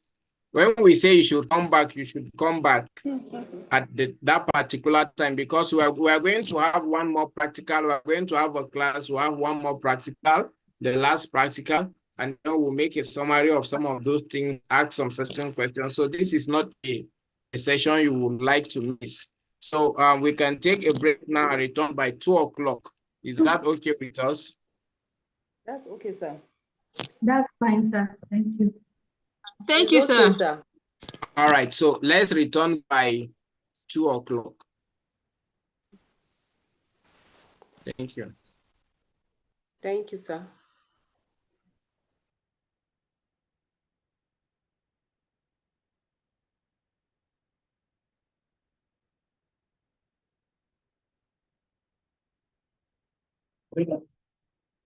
The way they're telling me to sit at home. Maybe I've seen the chicken and chips we are eating. Where is the chicken and chips? What are you doing, my guy?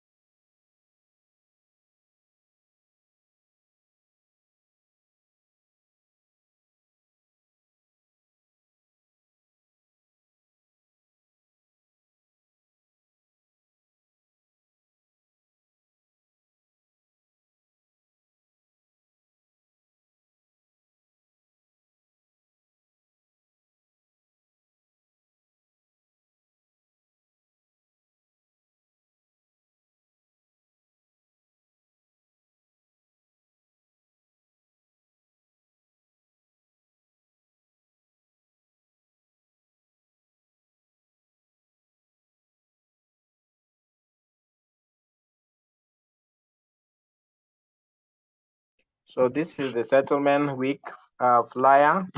More details will follow. It is coming up next June. Please take note. This is an assignment, an announcement for you all.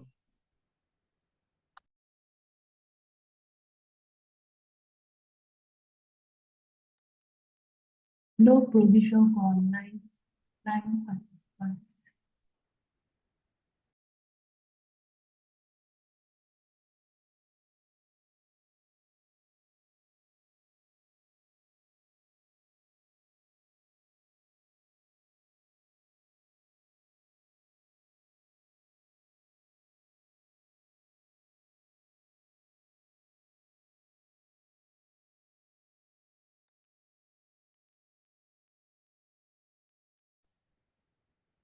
So here we are, wishing you a wonderful new month, welcoming you to this wonderful new month. And as we step into the enchanting month of May, we are sending out warm blessings and best wishes to all of you.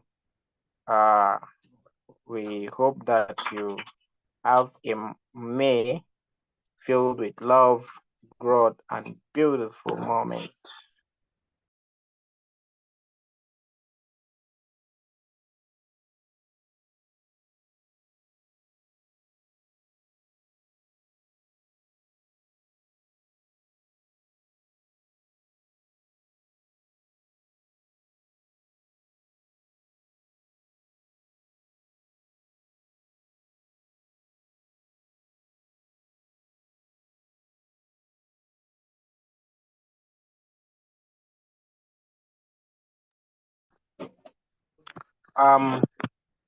We are also using this opportunity to invite you all to this special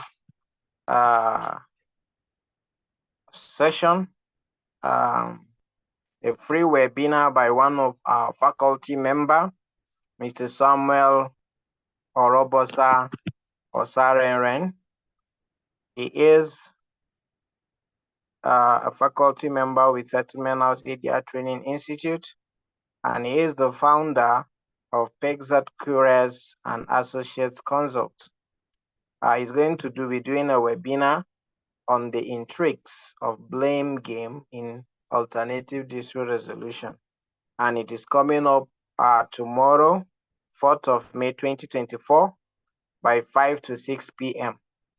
This is a session that you won't want to miss, especially as ADR practitioners and new mediators to be. We hope that you make it a date. We have sent some of these things on our platform. You can share with your family and friends, and we'll be happy to welcome you.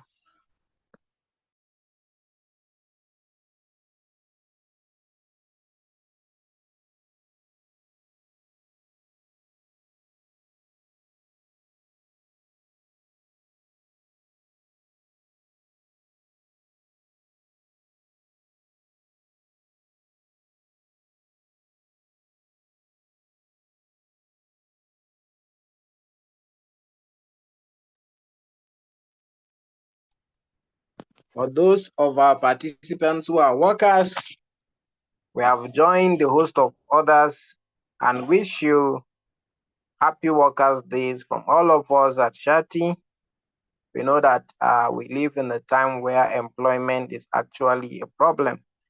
And we are happy with you that you are employed and gainfully employed, and we wish you prosperity, promotion, and success. Remain blessed. This is the new month. May you continue to flourish in it.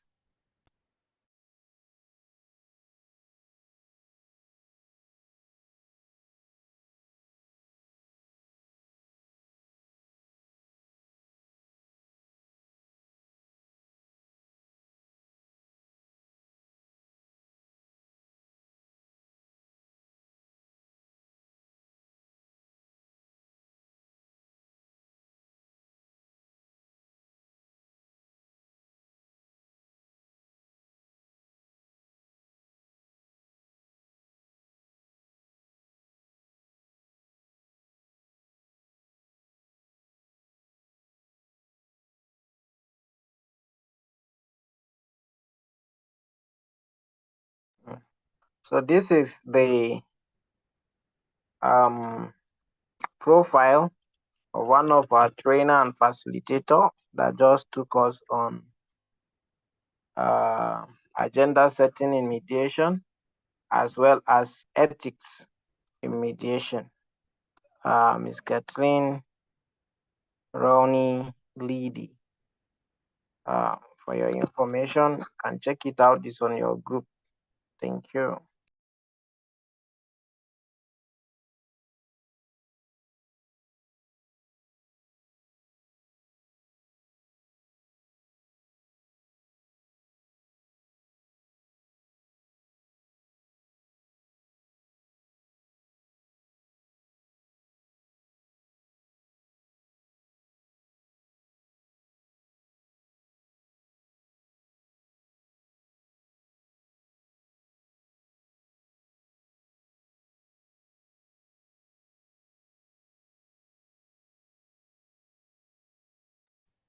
Ensure you market our programs and our trainings. We will both have physical and virtual meetings. The virtual meeting is convenient for a lot of people from different states, country, Africa, the world at large. You can attend from any part of the world. Do well to advertise it to others. I'll be happy and grateful to you.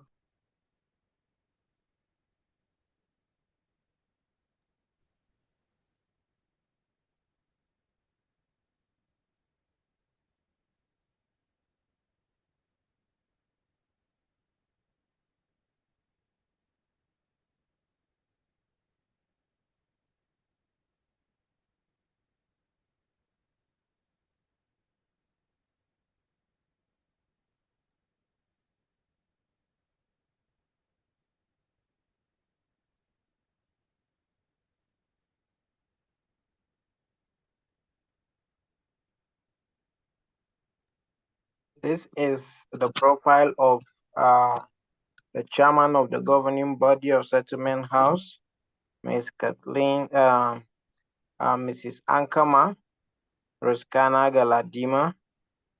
She's the one that took us on emotional, took us on understanding personality types in mediation, and she ought to take us today on emotional intelligence.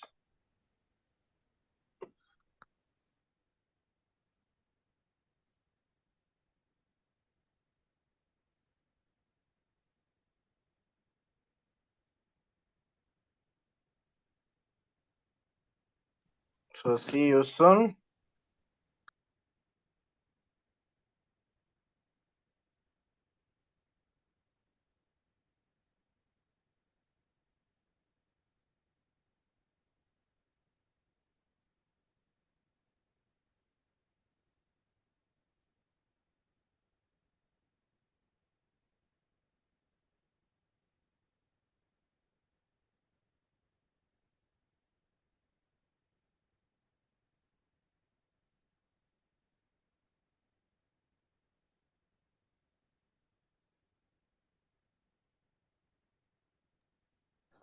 Okay, this is the profile of one of our facilitator.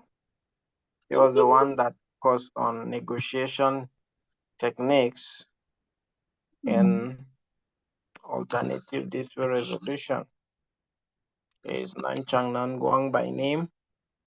You can do well to go through the rest of the profile.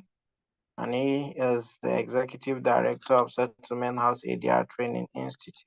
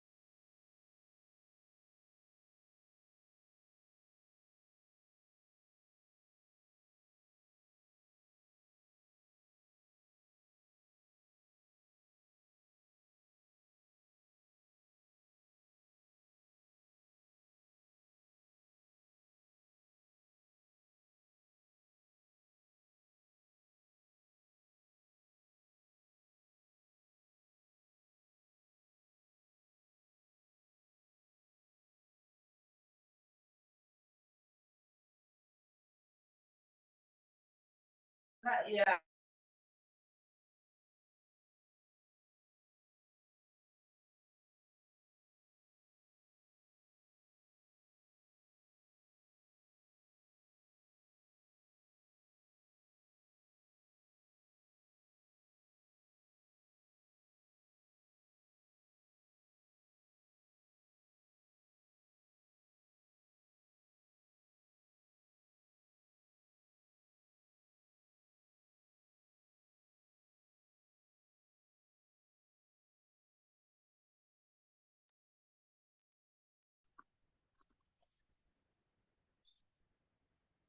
Hello, Madam Sarah.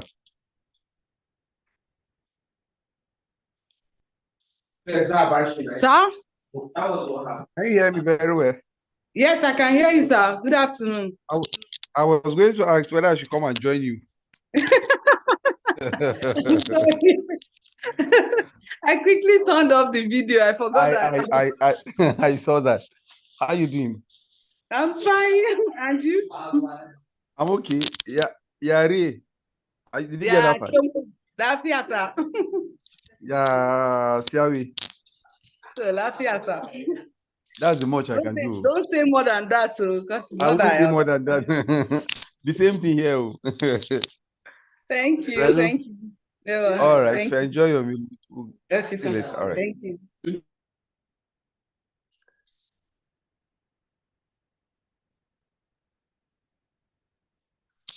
Mr. George, good afternoon. Good afternoon. Is that Salamatu? Hello? Hello? Good afternoon. How are you doing? I'm good. Good Salamatu, afternoon, how are you sir. doing? Good afternoon, ma. How is the family? How is work? Can you hear me? All right, that's great. Yes, very well. Very well. Okay. I did okay, I heard your voice earlier today when you asked the question.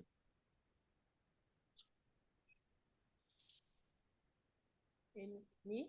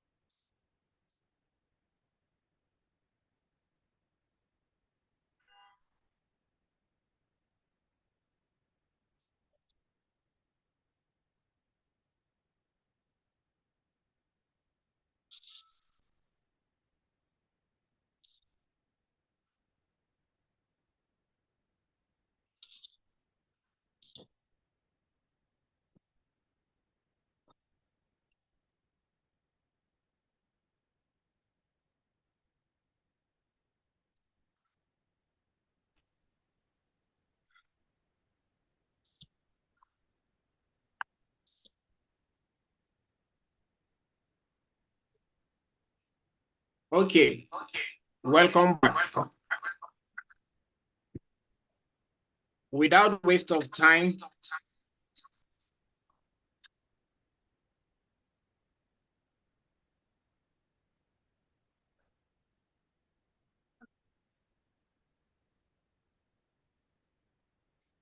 we'll go straight to the activity of the day. We have a class on emotional intelligence. Mrs. Ankama is supposed to take this class, but she reached out to me that they have exams presentation at their Senate in school and pleaded with me to take the class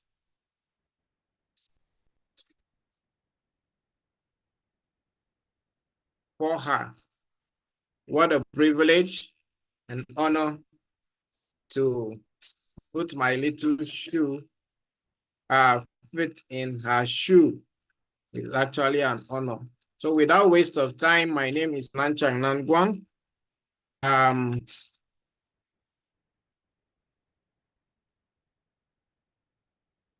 I am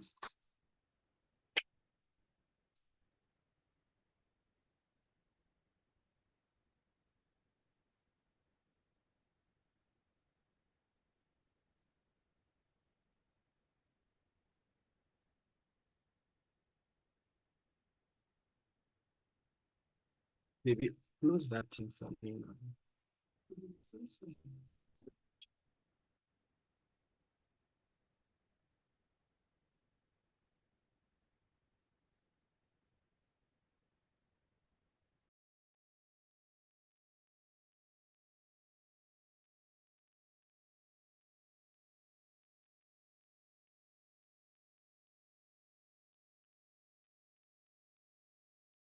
Okay, so my profile is out there for you to take a look at in case.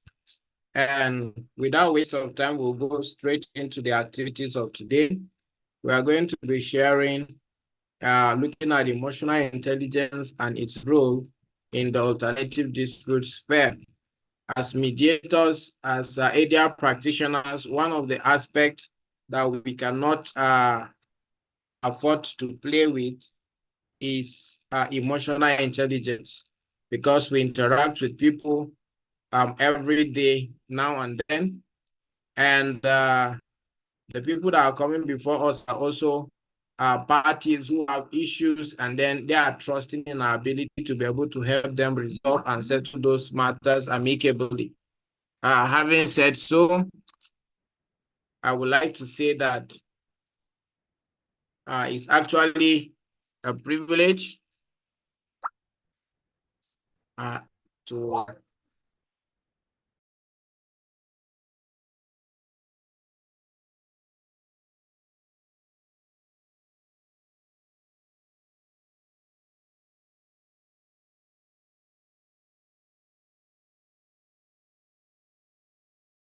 I believe that we must have looked at the profile.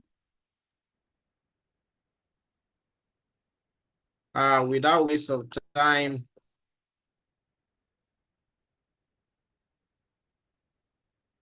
let's go straight to class. Put your biro and your paper.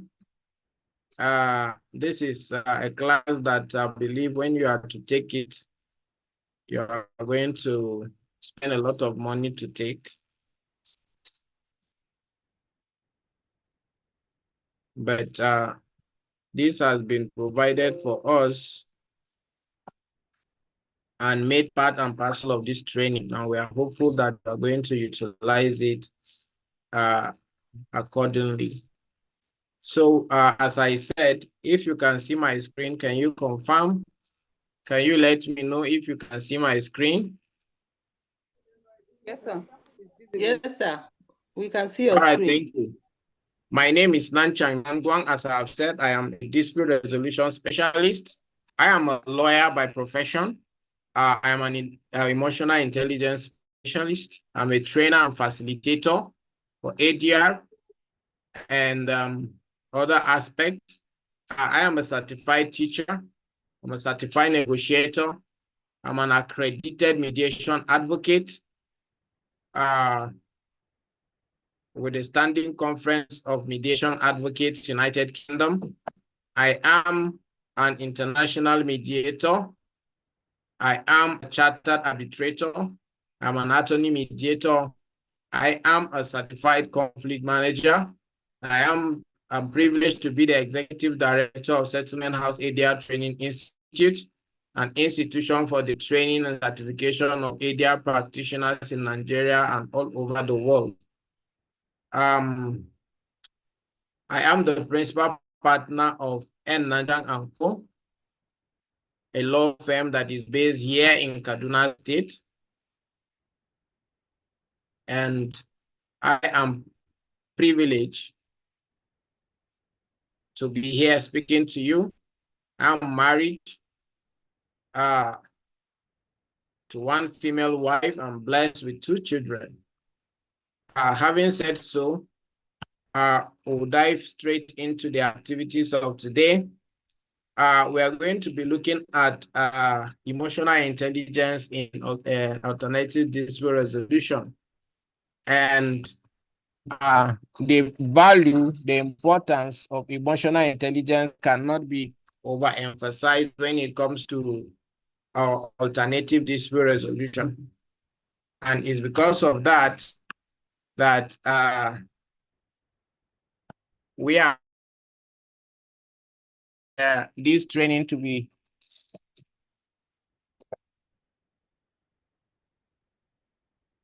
we have made this to be part of your curriculum.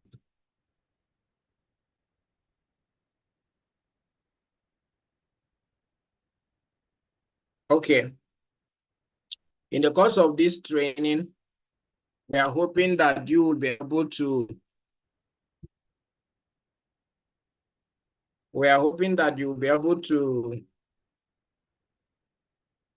understand what emotional intelligence is.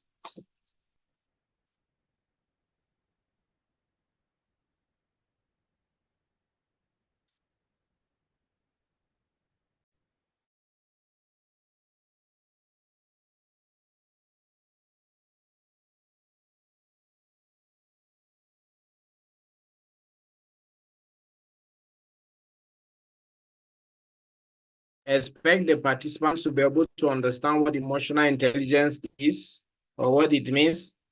We also expect you to understand the components of emotional intelligence, and we expect that the participant will understand the role of emotional intelligence in conflict resolution, be it mediation, arbitration, whatsoever aspect of conflict resolution you find yourself.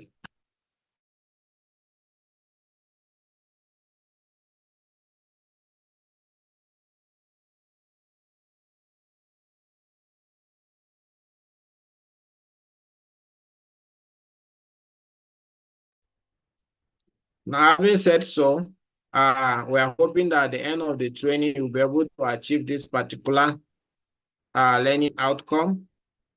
Now, we are looking at emotional intelligence. Can somebody tell us what he or she understands by emotional intelligence?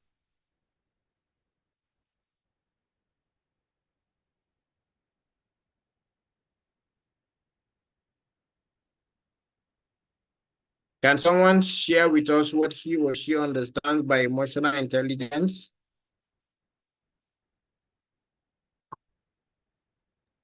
How one is able to control. Okay, sir.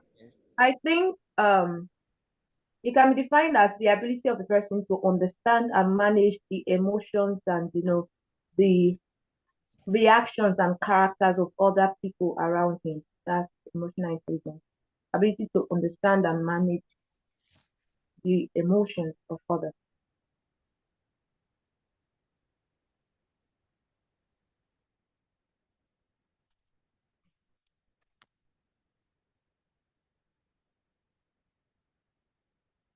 Thank you very much for that wonderful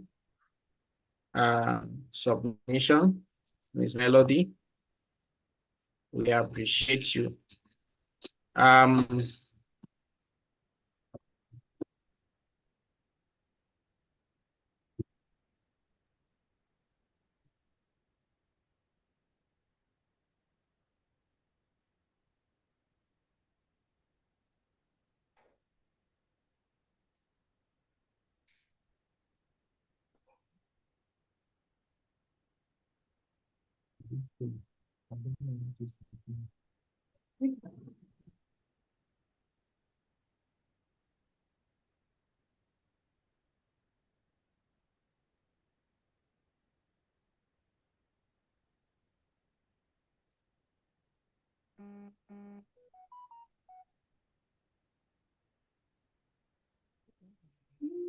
All right.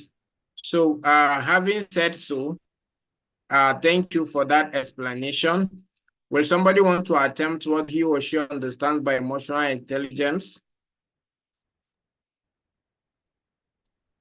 I'll say that how one is able to control and manage your own emotions. Your voice is very low. I said I will say that how one is able to control and manage their own emotions.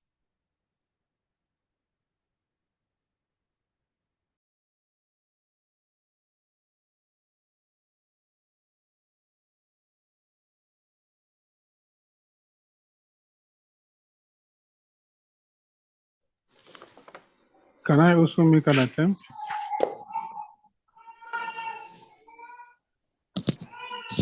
I said, can I make an attempt? Hello? I want to make an attempt too. Hello? Eunice on Anita, the line? okay, can I didn't get to hear what she said. I said emotional intelligence is how one is able to control and manage one's emotions. Okay. Thank you very much for that. Yes, okay. Emotional intelligence is having empathy I want to make an for attempt. others. According to Sarah, is having empathy for others.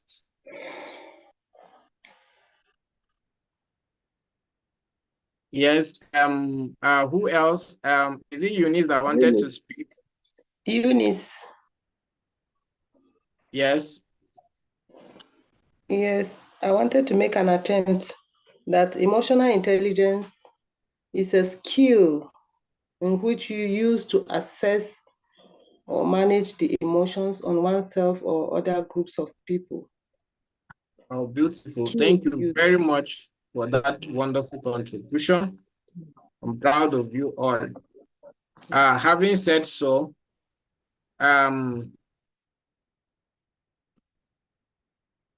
emotional intelligence, as we say, refers to the ability to perceive, control, evaluate emotions.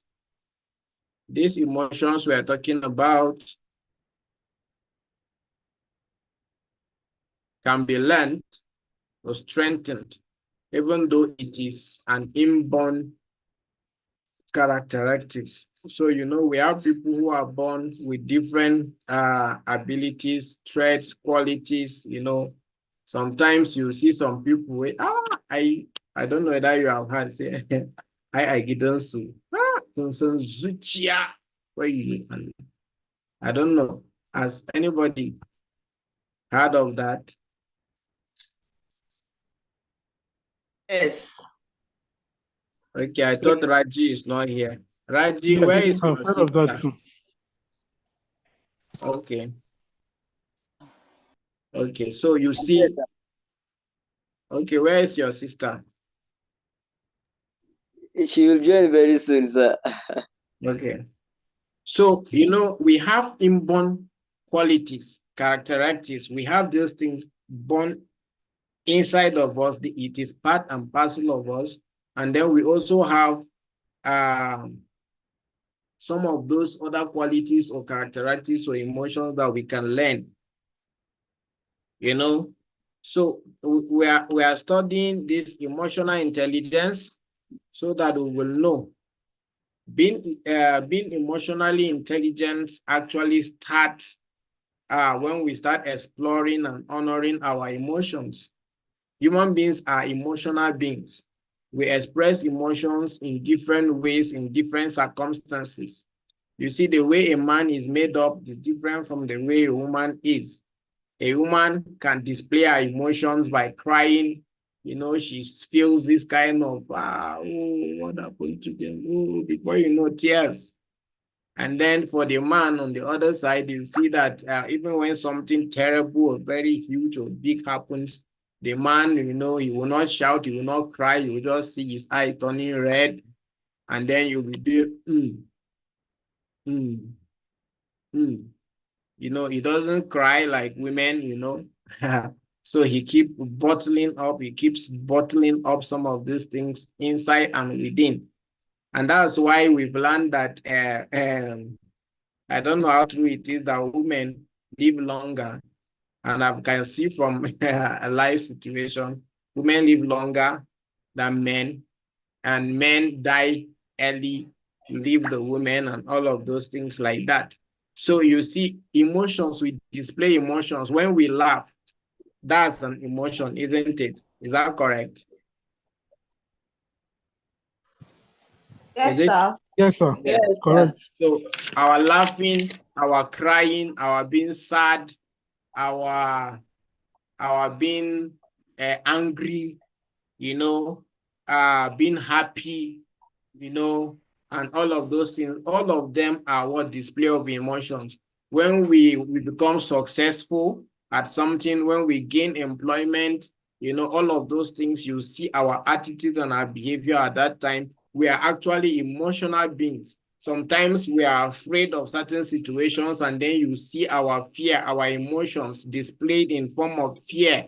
You see it when you read the book Emotional Intelligence. When you read it, you see a story. The author of the book was giving a story about a young man, a man who went out, and then his daughter never expected that he's going to be back early or that day. So okay, his daughter went out, and he is not expecting her to be back that day. So you know, the father was at home. So when she came back, the parents, both of them went out, and then she was in the room. So she decided to close off all the lights, and then this kind of, oh, let me scare my dad, or maybe do something, tickle him, you know, just a play like that. And then so when the father gets home and he saw that the place was not the way he left it, he became security conscious. He became what it was like, what is happening, you know. The man just took out his gun, and then he was busy moving, you know, like when you have a thief in the house, and then you'll be moving, tiptoeing. You are tiptoeing one way or the other, you know, tiptoeing and tiptoeing, little checking, you know, the slightest opportunity. The girl just came out, daddy, you know, she didn't have the time to even think whether it is a human being or somebody, you know, so a thief.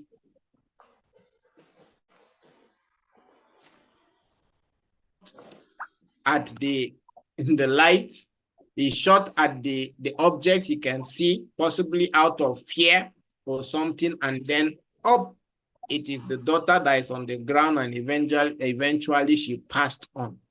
You know, this also is a display of emotion. When we are afraid, we do certain things. When we are angry, when we are not happy, when we are not satisfied, you know, we register our displeasure. You know, our mood changes. These are all display of emotions. You know, so people who are in conflict, when they come before you, you will see somebody's face is very tight, and you know, he's not smiling at all, you know. And then you see, you can read someone who is very sad, someone who is unhappy. You can read that emotion even from the face of the person. You can read the emotions from the face of the person. So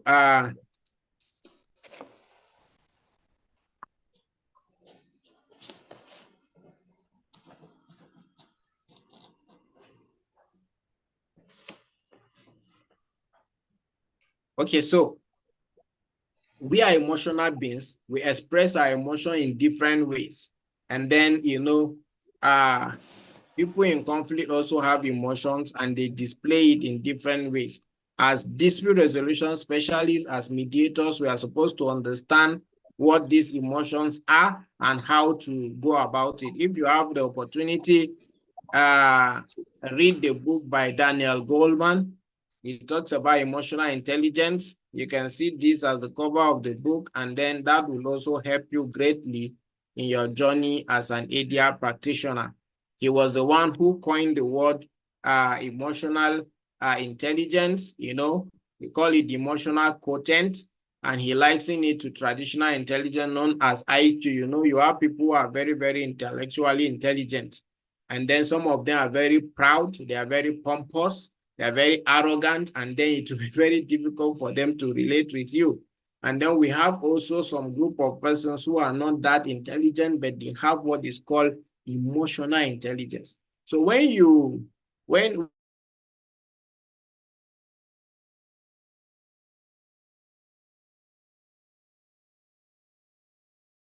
are intellectually intelligent ability, people will begin to run away from. We considered understanding people's personality. You know, when you have someone with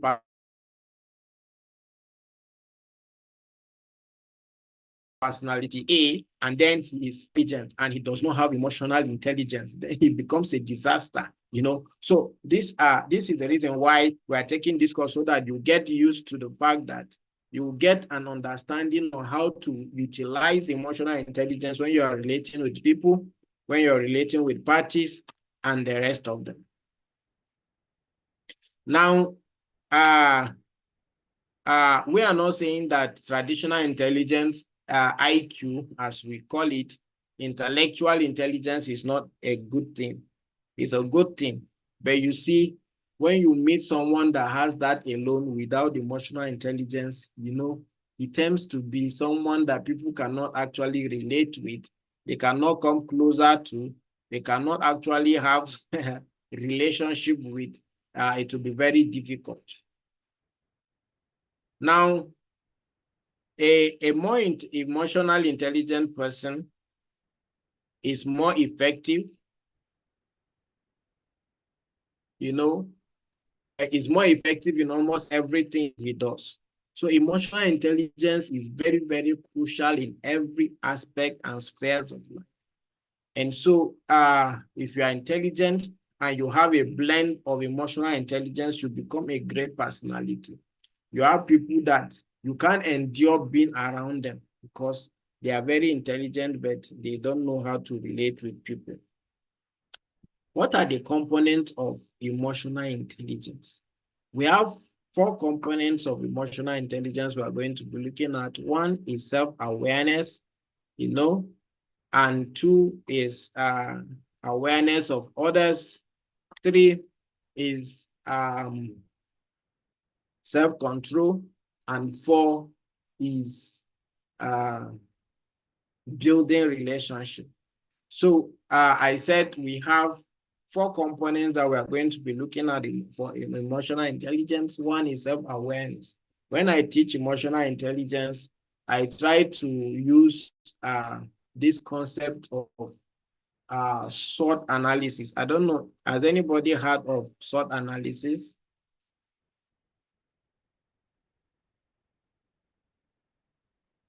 Has anyone heard of SWOT analysis? Who are the businessmen? Anita? Yes, I've heard about it through my wife's thesis, SWOT analysis. But it's been a while. It's been almost 2 years I've gone through her thesis. Can't really but I've heard of SWOT analysis. Okay, so who wants to tell us what SWOT analysis is? Say well, say. Do you have idea? Okay, I think Okay, idea. Okay, please. Yes, Melody. I think it means what strength, weaknesses, but I don't. Okay, I strength, weakness. I don't think I can remember everything. SWOT analysis. S. Strengths. Strength. W. Weaknesses. Opportunities. Opportunities. Yes. Threats. And okay, I think that's it. Threat. So how do you spell it? SWOT. SWOT analysis. Yes, your strength. When I teach emotional intelligence, I use the SWOT analysis to apply it so that we'll bring it out and make it stay in our head. So you look at your what area of strength, you look at your weakness, you look at your opportunities, you look at your threats. So the components of emotional intelligence, as we are going to look at, we said 1, self-awareness, 2, awareness of others, 3, you look at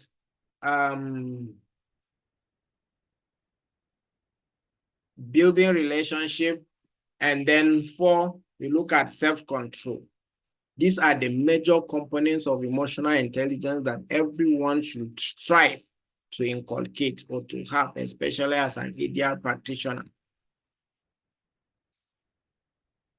So I used SWOT analysis, and then what does that SWOT analysis do for you? He said, what is the area of your strength? In trying to understand yourself, self-awareness.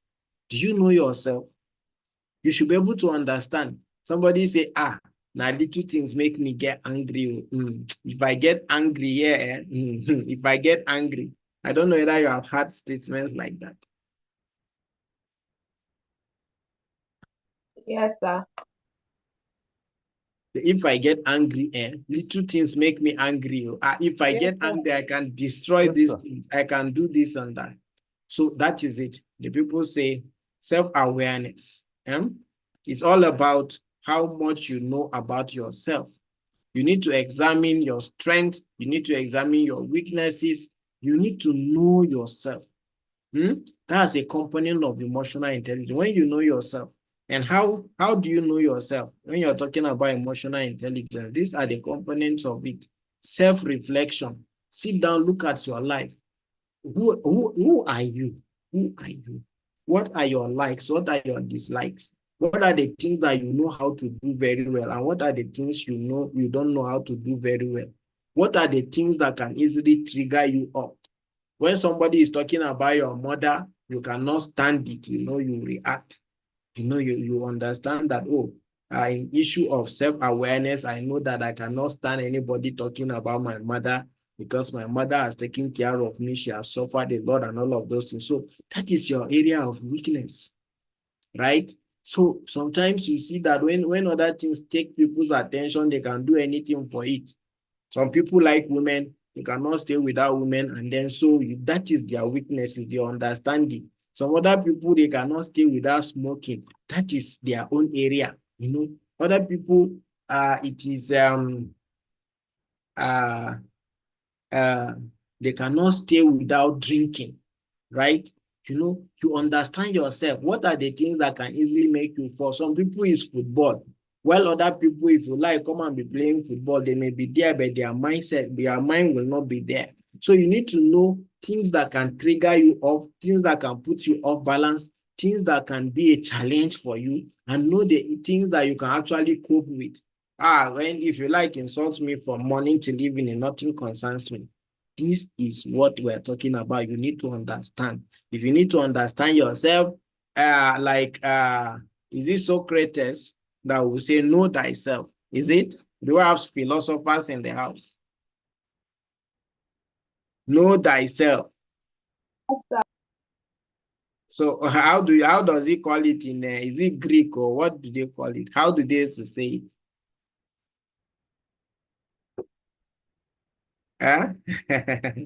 So know yourself. Know yourself to help you. What do? You know yourself. I know that I don't know how to read from morning till night like other people. When we're in school, you see some people, they will go for TDB. Melody, have you been doing TDB? No, sir, I'm not a night person. Raji? Yes, sir. Have you been doing TDB? Yes, sir. You see, now Melody is someone who reads during the day, but Abubakar, Raji, his own is that He will be playing with everybody during the day. When it is night, he will just carry his book and his torchlight and light and lamp. He will go to the class, and he will stay there. He will read and read and read till morning. When he finish reading in the morning, he will not sleep. He will just come and bath and go and write exams. The day Melody tries it, they will carry her to the hospital. Maybe she will write the exam in the hospital, you know. So you see, you need to understand yourself. Some people can read. Sometimes you read, so you will be putting your legs inside water, right? So that you keep awake. Some people, if you like, no matter what you do to keep them awake, even if you give them Nescafe, you give them all the things, they will be sleeping still, even after taking it, right? So you need to understand your strength. If it is if you are the type that knows how to read in the morning time till so time, understand yourself, know your strength, know your weakness, assess it, know what you can do and what you cannot do. You know, there are people, you know, once they say, so Melody, we had Melody, this, and that, they say, we know Melody can do every other thing, but Melody cannot do this particular one, right? So you need to know yourself. Know yourself, emotional intelligence. So by the time you know yourself, what is the essence of knowing yourself? You need to know your values. You need to be identified for something. You need to know something. You are not the teacher that always follows girls. You know, once there is a new student, they'll know that, this Mr. Zykios will always follow you. You will be toasting this girl. You will be doing this and that, you know. Be known for something. Have values. They say, we know this teacher, or he can do other things, but when it comes to women, no, just leave him. We know him. Even he himself, he knows himself. What are your values? Your values are the things that makes you important. You know, when they go to meet the person and say, let us go and bribe him, they say, you are going to bribe Raj. Just forget about this thing. Don't even try it. Don't embarrass yourself. Because if you try it from morning till night, look at it. Some people, they'll say, send this beautiful lady to go and meet him. You will get what you want. You know, some people, they will tell you that, this one, if it is women, don't forget about it. Look at something else, right? What are we trying to say? You must be someone that has value, someone that has integrity. Are you someone that has integrity? You see an elderly people, the kind of dirty talks that comes out of their mouth, you'll be wondering, if not because he's an adult or he's someone that can give back to me, the kind of insult I will insult this man, tomorrow he will never try this kind of things or say this kind of things to me. You know, these are some of the things you look at. You must have values for yourself. You must be known for a certain values. We have learned about ethics in mediation, isn't it? Now, you as a mediator, you must have values. There are certain things that you are not supposed to do. Ensure that you don't do it. Be known for it, because you are going to be appointed based on your integrity, based on how people get to know you, based on how people get to trust you. So what do? You must understand your values. You must know your attitude, your beliefs, your opinion, your experiences, the things that govern the way you behave, right? If somebody wants to get you angry, you start talking about certain things. You must understand your strength and your weaknesses. So we have learned about the power of silence. You learned about giving yourself some space, you know, so let everybody refresh. After 1-2 minutes, let's reconverge again. You must be emotionally intelligent. When a lawyer or a client will discover that you are so kind of person, he may want to also put you off, right? So self-awareness is very, very important. You know your area of strength. And why do you need to be self-aware of yourself? You know, you have things that you know you cannot do. When they want to assign a matter to you, maybe it's construction dispute that you don't even understand the head or the tail. You say, don't bring it, I'm a certified mediator. Know your strength, know your abilities. The ones you can do, accept it. The ones you cannot do. What do you do with this? Like my mentor will always say, I try to know myself. I know my limits. I know my abilities. I know my disabilities. I know my weaknesses. So what do you do with your weaknesses? Areas of your weaknesses or your disabilities. assign it to others. Your areas of disability may be other people's strengths, so assign that aspect to them. The area where you are, you have abilities, you can do, so do it. For example, now, you know that when it comes to computer typing and preparing PowerPoint, you cannot do it. Why do you go and spend like 10 hours trying to construct it when you know you can assign it to somebody that within 30 minutes, you talk, he has done everything. Say, have you finished? Say, yes, seriously? And it's looking beautiful. If you don't know, you will be suffering. You will be suffering. You want to type your process yourself when you don't know how to do it. You waste time, energy, and resources. So know yourself. So when you are able to know yourself, you know when you are more active, when you are not active, you know when you can do certain works, when you cannot do it, and then, that will help you a lot. Know when you are most effective. These people know they are nocturnal, like they can work in the night. I mean, nocturnal people work in the day or night.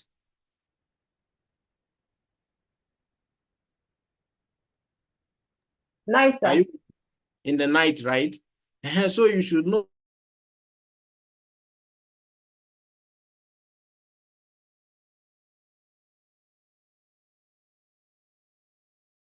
he's off to bed. Then he wakes up very early as maybe 1, 2, or 3. If you are doing any program that will keep him awake after within that period, you are just wasting your time, right? So we need to know that thing. So that's the component of discover your leadership style. How do you lead? How do you do certain things? Very, very important. So I use SWOT analysis to discover, in trying to know yourself, use this SWOT analysis. What is the area of my strength? What is the area of my weaknesses? What is the area of what is my opportunities? What are the things that I can dive into, I can do, and eventually I can pursue? What are the things that are my difficulties, area of my threats? What are my competition? Try to understand these things and it will help you to become a better ADR practitioner.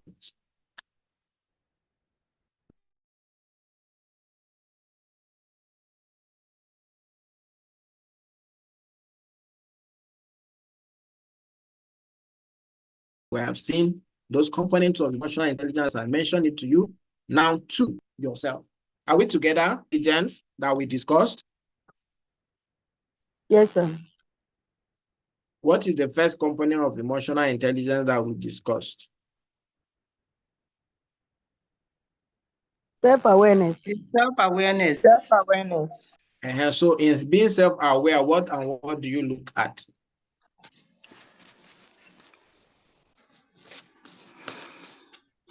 Look at your strengths, what you can do, your abilities. Okay. Thank you very much. Molika, will you want to speak? Look at your weakness. Yes. Okay. We look at our It's also yourself. opportunities and at our threats. Okay. Okay, so thank you all for your contribution. Now, after you look at that, you now look at the second aspect is now you have known awareness of self-awareness or awareness of yourself. Then you now do awareness of others. You're trying to know other people. Are we together? Yes. Okay.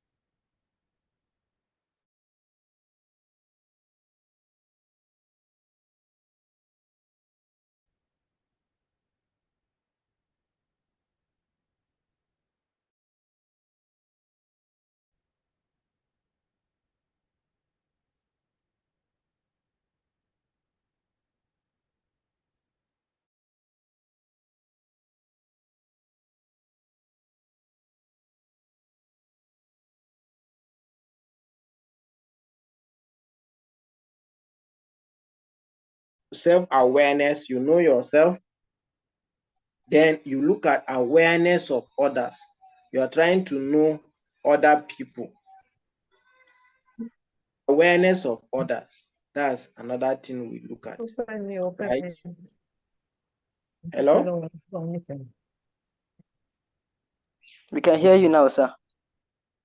Yes, awareness of others. The knowledge of your environment and the people you relate with is also known as awareness of others. You know, we said that there are qualities that we are born with, and there are qualities that we learn, and some we actually influence is actually an environmental influence that we have on ourselves. Are we together?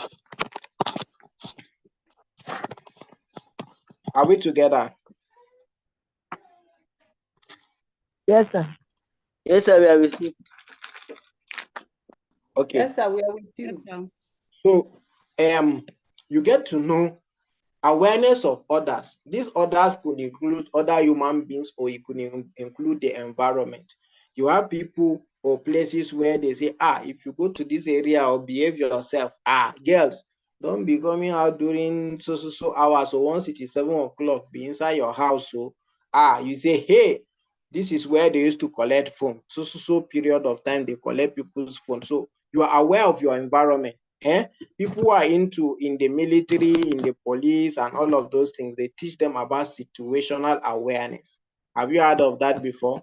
Situational awareness.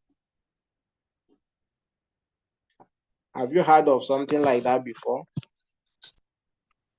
I haven't heard of it, sir. Situational awareness. Be aware of the situation and be aware of your environment. So you want to know about others. The more you know about others, the better for you, because you have known about yourself. Now you already know that you have a weakness and you have area of strength. Now, if you get to know about others, you utilize it, isn't it? Now, for example, when you are in a team, and you are relating with people in a team, you need to understand, know about others. You see some people, they are quiet. We have learned about personality types. Some people are just quiet in the place they find themselves. Quiet, gentle, they don't speak until you ask them to do something, they will not do it. But when you ask them to say it, they will say you so well, they will explain so well, and you'll be wondering, if you can do this thing, why then did you keep quiet? Why didn't you raise your hand? Right? And then you see there are people who are born in an environment of crisis. They end up becoming very violent. Someone at the age of 9 years, 10 years, he has started handling AK-47. He'll be running for his life, jumping from here to here, learning how to shoot, because that is the only way to survive. Are we together? So those environmental influence or factors affect them. If you see someone who has grown up with his parents who are well-to-do, they always carry them to school, they bring them back, they don't even trek with their legs, they don't have opportunity to interact with people who are rich, who are poorer, or they are in their lower cadre, that alone will also have an influence on their lives. So when you stay in an environment that is quiet, it's only you, your mother, and your father, and then you only read your books. Sometimes you say, Daddy, how are you? You stay and watch TV. You don't have opportunity to play with other children in the place. That also have a way of influencing you. So you need to understand that environmental factor also affects the way people behave. So you may have people who are very intelligent, but they are quiet. You have people, when you put them in a group, if you don't assign a work to them, they will just be there to support others. They will never show themselves. They will never raise their hands. They will never say anything in the class. Are we together? We are together, sir. Now, how do you get to know other people? You get to know other people when you have opportunity to work with them. So there is something we call discipleship, mentorship. Sometimes we do mentorship from afar, but mentorship and proper discipleship, you have to be with the person. You have to get to know the person personally. So how do you get to know about other people? Is by working with them closely. You will see someone say, he's so wonderful. This person is having strength. He has an ability. You say, how does he do it? It is only when you have opportunity of coming close to that person that you get to know what he does, whether he's doing it himself or he has people who are helping him or they are supporting him or they are doing this and that. All of those things. You need to work with people in a group. Some people prefer to be on their own. They say, no, I don't like relating with girls because they do too much gossip. Then they do and say, no, I don't like boys, so boys are like this, No, right? So how do you get to know about other people? Is when you interact with them, when you relate with them. And when you interact with them, you relate with them, you get to know their area of strength and weaknesses. For you to be able to survive and build proper relationship, you must understand that you must be emotionally intelligent and you must get to know people. For two people to live together, one person will have to.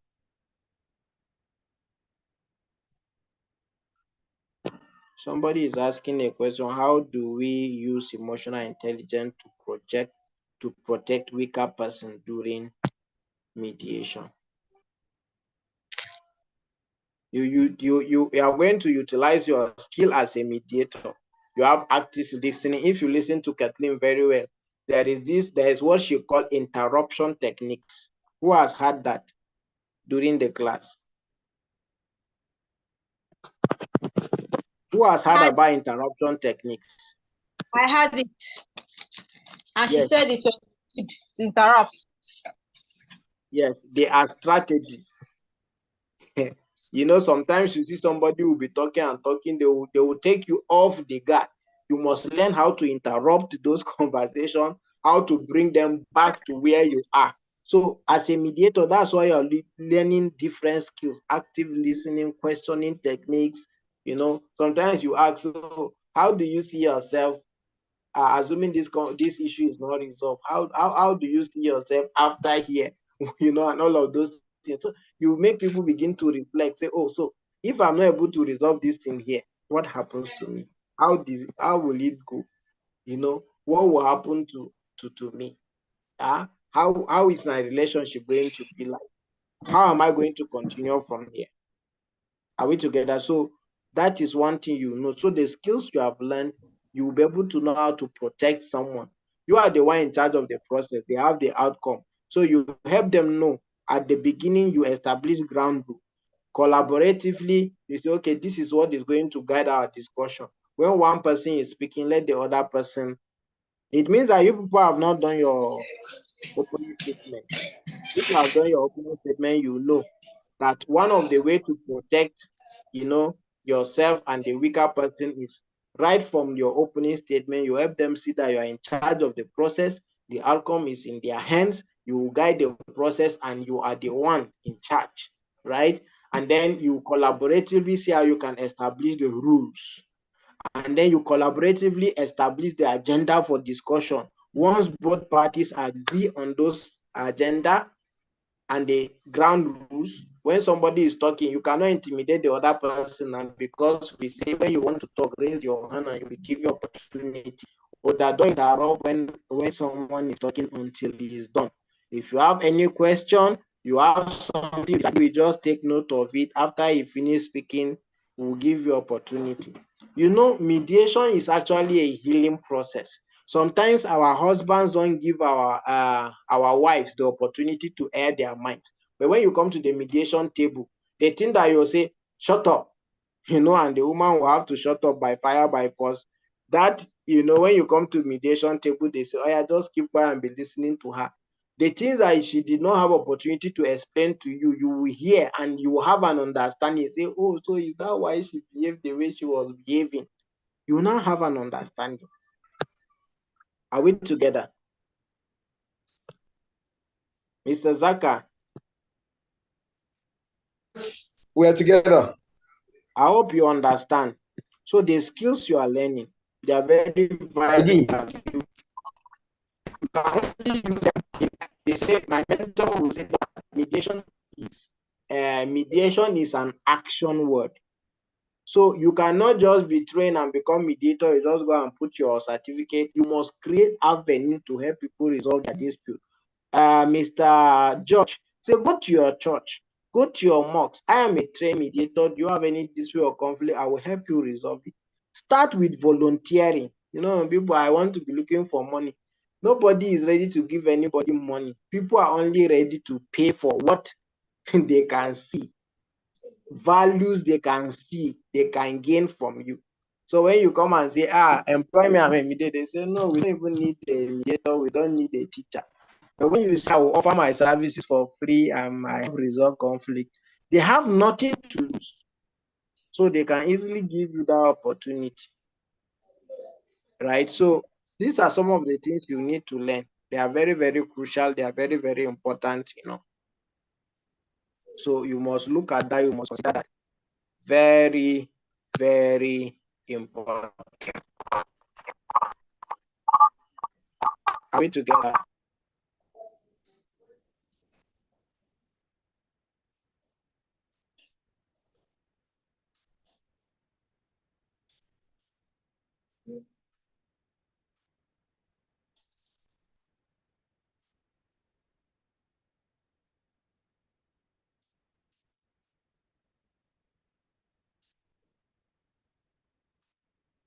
Are we together? Yes, we are together, sir.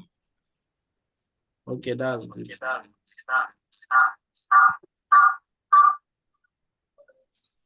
All right.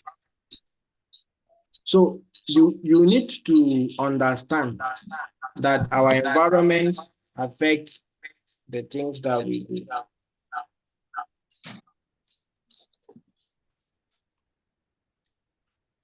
Who we become, how we interact with people, they are very important. So emotional intelligence, the second aspect we are looking at, we said awareness of others.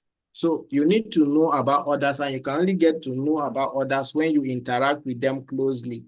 Why are mediators? The mediator's work is you are interacting with other people, third parties, you get to know them in the course of the mediation. So you hear Kathleen saying that when you come to a mediation session, you don't just go straight to proposal, say, what does she want? What does the woman want? She wants to take care. Okay, you don't have time to spend here. Okay, no problem. How much is she asking for? They say she's saying that 1 million naira to take care of the children every month. Say, oh, okay, no problem. I will do that. I will do that because he doesn't want to talk. He doesn't want to say anything. Oh yeah, let's just go. I will do it. You understand? So the mediation table gives you opportunity to get to know others, get to know about their motive, why they behave the way they are behaving, what is motivating them, what is their disability, you know. So you sit down, you get to know people by interacting with them. So when you don't have people in conflict, you know, usually there is this kind of schism.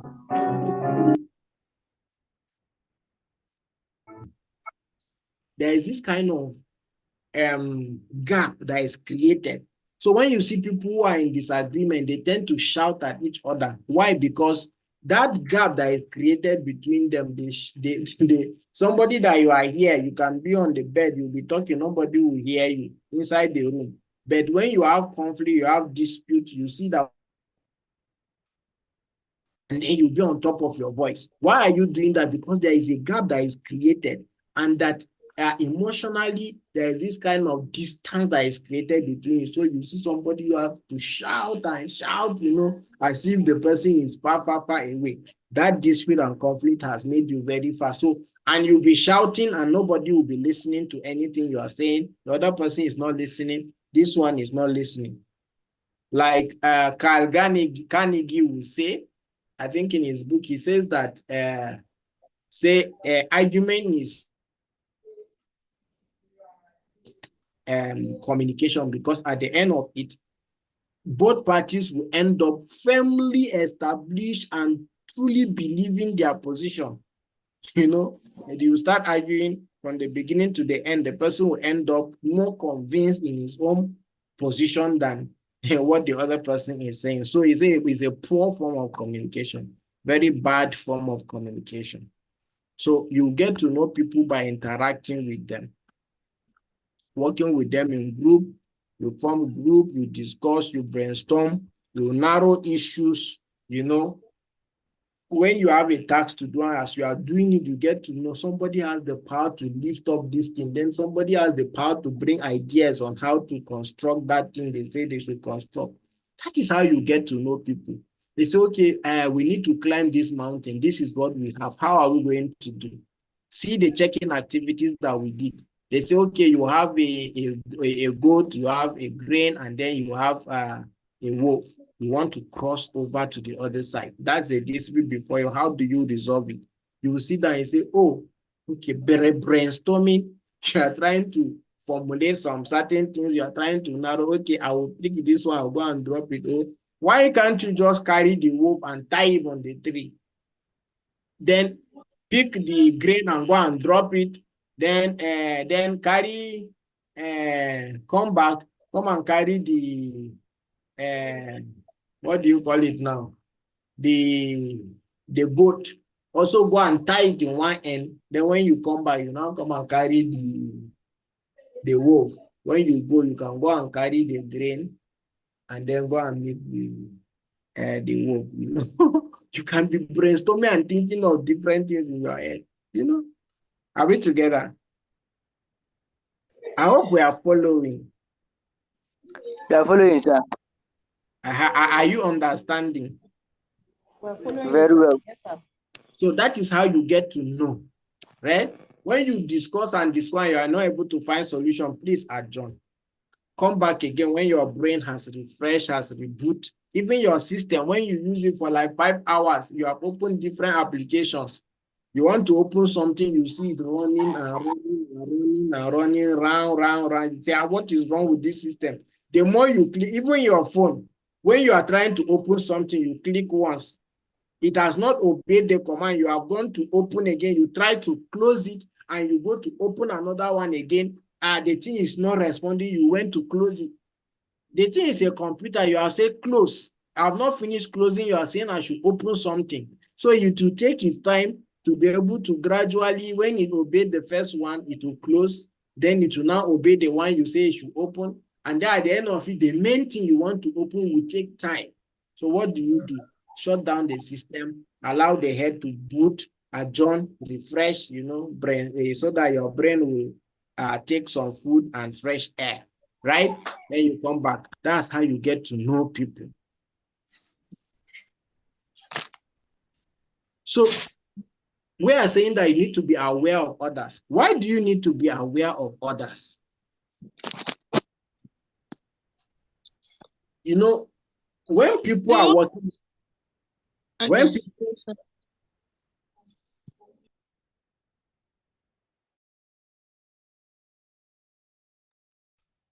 Okay.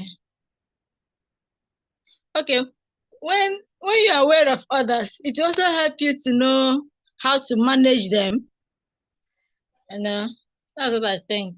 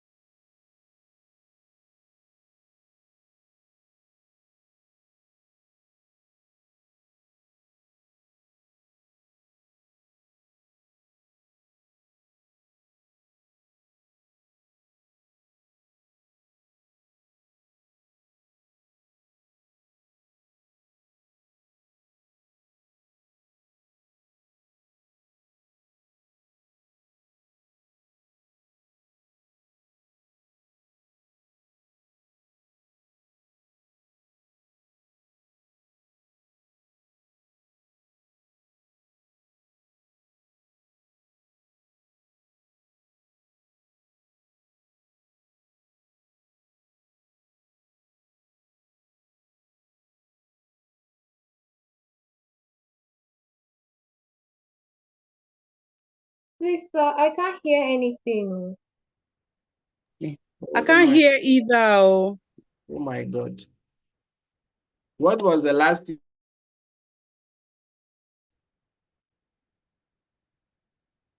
Okay, I was trying to establish that, I say, in trying to know others, you work in a team.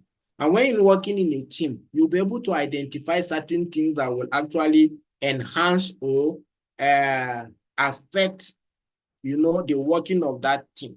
So as a leader, you should be able to understand how people behave, how people reason, how people do certain things, right? So some people have a lot to offer to the group, but because they are not physically and psychologically safe, you may not be able to get anything from them. And that's why we are saying that you should be able to be sensitive as a leader to be able to identify when people are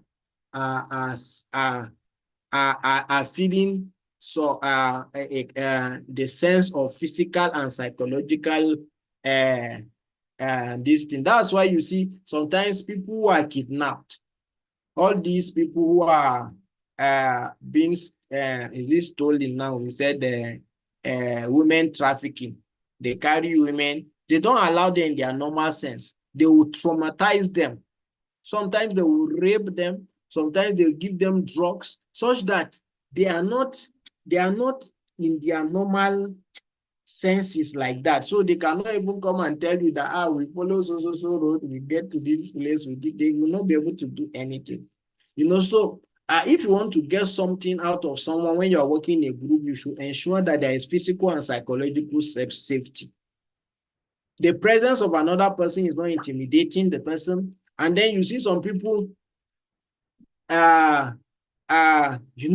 because if you know that they have the ability to do certain things, you must help them see that, I believe in your ability.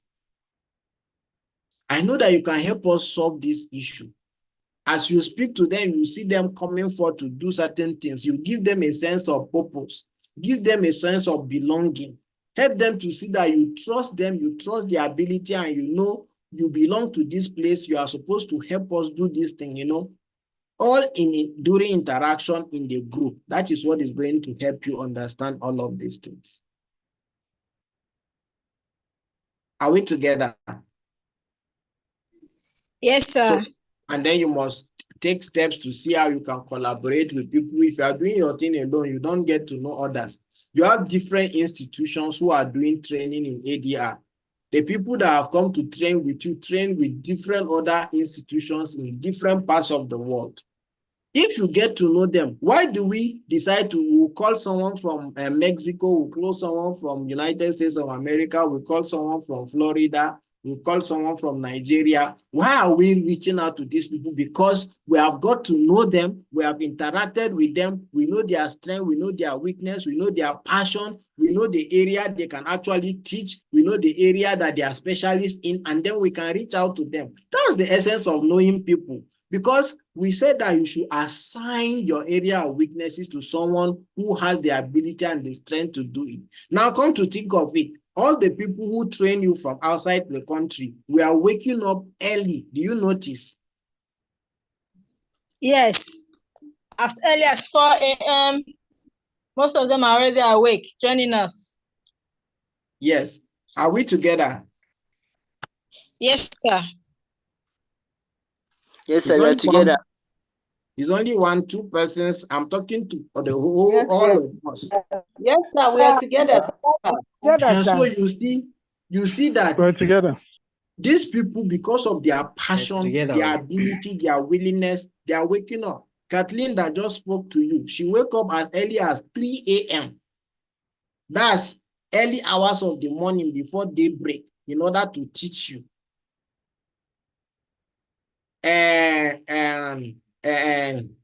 Victor wakes up. The first class he took was about 5 p.m. So we had to now readjust it to 6 p.m. And you see Mr. Daniel Goldman, the judge that spoke to us, also wake us around that time, 7 p.m. Thereabout, we adjusted to around 7 a.m. And 7 a.m. they were awake to talk to us. Mr. George wakes up around 5 5 p.m., 5 a.m., they are about to speak to us. Now you see, there are people that will say, no, I am asleep. At that time, I'm sleeping. So I don't worry, I cannot do it. Right? So you see, there is this kind of life of sacrifice. You sacrifice to do a lot of things. And I see that very well in the life of ADR practitioners. They have learned, because the skills you are learning, they are life skills. You reach out, you have to interact, you need to get to know people. There are people that I will not even bother calling them because I know the answer they will give me. They value their time, their safety, their comfort more than anything. Are we together?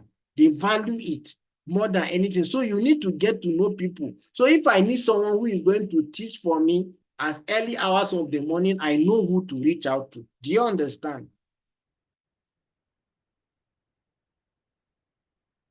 Yes, Do you sir. understand? Yes, sir. Then Yes, if I sir. need people who are going to teach during the early hours of the morning and those in the afternoon, I know those I can reach out early hours of the morning. That's even during the night before daybreak. I know those who can reach out very early in the morning. I know those who I can reach in the afternoon, and those I can reach in the evening.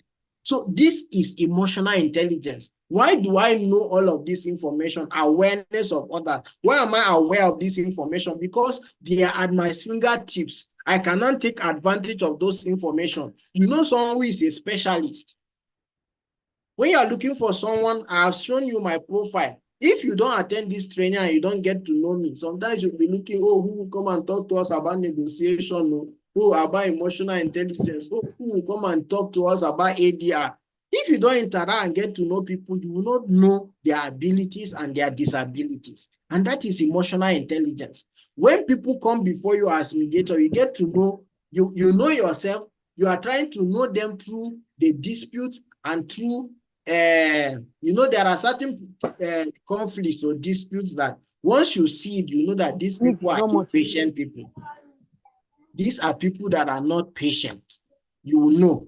These are really people that are not patient. That is why they have this kind of issue. Are we together? So this is very, very important and very, very crucial. You know, you need to understand that before you can be able to become effective. Know yourself, know others, get to know others, know the information about others, know people. You know, do you know that if you need someone that is going to go and do something for you and come back quickly, can you on your cameras? Let me be seeing you, please. If you can on your camera, please. Thank you. It makes it, I know that I'm talking to people, right? Now, do you know that there are people among your children, you know someone that if you want someone to go and buy my gift for you, now, to go and come back, you know the son you are going to send. Exactly. I hope you know that. that is emotional intelligence. If you don't care about time, the thing is that just get it done before I come back in the evening. You know who you are going to send. Are we together? Yes. That is emotional intelligence. You have known your children, awareness of others. You know their strength. When you now come and hear somebody crying, without anybody asking you, you will say, hey, Zainab, come here. What did they do to you? You did not ask her whether she's the one that beat them or not, but you already know because you know her tendency. Once children are crying, you know that Zainab is there. You say, is Zainab there? Say, yes, she's there. Say, oh, I understand. Because once she's there, people must cry in that environment. Are we together? That is emotional intelligence. You get to know other people. Then when you need, you know, sometimes they'll ask you, hi, these lawyers are somehow. Do you have someone you can recommend? Say, yes, I know somebody. They say, but he charged very well. He charged it's very expensive. I say, now so say I need this, someone who can do it cheap for me. Say, I give you this number, is reliable, dependable, but he charges very well. Yeah. So you say, you get to know people. Why are you gathering those information? You know those you can reach out to at the appointed time. at the important and crucial time, right? Somebody will tell you that, don't worry, I'll buy it for you, send me the money. When you send the money, you will come back. Say, where is the thing I asked you? You say, oh my God. You will start hitting his head. You will start beating himself, right? You know those kind of people, isn't it? So if it is something you want him to buy, and he's the only person that can do it for you, you will be calling and sending reminders. Say, oh God, please don't forget. Have you bought it? You want to confirm that he has done it. Then there are people that once you say, please, I need you to buy something for me in the market, you say, no, I cannot do it. And once he tells you I cannot do it, that is it. He cannot do it. But once he says he can do it, you can be rest assured, you can go to sleep. Once he comes back, he will come with that thing. Are we together? That's emotional intelligence. Mr. Jerry, I'm happy to have you. I'm happy to see you. I hope you are understanding, you are getting the class. So it's very, very important. So as a mediator, you must know how to relate with people. You have people who are going to come like lion, they will bang the door. Sometimes they are very soft-hearted, but you will see them outside. And so when you start interacting with them, and most time when you show that there is a common interest, there is something we can enjoy together, there is a common interest. Mediation is all about, like, one of our facilitators from Mediation Training Institute, Florida, you know, when he was teaching us mediation in one of the trainings, he said that he draws a funnel. He said, when you know a funnel, right? You use it to fetch water, or you put fuel into your car. It's like this, wide open. So when they come, allow them, like Catherine will say, don't just go straight to the proposal. Allow them to discuss. The issues are wide. They will discuss and discuss all those wide issues. In the course of the discussion, you'll be narrowing it. You know how funnel is. You'll be narrowing it. You'll be identifying the important things. The ones that are not important will be going up and up. You know, that's how you'll be narrowing it until you get to that tiny head where there are only few issues and matters that can scale through it, right? That is mediation. So that is what you need to do. You get to know these people, give the opportunity to discuss. You know someone, you know, if you read about principles of mediation, they say voluntariness, you know, impartiality and all of those things. Sometimes as the parties are speaking to you, you already know who is at fault. If you feel like knocking his head, but you are not permitted to show it, right? Because you are supposed to be for both of them. You are not going to show it, but you know who is at fault. Your emotions may even go along. Are we together? Your emotion may even show, but we are saying that you need to learn how to control yourself. You know moments where you have that tendency, you need to curtail it. It's very important. Get to know other people. When you get to know other people, you know people that they say it is Bulus that did this thing to me. Say, no, I know Bulus cannot harm me. I know he cannot harm me. So I don't know what is it. Even when people are running away from him, you want to find out, why did you do it? And when you come closer, he may tell you that, I didn't actually do it. I have to accept because they threaten me that if I say I'm not the one, they will do this and do that. You understand? So, but you know, I don't know whether you understand, there are some things that are not adding up. And you see somebody owning to it, especially as lawyers. You go to the prison, you see somebody coming to court and he's saying that they are saying armed robbery or kidnapping or whatsoever they are calling. He's saying, yes, I did it. Yes, I did it. I don't know whether you've seen that kind of situation. Then you say, do you really know the implication of this thing that you are accepting? Well, this is one of my favorite, because if you allow me, I can keep talking and talking and talking and talking and talking. But we are talking about understanding emotional intelligence. We have looked at the components. We have looked at the components of emotional intelligence. We saw understanding yourself, right? We have seen awareness of others. We have seen awareness of yourself. And then I said I wanted to take that before we come back to self-control. Now you see, self-control applies to both the others and to you. Do you understand the grammar? Gloria, I saw your hand raised up. Yes, sir, please.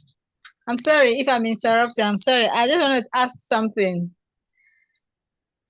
And I want to say, yes, be aware of yourself, self-awareness and the awareness of others. Yes, now I'm aware of myself. I know what triggers me. And I know that this particular, and I'm also aware of this other person, probably a colleague in the office, a family person, member, wherever. I know that he or she particularly is always triggering that thing that breaks me down emotionally. No matter what, no matter how we try to, no matter how I try to pet words and then we get into conversations, he or she must find a way to get to that level that would make me break down emotionally. And when I break down for days before I can actually regain myself. Now, what do I do? Is there a way to grow beyond that? Or I should start avoiding such a person? This is on a personal note, on a personal, kind of purpose. Should I start avoiding such a person? Because no matter what happens, it must make you shout, to make you do Okay, things I that understand. That is why I have to take the two before I come to this very one. Self-control. What you need is self-control. Now you know what you do. Now you see, when you know about yourself, you know about others. When we are growing up as children, there is a particular name that people will give you. And that name is an insult. When they want to insult you or trigger you or make you angry, they will call you that name. I don't know if you have it when you are growing up, but we used to have it. So they will be calling you those things. Now, if you know that I have the tendency to get angry, and this person has the tendency to make me angry. Like Gloria, do you know fire? Let me see you. I want to see your face. Gloria, have you seen fire before? Fire. Yes. Fire. Yes, sir. You know fire. Yes, now, sir. Let me put your question to you. Assuming you know that you are petrol and then the other person is fire, how do you live in peace between the two of you? What are you going to do? Wow. Do I need to live with that? I would. What are you going to do? I would relocate, and I wouldn't want to live with such. So, when you see fire coming, what do? You find your way, isn't it?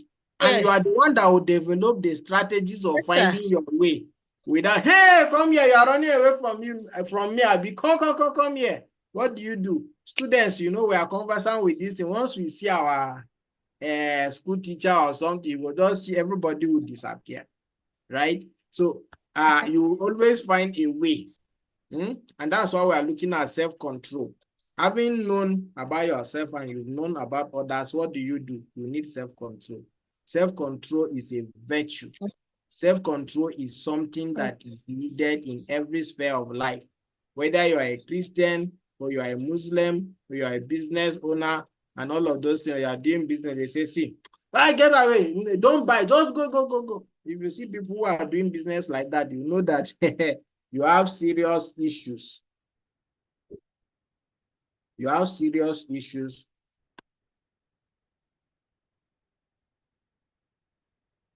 Are we together? So now, see, self-control has to do with they say it's the cornerstone of emotional intelligence. And what do? Most people do not have self-control. And that's why you see a lot of things. You are married, you are going after women outside. What do you need? What do you need, though?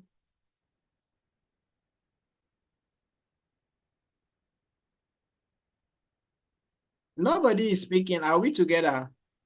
Self-control. Yes. Is it that when you get married, you are not going to be seeing beautiful girls? You'll be seeing it. So whatsoever strategy you are going to develop, like in the Bible, there is somebody called Solomon. He said because of this issue of women, David rather, is it David or Solomon? Who can help me? By Reverend Jerry. Solomon. Is Solomon, right? He said, I have made a covenant with my eye that I will not look at a woman lustfully. That is his own strategy.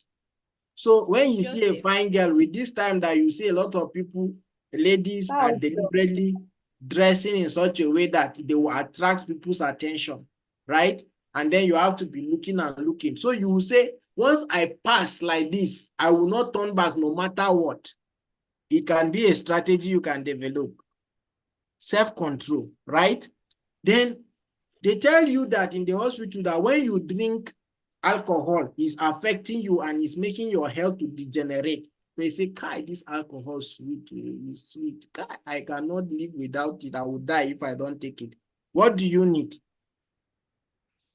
Self-control. You need to develop self-control. Self-control. Right? When you have ulcer, all the fine and beautiful food you used to eat that you enjoy yourself, they say, don't eat it again. You say, what? You mean I will not be taking pepper soup? I will not be taking bread and butter. I will not be taking bread and this and that. Amala, eba. Oh God, they know. You know, what do you need? You need self-control. And this self-control is something that you must be deliberate about it.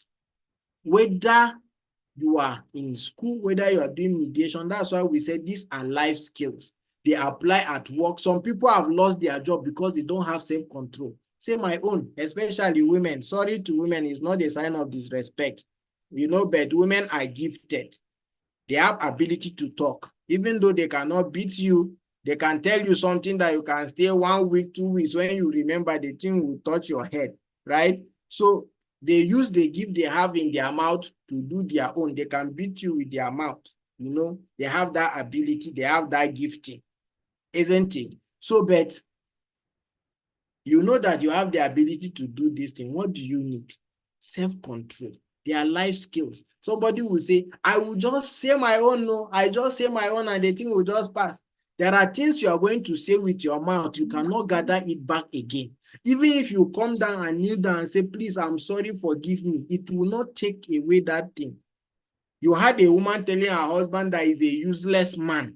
You cannot amount to anything important in this life. So even if the husband has forgiven you, you think telling him that he's a useless man, is he going to take away that thing in his head? And I need women to answer me. No, sir. No, No, sir. sir, they will make him angry. Eh? It can never take away that insult from his mind. So if you go and sit down.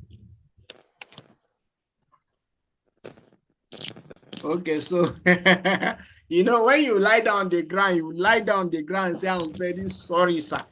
He can only accept it, but it will not take away that thing. So this woman in my own eye, I'm a useless man, and I'm her husband. Hey, Jesus. That is what he will be thinking in his head. Do you understand? So self-control is the thing that we need. We all need it.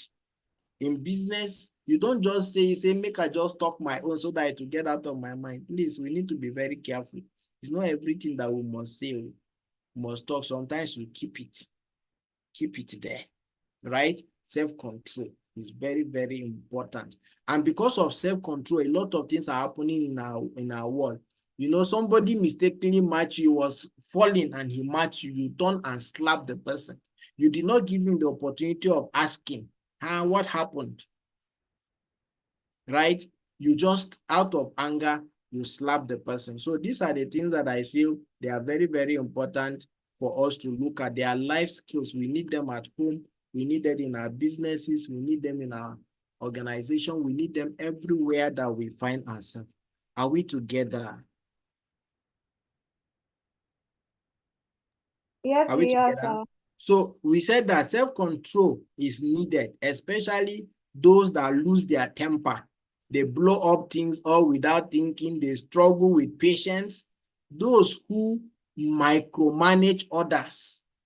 You have a husband, you cannot talk to woman. You have a wife, she cannot talk to any man.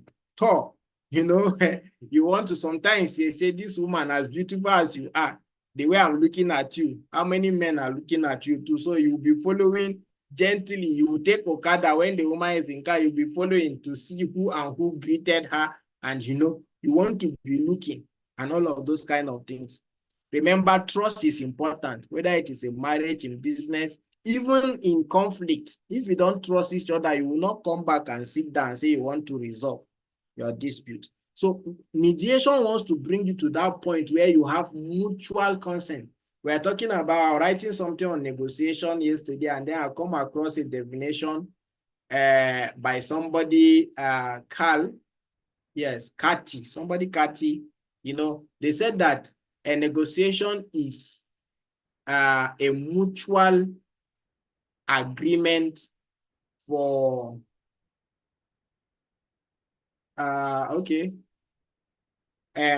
is the ability for people to resolve their conflict by mutual compromise.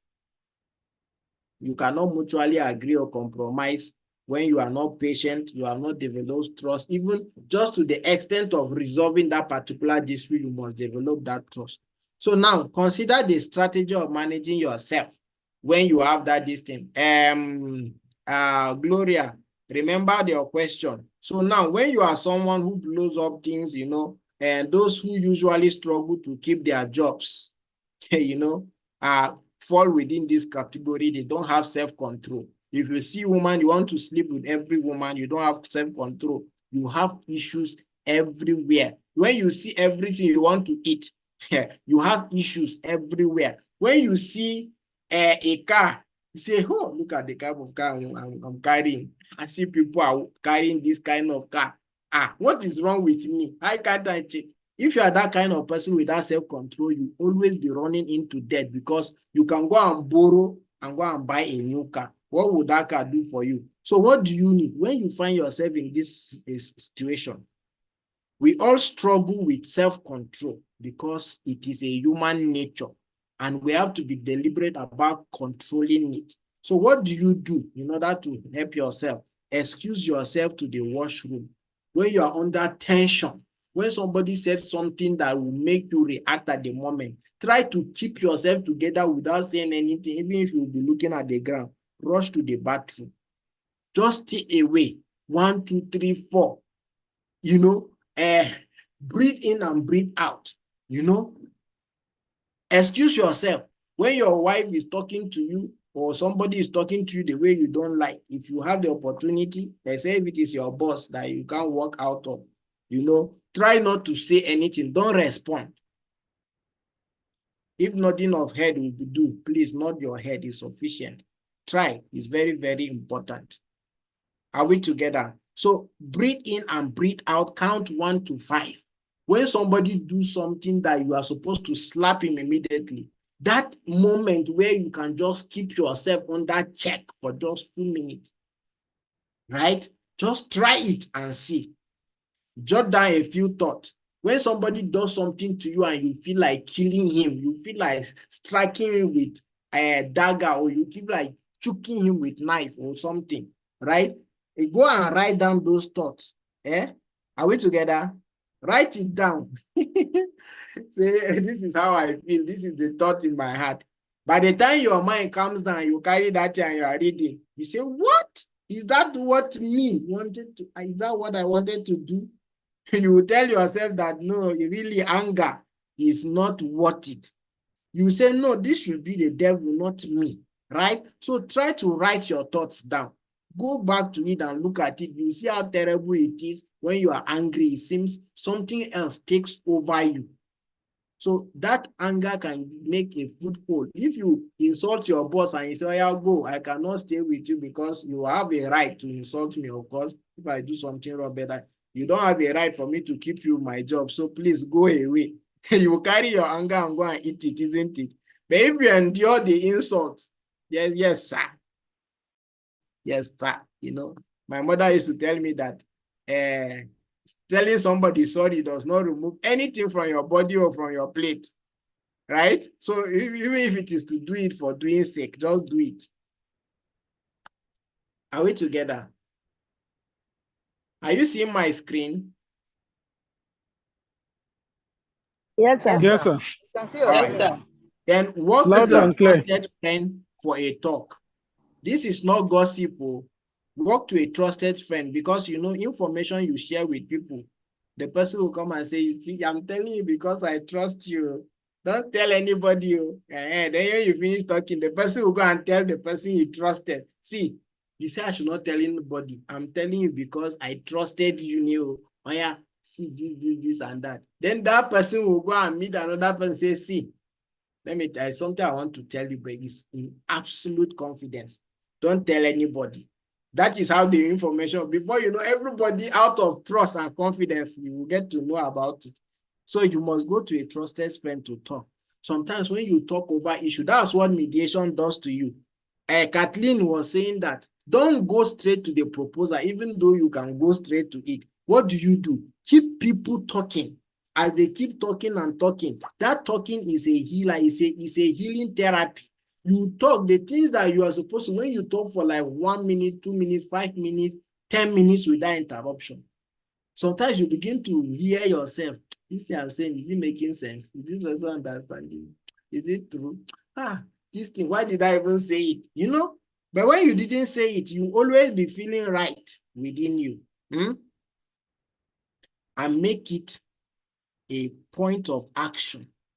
I will not take any step until my brain is fully back. So people say that don't make a promise when you are happy. When they just promote you, you are jubilating, you turn to the wife, the lady say, I will marry you. Will you marry me? She say, yes. Then later on, you say, this thing, I don't know. I don't already go tell her, say I will marry her and I'm not prepared. No, don't take important decisions when you are angry or when you are too excited. Are we together? These are emotional intelligence. So allow your brain to cool down, right? Because when you are angry, you can do anything and they will be wondering. So, but ensure that you don't take action when you are angry. Train yourself to wait. I was listening to a doctor who was taking a training on how to keep yourself healthy and stay away from drugs here and there. Say put away all the white stuffs, sugar, milk, all of those things. Say put them away. He's not saying that. It's not a discriminatory statement, but they are the one affecting us. Why is he saying that? Sometimes you have this appetite, I want to eat this thing, although you know that you are not supposed to eat it. So what do? Train yourself to wait. Now what he said is, there is something he said about delayed gratification. Since you want to eat it and you have the desire to eat it, instead of eating a donut or this, what is this fine thing they used to sell now? All these Mr. Biggs and this, what is the name of those things? Donut, they will do something and they will divide it into two and put some leaves inside. Hamburger. Is it hamburger, Abi? Something like that. All those kind of things. They have sugar, they have things that can affect us, isn't it? But something is telling you that go and eat it. So what do? Instead of saying you will not eat, it will trouble you so much. You will tell yourself, I'm going to eat it. But I'm not going to eat it now. I'm going to eat it in the next 15 minutes. So while you are waiting for that 15 minutes, go and get an apple and eat it. Because those things, when you eat it, it will supply sugar to your system immediately, and which is not expected. So, but when you eat an apple, it will go through the normal process to supply the sugar to your body, but little by little. Isn't it? So you practice the art of delayed gratification. I will do it, but not now. I will think about it first. Let me know what I'm going to do. Anything that will make you not to take that action there and then. Train yourself to inculcate that ability. Are we together? Yes, sir. We are together, sir. Yes, So sir. we have looked at who mentioned. Can you chorus it? Number one, components of emotional intelligence. Number one. Self-awareness. Self-awareness. Good. Number two. Self-awareness. Self-awareness. Number two. Awareness of others. Awareness of Awareness of others. others. Good. Number three. Building relationship. Number three. Building relationships. Self-control. Self-control. Self-control. Number three. You can clap for yourself. That's very wonderful. So the next one we have is building relationship. Now you have known about yourself. Now you have known about others. Now you have developed the art of self-control. So what do? Build relationship. You know, there are people, you know, when they just meet you, they greet you, and that is all. Tomorrow, when you pass that person, tomorrow you say, oh my God, Gloria said she was calling from Canada.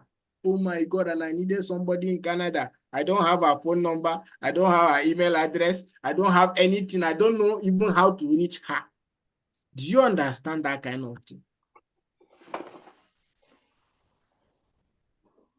Do you understand it? Yes.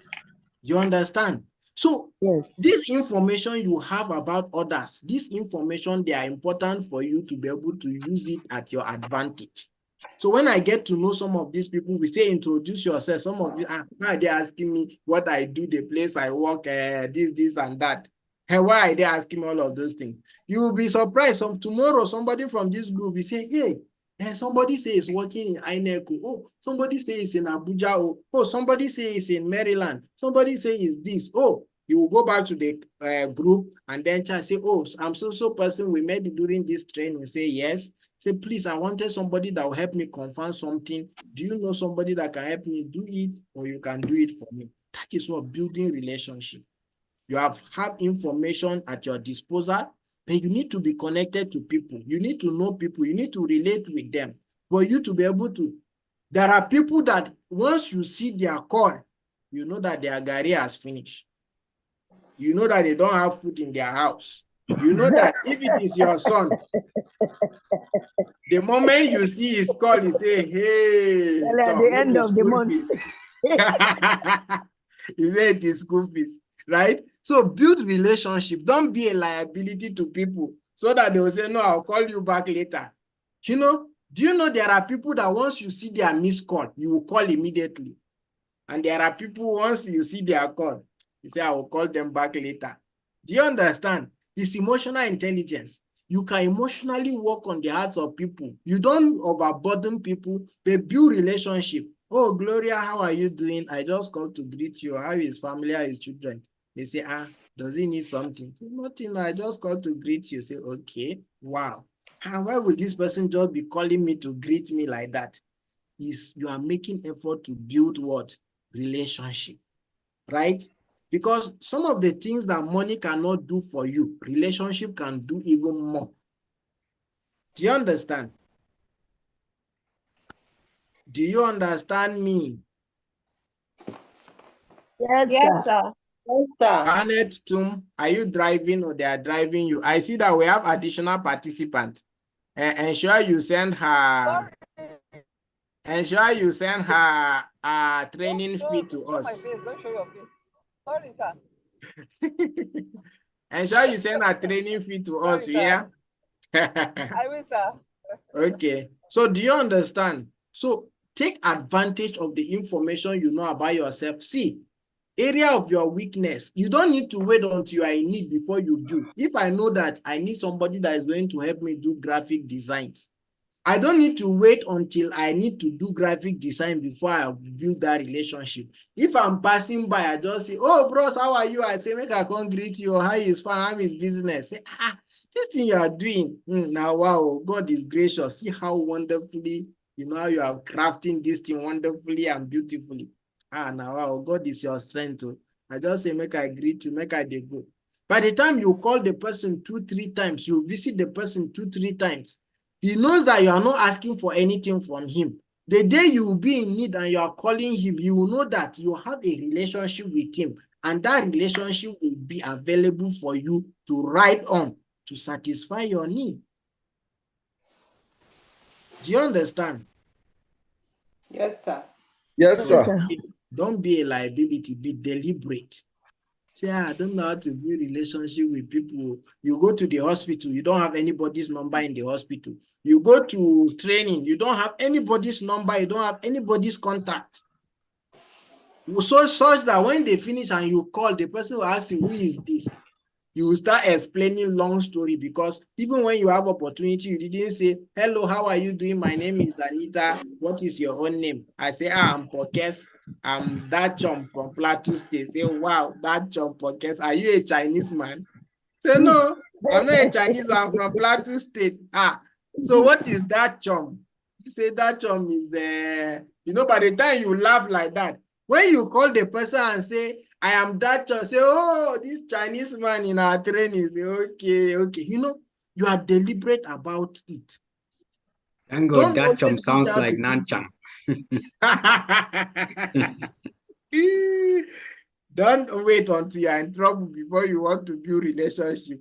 When you visit, people will say, once you visit them 1, 2, 3 times, they say, okay, wait, the next time it's coming, you're coming to ask for something, right?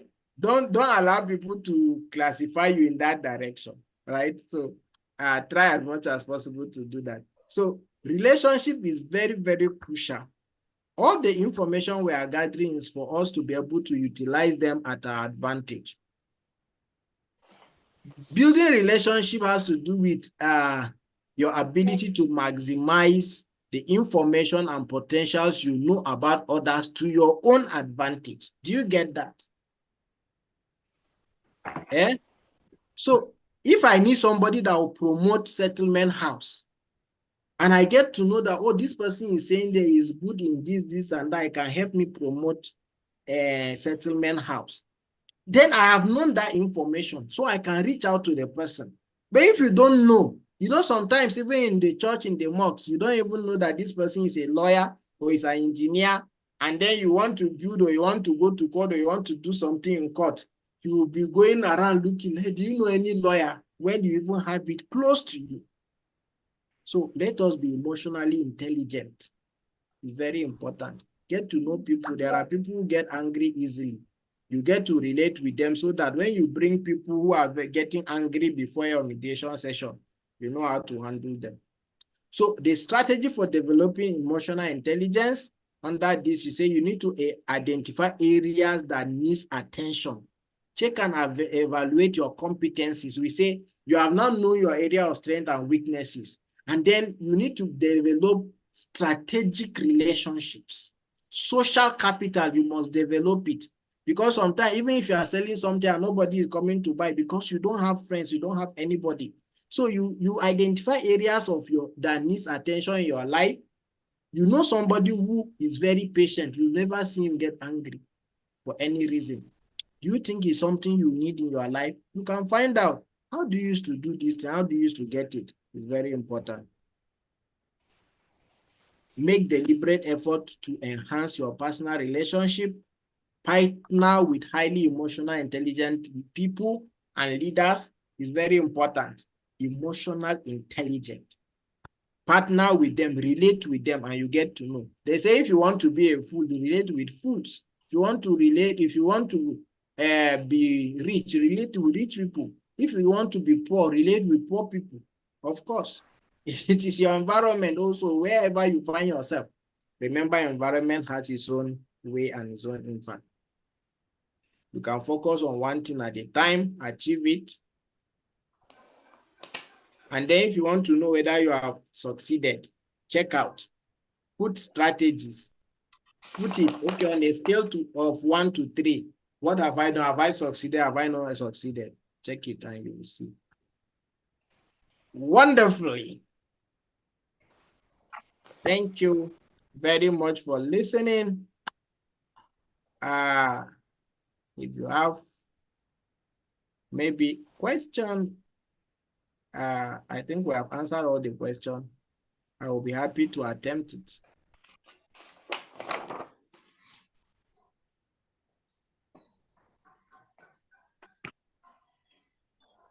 So we have 9 comments. Yeah, no voice, sir. Okay, no, but I've corrected that.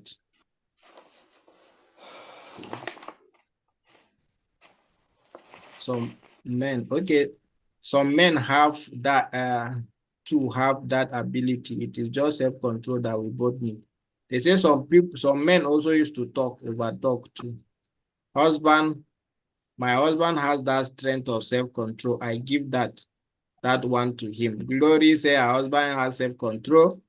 Men tend to have self-control, but there are some that their self-control is not under control. So they can lose guard sometimes. So you have to be very careful. Don't be around when they lose that control. Okay, somebody wants to see the last slide. Which of the last slide do you want to see? Ephraim, which part of the last slide do you want to see? Is it the one with the strategies for developing emotional intelligence?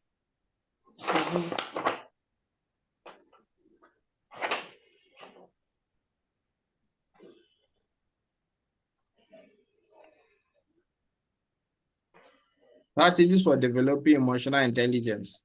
When you go to your this thing online, you will see all of these things. They are there. We have written it on your recording. When you go to the YouTube, you will see it there. Identify areas that needs attention in your life and all of those things. Thank you very much. All right. I think we have done wonderfully well. What I will do is hello, sir. Yes. So can we have all the slides sent to our email for all the training?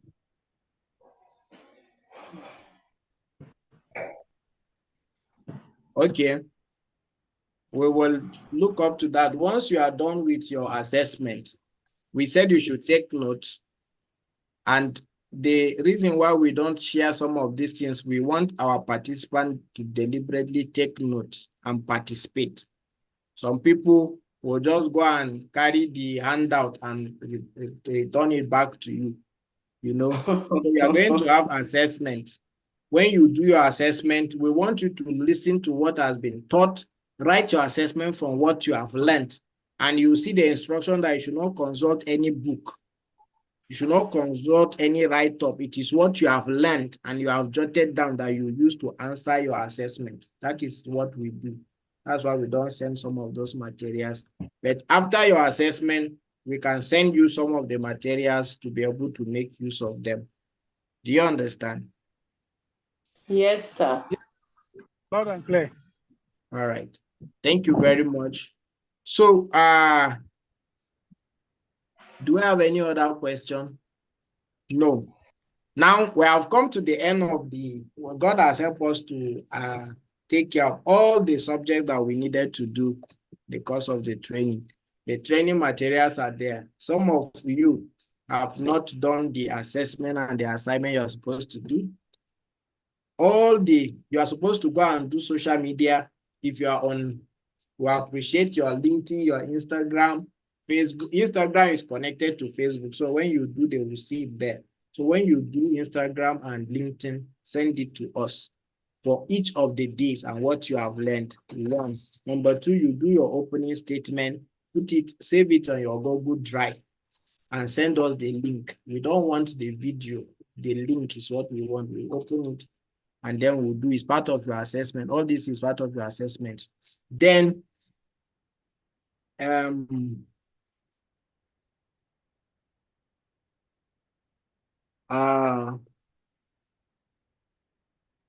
we'll look at,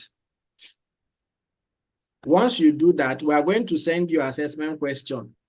If they give you 1 week, that would be very well, that would be very good, but they can give you 3 days or 2 days to do your assessment and submit it so that you will not forget the things that easily. You do it at once and know you are done with the training. Those who emerge successful, we want to welcome you to the induction ceremony. Those who have done well, we welcome you to the induction ceremony, and we'll be happy to induct you as associate members of this institute. We're happy to do that. Meanwhile, do we have any question pertaining and the training, the things that we need to do? Can you see can you see my screen? Yes, sir. Yes, sir. So Yes, sir. you are going to do your assessment, and your assessment will touch on everything you see on this timetable. Everything you see on this timetable, your assessment is going to cover it. So you do well to revisit those things. The links have been sent, including the summary of each day has been sent. If you are doing your assessment and you copy the summary, we are the one that gave you those things. So if you copy and put it back for us, we will know. And during your assessment, don't go and copy somebody. We have instances where somebody will just go and copy another person's assessment and send it. Are we together? Are we together? So Yes, sir. try not to do that. It will not be condoned. That will be exam malpractice. Yes, and you know, sir. as professionals, it is not allowed. It is not allowed. Don't copy. Do it yourself. If you fail, fail honorably so that you can come and rewrite it and pay for another assessment. It's better than copying somebody. You understand? Yes, sir. All right. So I think we have come to the end of this session. What I will do is, if you are willing, we can give you the opportunity to do your last practical. But if you say you are all tired, we'll be happy to go and rest. Eh?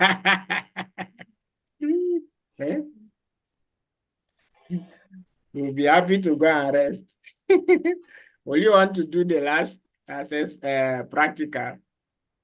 Okay, so do you have any question on the practicals you have done? I learned that some of you have not done your opening statement. It's very, very interesting. You people didn't do it. Let me see whether I can guide you through, because opening statement is one of the foundation.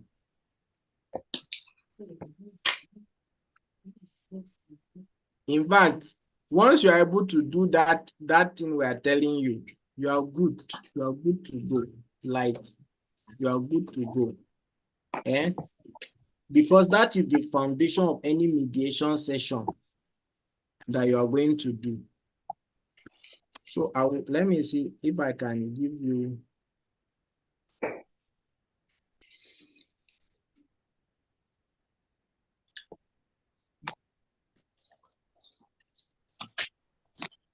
Oh, let me see. I want to see. And they say you should record your opening statement. You need to master your opening statement.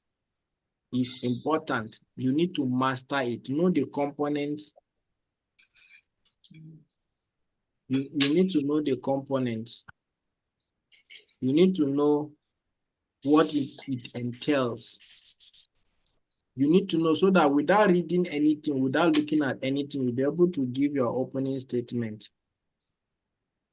Me, with respect, bro. Pardon?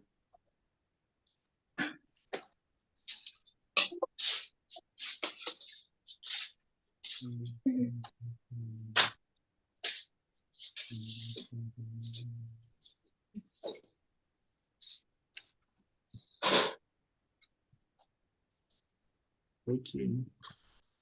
I was trying to, okay, stages, processes, okay.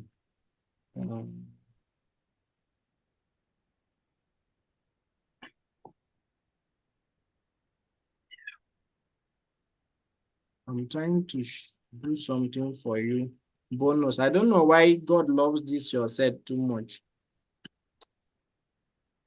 Children of God. Yeah? I said because we are children of God. Yeah. Is there anybody that is not children of God? We are all children of God.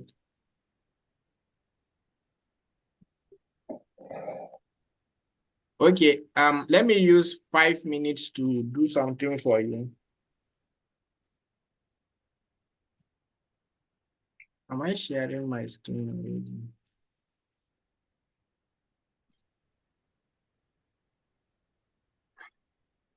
Okay, let me do something for you. Opening statement is very, very important and crucial in your journey as a mediator.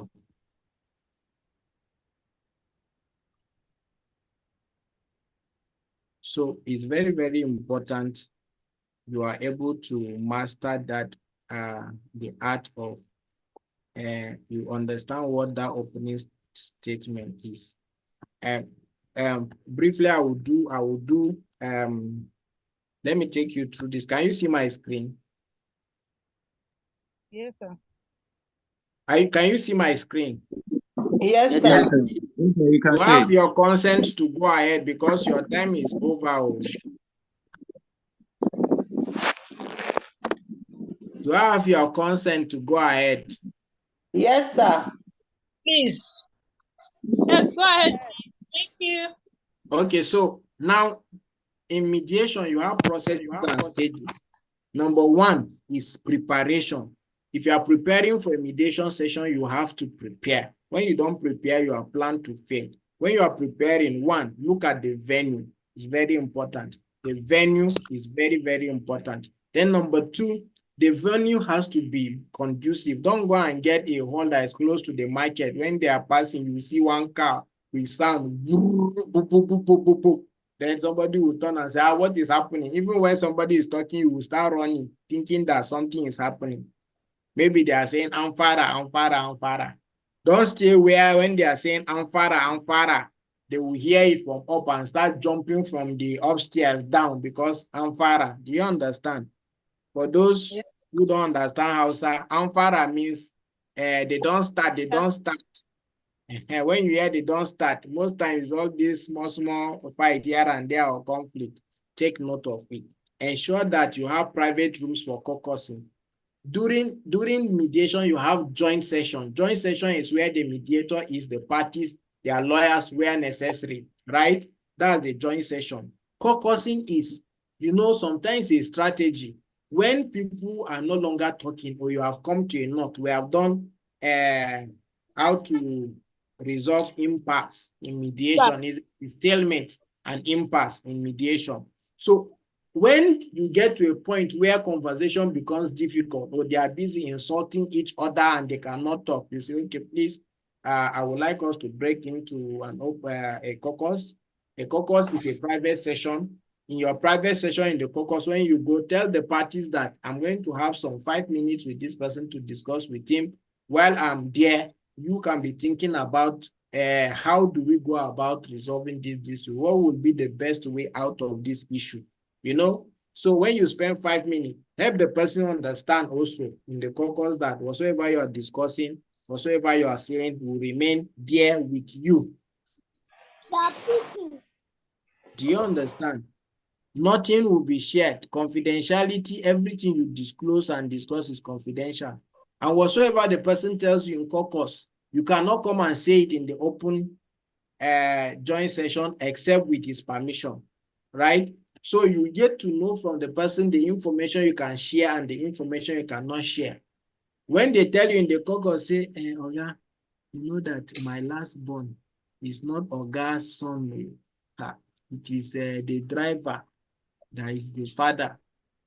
When you come to the open session, I'll come and say, Oga, do you know that even this son? There are a lot of things you don't know. Even your last son that you're saying is your last son is not your son. It is the Megad. When you do that one, you know that you've not only scattered the mediation session, you have also scattered the home eventually, right? So only information that are disclosed. So you have joint session and caucus session. Caucus session is between individual and their parties, or the mediator and the parties, one party, or their lawyers. You want to meet with them personally. And that is what is called short-term mediation.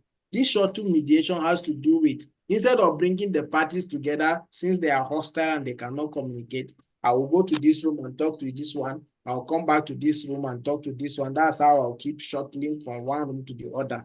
until we come together, we will resolve the issue without anybody seeing anybody. Right? Take note. Are we together? Yes, sir. The second phase, the other phase is opening phase. This opening phase has to do with your introduction, the introduction, mediators, opening statement, like my name is so person. My name is Nanchang Nangwang.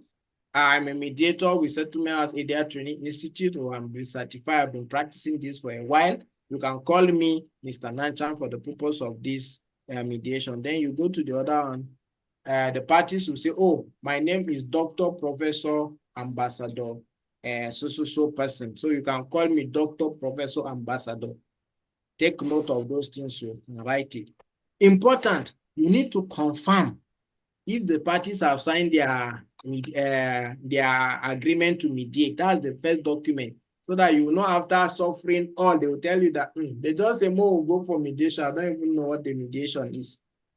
Confirm if they have signed.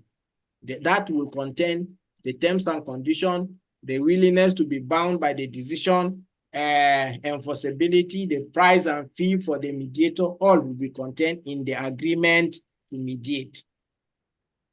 And confirm from the parties if they have the power to what? To settle. Let it not be that somebody will be asking, Abubakar, you want to ask a question? Oh, yes, I have.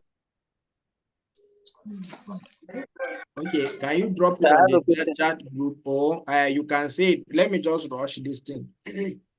All right. So confirm if the people have power to settle. If it is the parties themselves, husband and wife, business partners that are there, fine, they have the authority. If they are representing a third party, confirm that those third parties have given them letter of authority or power of attorney to represent them.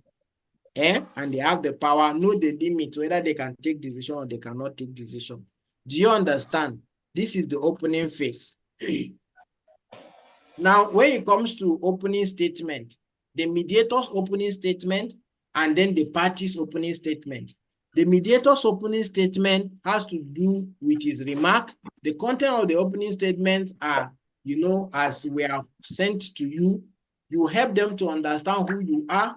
You help to explain to them if they have been in the mediation session, explain to them if they have not been, explain to them the process and what mediation is, right?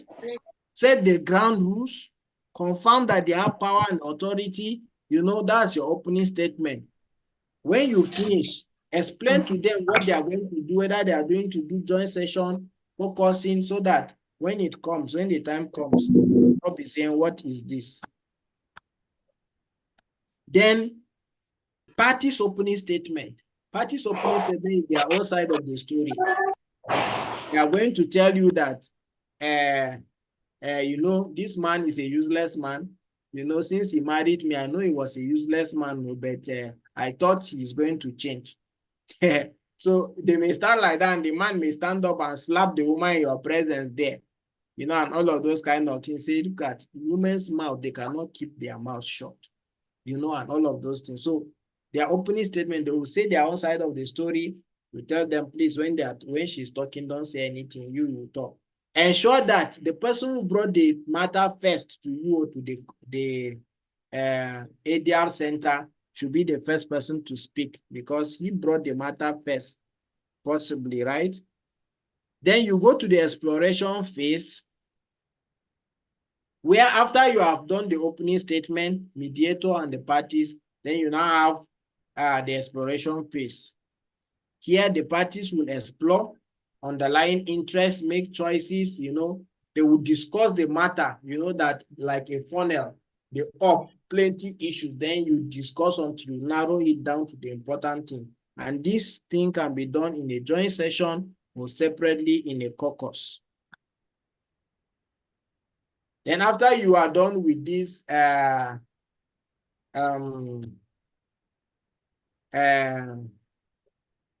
you are done with the exploration phase, you go to negotiation phase. This person has said, okay, I'm entitled to 50,000 naira as damages. You start negotiating, say, since we agreed to pay you, why not let this thing go? It's not because of our fault. See what happened. Our car had a problem on the way. And that is why. Are we together? And that is why we are not able to do it. Are we together? So these are the things that you say. These are the things that you're going to discuss, right? Then negotiation phase, you discuss, you have an understanding of their needs and the options open to them. Here, you are going to help them generate more options. Okay, they are talking about 50,000 naira. And there are other ways we can sort out this 50,000 naira without payment of money. You know, these are the things that you are going to be looking at. Are we together? So you help them understand that is in this stage. Then you come to the conclusion stage. When you discuss and negotiate and you agree, you are going to put those things into writing and ensure that these things have been taken care of. Yes, we have agreed to pay 50,000 naira, but we pay 25,000 naira cash and we will pay 25,000 naira in kind. Write it down, get the lawyers to get involved in the process so that they can draft a comprehensive agreement for parties to sign. Do you understand the stages?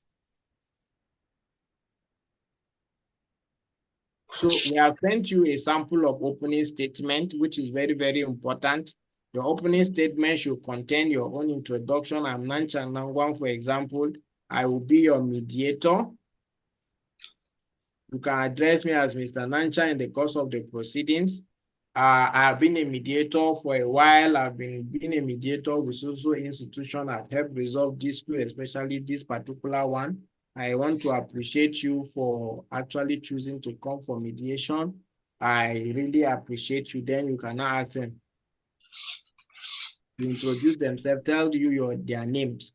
If it is an online mediation, like this training that we did online, you tell them the rules that applies. If it is a physical one, or you want to ease yourself, see the toilet here, see the bathroom here. If you want to go and rest, or you want to eat, you want to do this, you show them all of those things. So, you know, it's a private session. Don't record it. Don't have another party to be with you and all of those things. You are going to discuss those things. Then, I am here. I'm not a judge, right? I'm here to help you resolve your dispute. I'm going to be neutral. I'm going to discuss. Anything we discuss here is going to be what? Private, confidential. Nobody will going to know except if you allow me to say it. And I'm going to be taking notes. Those notes I've taken, I may destroy them or I'll keep it safe where nobody will see it. These are things that you're going to look at. So you confirm if they have been in a mediation session before.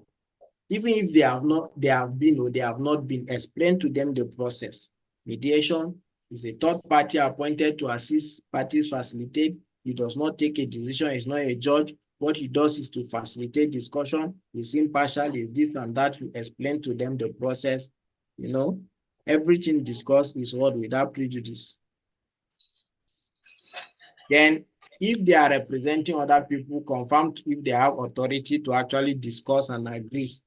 So that you know, after discussing everything, then they will now come and tell you that, okay, so we'll get back to you. Let us discuss with our people. So, you know, the process is a voluntary this thing. So everyone has everyone can actually withdraw at any time from the process. So, but you know, you have to get to know why they want to withdraw. So the process is confidential so that the people can feel free to discuss and share their mind without the fear that, so if I agree to this thing here, when we get to court now, you bring out all the things we discuss. No, it's confidential. In fact, the law in Kaduna State, even AMA, arbitration and mediation says that you cannot bring what you discuss in the mediation and begin to use it in court. You cannot use it. So during caucusing, this is what is going to happen. I will have a session with you. I will discuss. You do reality testing, ask difficult questions, ask the person You are claiming 20 million naira. Can you tell me how that is justifiable? How do you justify? How do you come about 20 million naira? You say this thing is 10,000. Don't you think they are selling in social place? Right? That is between you. You cannot do it in a joint session because it will amount to you not being partial, or you are siding with one person against the other. All these things you are going to do it in what? The joint session. So you are going to be play the devil's advocate. So explain to them the procedure, the sessions, and all of those things. Try to understand this thing in your head so that you don't need to be reading it. When a party finishes saying his own statement, what you do is his opening statement. Try to restate what he said. Oh, if I understand you, this person collected goods and they are supposed to pay so time and they did not pay, and you have written to them and they refuse to pay and they say you can go to court. Is that what you said? Say, yes, that's what I said. So the person would be confident that, oh, so this mediator is listening to everything I'm saying. Do you understand? So you help them know that the outcome of the process is in their hand. They are the one that will determine, they are the one that will discuss, they are the one that will agree, they are the one that will generate the options, they are the one that will choose the one that best suits and satisfy their problems. That's what you are going to do today. So you'll be neutral. So now, by the time you finish explaining all of this, you now ask them whether they have anything they want to add. And then you tell them, you set out the rules. Since it is something we are trying to discuss, let one person do. If there's anything they want to add, then they can add to it. And then when you do that, you have come to the end of the. Don't interrupt, don't fight, don't do this, treat other person with respect, don't interrupt, don't do anything. When you finish, you have your opportunity. So after you finish, you now ask them to say their own. I've also sent you all of these things.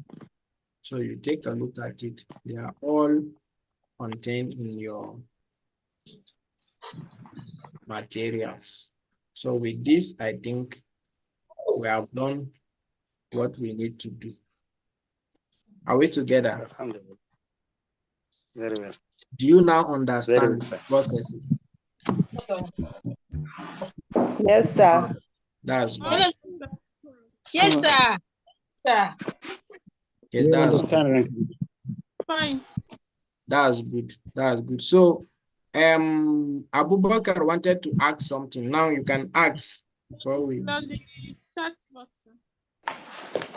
Yes, sir. We talked about signing an agreement before starting the mediation. So I was trying to confirm where is the document issued? What? The document of where you say they must sign before they start the mediation. They want to do it now. If it is a private mediation, you prepare an agreement to mediate. The terms and conditions of the mediation, I've agreed is a voluntary process. It's going to be private. It's going to be confidential. It's only when we want to execute it before, and maybe we want to execute it in court, that it will be made public, but it remains personal between us. We are going to be bound by the outcome.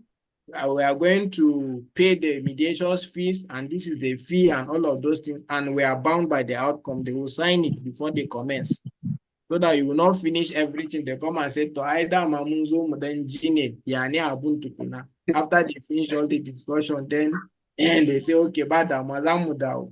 No, not be like that. They say, I understand. You know that this one are like that now. No, you have to sign first before you commence. When you commence and you finish everything, right? And you come to an agreement, they also prepare what is called, you did agreements in mediation, right? Yes. You check your materials, you check the internet, you see your recordings, you see agreements in mediation.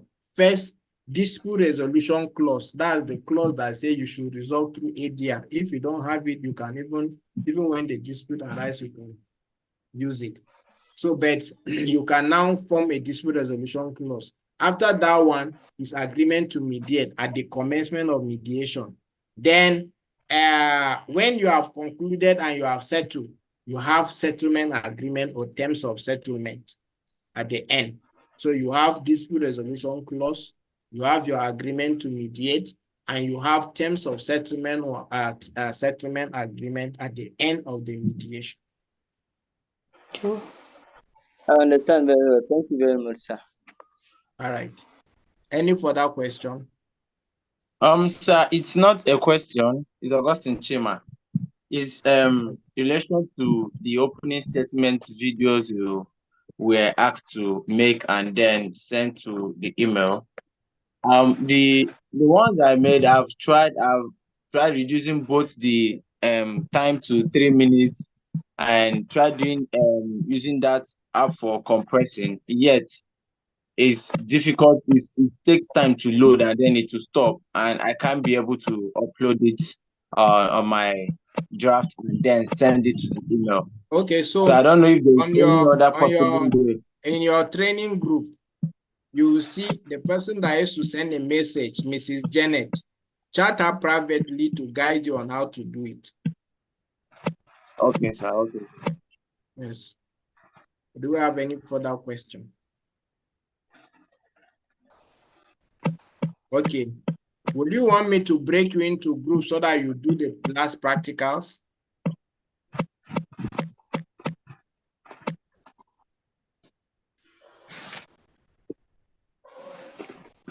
We are tired, sir.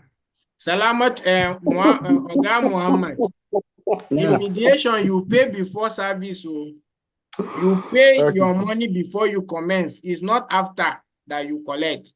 It's only in arbitration because of the fee that you now say, okay, let us, you can pay certain percentage, then at a certain stage, then you complete. Mediation, you pay 50-50. Yes, you know, the fees are shared between two parties. The two of them will pay your money, you collect it, so that by the time they say they are not interested, you have collected your money. No problem, you can go. You know your money is in your pocket. So because they are paid, they will be dedicated into ensuring that their money didn't just go like that. So you collect your money before you commence. Thank you. Yes. Thank you, sir. Okay, sir, what if the parties complain that there maybe like financial difficulty and they can't afford to pay at that very moment? How do we do in that instance? It's left for you. It's your choice. If you want to do it pro bono for them, fine. If you want to do it based on contingency, fine. But the thing is, by the time they do and they finish, I've done a mediation, they say they are going to pay me because I was interested in them. They are resolving the matter. It was referred from court to me. I'm interested in the settlement more than the money. Now they say they will come, they'll come. Up to today, they have not come. So it is your own cup of tea to bear if you decide to do it without collecting your fee first. Or you as a mediator, you take them to court and sue for your fee. You know, it's going to look somehow, right? So collect your fee first before you commence. Do you have any other question? That's all, sir. I want to believe that you have gotten value for this training and that we can be proud when you are successful. We can be proud to say that we have trained a set of mediators that have acquired all the necessary skills that they need. Some of these things you see we mentioned, we added in your curriculum, some training institutions. I know that some of us train with other institutions. They are not there, isn't it? You will check, find out they are not there, but we put them there to ensure that you have everything it takes to be able to start up your mediation practice on a very good footing. And we want to be proud to identify with you that you have trained with us and you are a certified mediator from Settlement House and you have what it takes to start up, right? So before you start anything, try to go through your note, understand the processes and the procedures so that you will not be embarrassed and say, where did you train from? We want people to say, where did you train from? Have you been doing this thing for long? Because you have acquired a Look for opportunity to put the skills you have learned into practice. They are actually very, very, they are life skills that are very, very important. Ensure that you put them into practice. So with this, we have come to the end. Your induction will be communicated to you. We will send you your instruction on the platform. Please be checking the WhatsApp platform. Instruction for assessment will be there. When they give you assignment, ensure you do it. Part of your assessment, send your post on social media, and then do your opening statement and send it to us. That's about 25, a bit 30% of your assessment. And then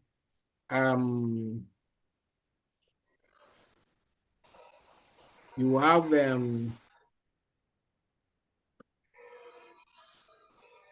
okay. So that will be part of your assessment.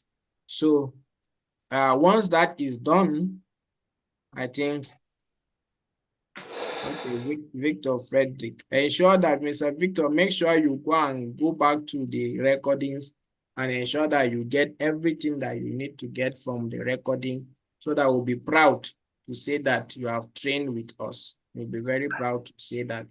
So I think with this is a good place to appreciate you all for your persistence, for your perseverance, for staying out throughout the training, to be part of the training, the effort, the network, and everything. We'll be happy to meet you at the practice space where we can call you colleagues, welcome you. For those who are mediators already, we believe that this has added value to you, and then it will take your mediation practice to another level. I will be very, very grateful. Ensure that you do your assessment and do what you are asked to do, so that please don't copy during your assessment. Don't copy, do your thing by yourself, and don't consult books. Only what has been taught in this training, that is what you use to answer your assessment. Don't go and study one book on mediation or one handout here and there and copy for us. No. Your assessment will be based on your training. You will also be asked to assess the facilitators in your assessment. I believe you have been writing. So you assess them and tell us. So please take note of this. We would really appreciate if you can promote us. You can share about us, tell other people, encourage them to register for our next training when it is coming up. We'll be very happy to have you encourage people enroll for our training. We'll be very glad. This is I think, the least you can do for us, so that people will get to know. If you know you have enjoyed, you have learned these skills, try to encourage other people to do so. And you can make it a point of duty to share this on your social media, your family and friends. They have disputes, they want to be trained, they have seminars, they can engage our services to do so for them. And we'll be happy, very happy. We'll keep communicating. If you have any issue, clarification, you can reach out to us and we'll be happy to assist you. We'll be happy to help you. Having said so, those who are in the group now, I want to know whether you want to take the option of doing the last practical. We can break you into group and you do that. If not, we can safely call it a day. We'll communicate information about the induction ceremony for those who are successful. Please, when you are giving the assessment, don't wait. The knowledge is fresh in your head. Just do it as quickly as possible and submit. You know that you are done with that part. Thank you very much. So it's left for you. Do you want to be broken into group to go and do the assessment, or you feel you have had enough? Permission to leave, sir. All right. Yes, I want to do the the practicals, please. Okay, you want to do. Let's know those who are want to do. If you want to do the practical, let us know. Thank you, Mr. And we appreciate if you can do a video of 1 minute. Share it. Tell us how you have learned from this, what you have gained, what you have learned, the skills you have acquired. It will really be good. even if it is 2 seconds, you are going to say, oh, I trained with Shati. Shati is this and that. Based on your experience, you will be. Thank you, Chioma. We are happy to have you. We'll keep communicating. If you know you need to go, please go. If you want to stay to take part in this thing, you are free to. But officially, we have come to an end, but we want you to get whatever you want to get. So if you know you are available, let me just have your virtual hand up if you want to do it. All of us are exhausted, right? Okay. Yes. Okay, I can see Eunice, Jude, who again? I am Anita. Who? Abubakar is around. Okay. Who else? Anita, are you available? Yes. All right, good. Anita is available. Gloria is available. Eunice is available. Abubakar is available. Gloria Barnett is available, right? Are you available? You are muted. Are you available? Gloria. Okay, so Mr. Jerry wants to go. Please, can you leave? We want to know those who are going to be around so that when you assign them, they can go. Nebuchuku, Chidalu, are you going to be available? Shima, you are going to be available? Yes, sir. Okay.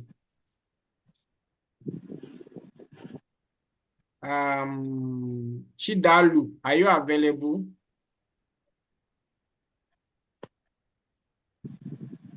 Jerry, are you leaving because we are sharing? We don't want to.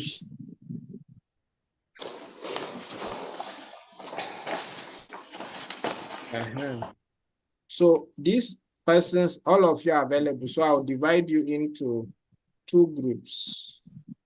Okay, 3. Okay, no. I'll divide you into two groups of 3 each.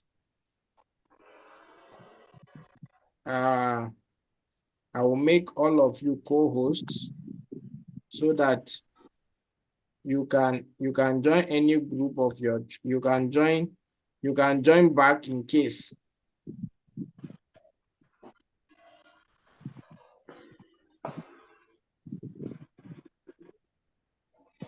If you know your group, even if you miss, you can join back.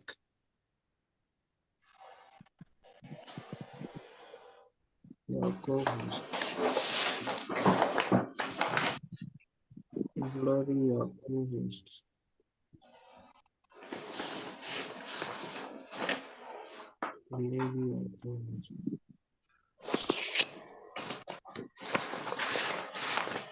If you know you are not, if I have not made you co-host, let me know, all of you.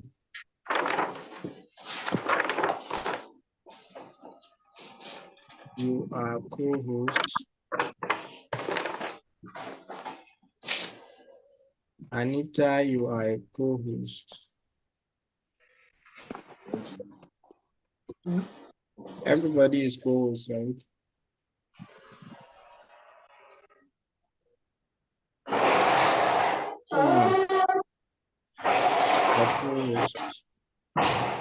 Is there anybody that is not a co-host here? Raji? Yes, sir, I'm the one. Okay, yes, I'm also a co-host now. So it means that if for any reason you can just be able to go back to your group. Like if we break you into 2 groups, you can easily go back, right? In case somebody has left. So I'll break you out into 2.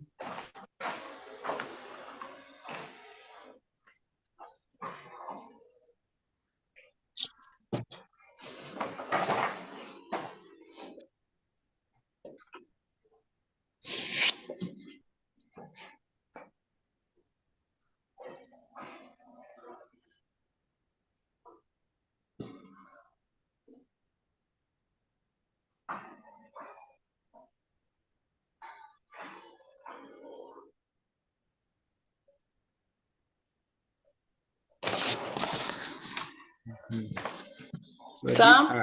can you put on your cameras, please?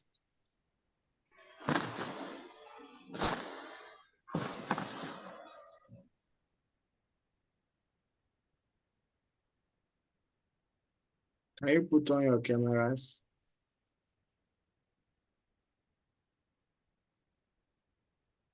Okay, great.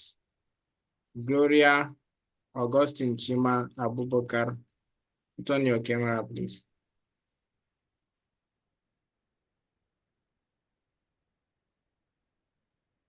Chima, Gloria. Yes, sir, I'm on transit. I'm moving on the road. Okay, okay.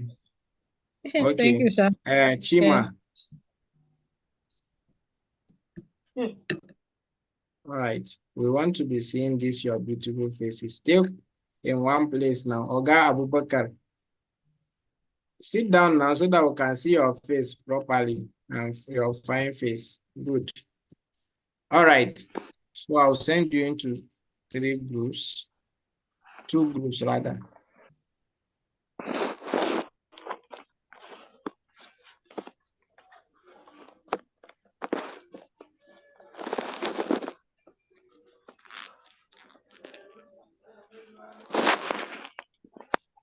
Okay. So I'll break you into 2 groups.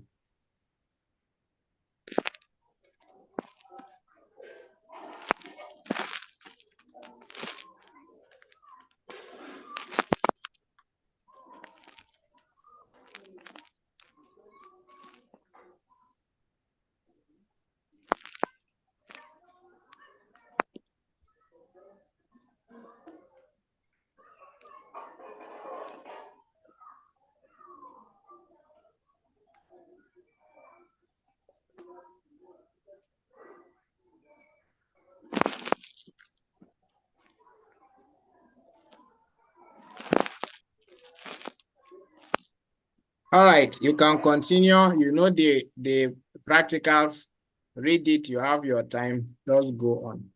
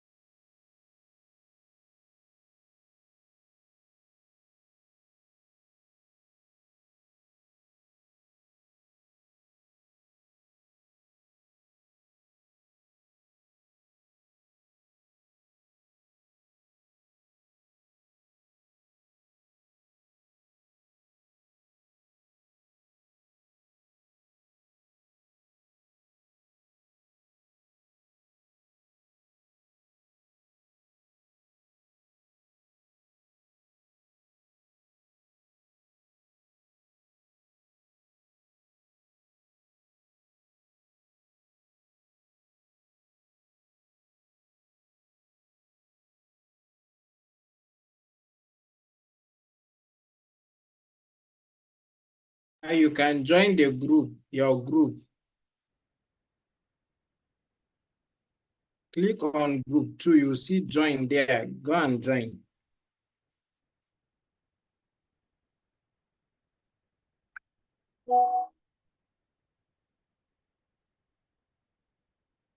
Can you hear me?